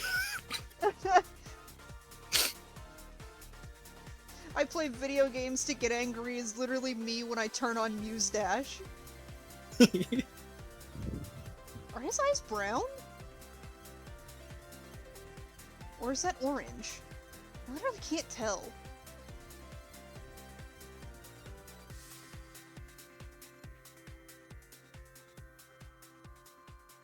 I think his eyes are brown.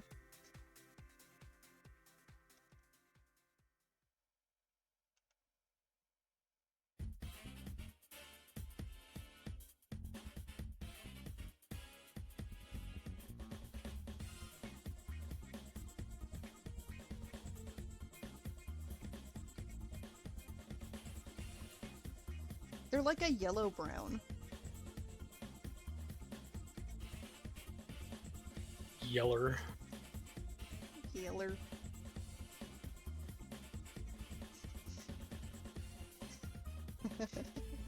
Oh man.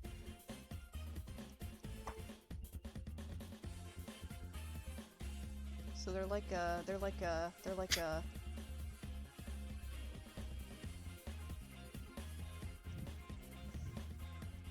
this color.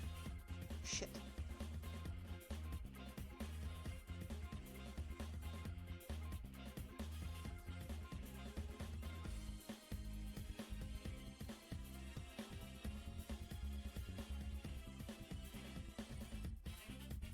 Aww.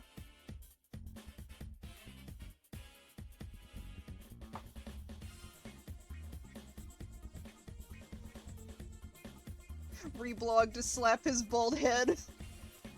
Shit, I dropped my stylus.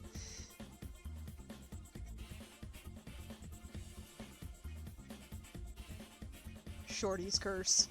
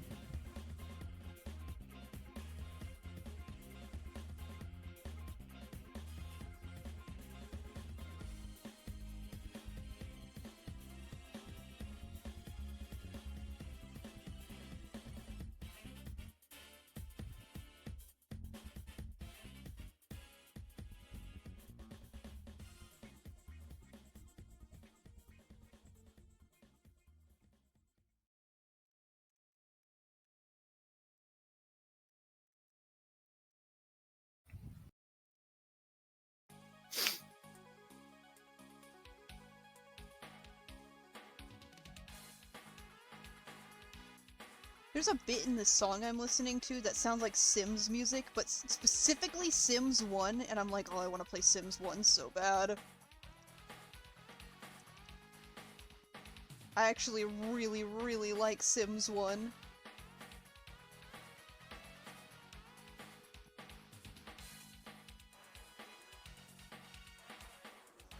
I think I still have a disc for that around here somewhere. Hey, I still have the disc for mine somewhere, but I don't think I have the install code anymore. Which is the parts that's frustrating. Yeah.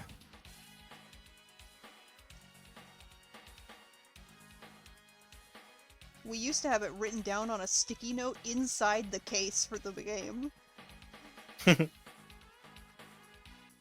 Because we, like, almost immediately lost the booklet. Oof.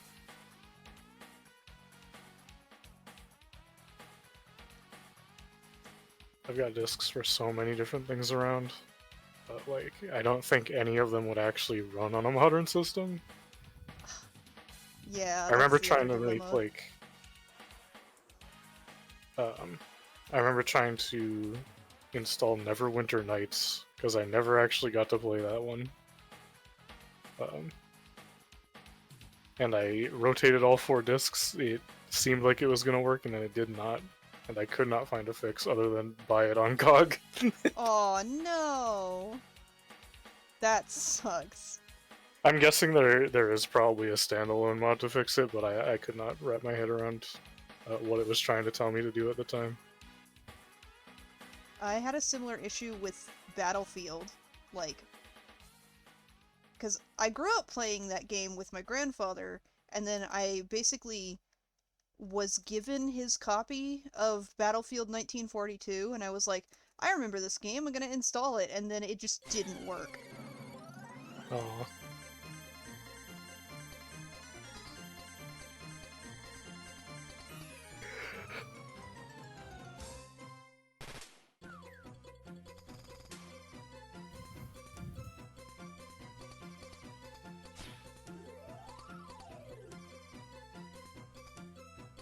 This is not how I would usually shade hair, but you know what?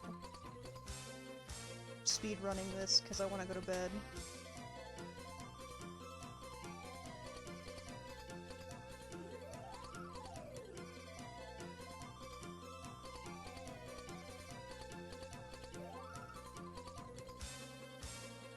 I hate doing the bedtime speedrun.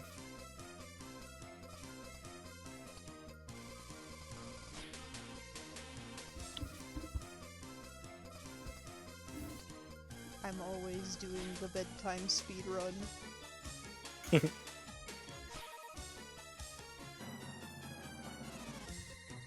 I'm noticing though that the faster I draw, the more I'm seeing glitches on my screen.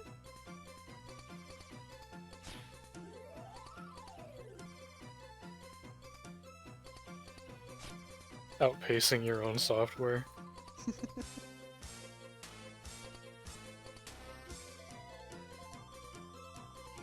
It sure feels like that sometimes.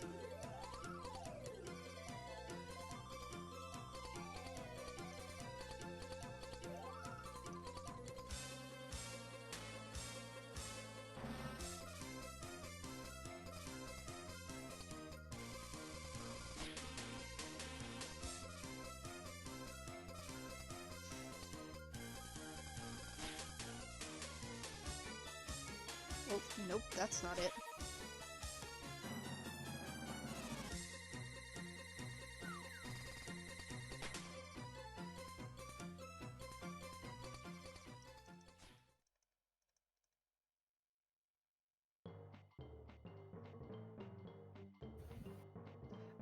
Oh, another horror movie I watched recently was The Boy, and I thought that one was stupid.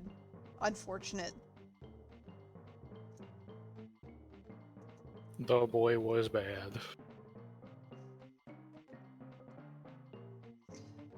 That one is like haunted doll horror, but like fake out haunted doll.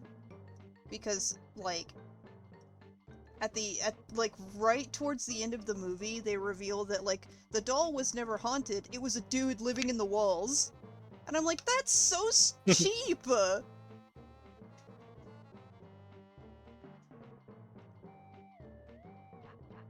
walls, man.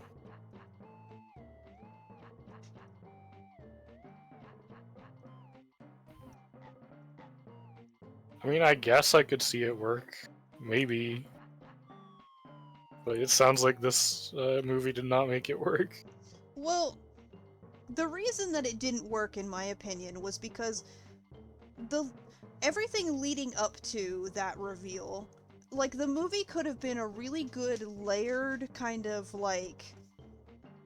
um like uh uh uh it could have been a sort of a discussion on like the way that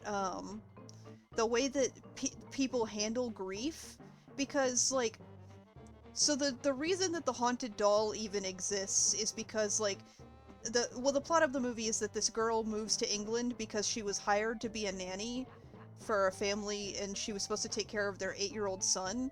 But then she gets there and finds out that the family has lost the son, and they replaced him with a doll, because they were grieving. And later through the movie, you find out that like the lady who took the nanny job has also lost a child, and she understands like the grief there. And like so that's why she gets really attached to taking care of this doll, because she like gets it. And so it could have been it could have been an interesting commentary on like the way people handle grief. But then like at the last second they were like, oh, the kid that the doll was based on never is still alive, and he's living in the walls. And I'm like, you ruined it. Mm-hmm. You beefed it.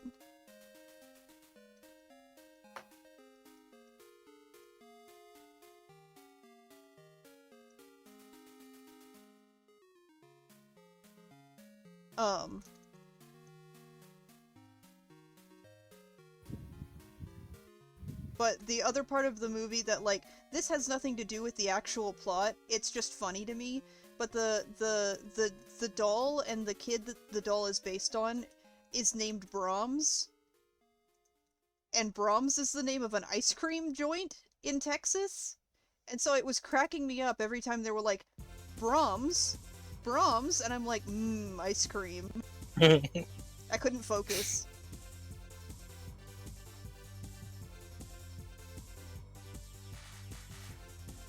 They got me craving ice cream. And then I did go get Brahms ice cream. Because it's like literally down the street from my job. Most effective subliminal advertisement campaign. Literally.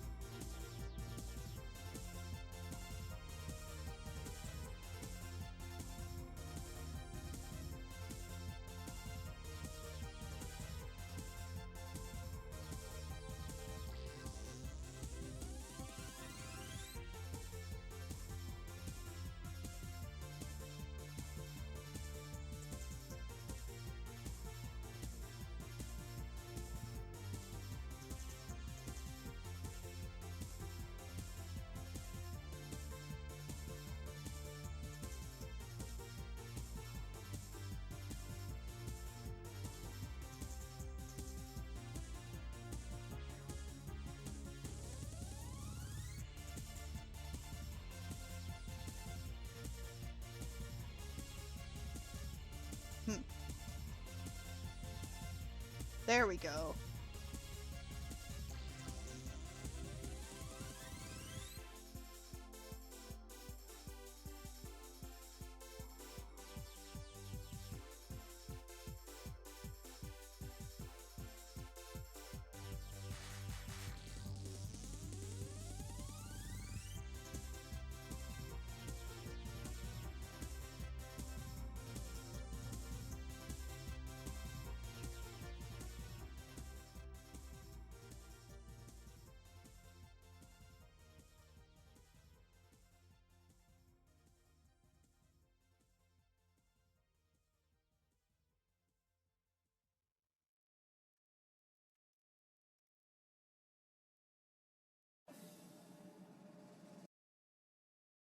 Oh yeah, there we go.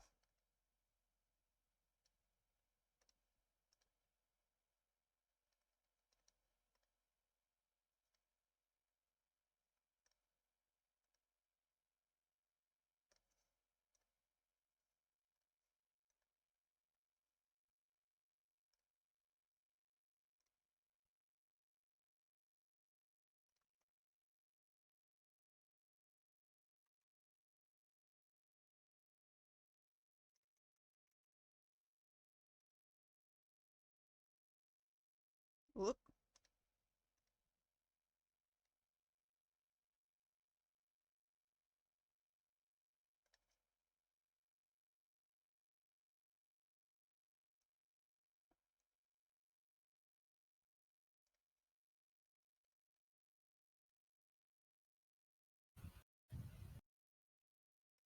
Yeah, there we go. I think that's good.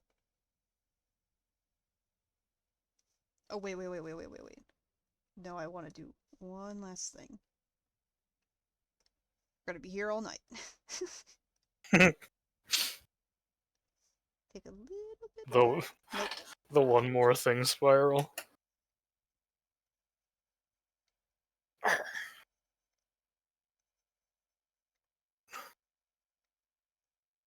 My back is not happy. Yeah, my legs aren't happy. So, I feel you. Well, you do be sitting on them. True. I don't think it's possible to sit on my back. It just hurts.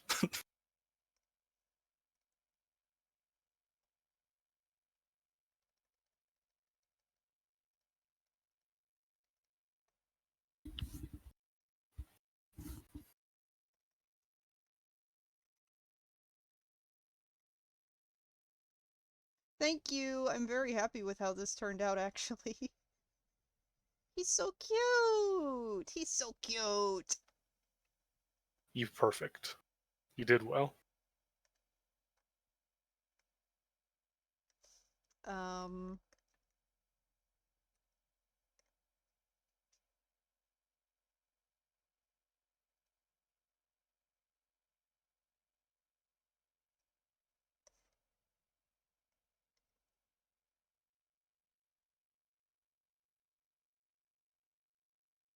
there we go. That's the color I wanted. It's kind of that purple pink. Let's turn it down a little though, so it's a little darker. Yeah, there we go.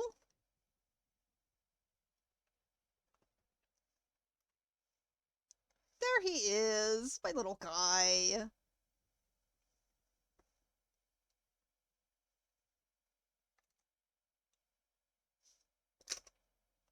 All right, I'm calling it here. I can't doodle anything else, or I'll be here all night.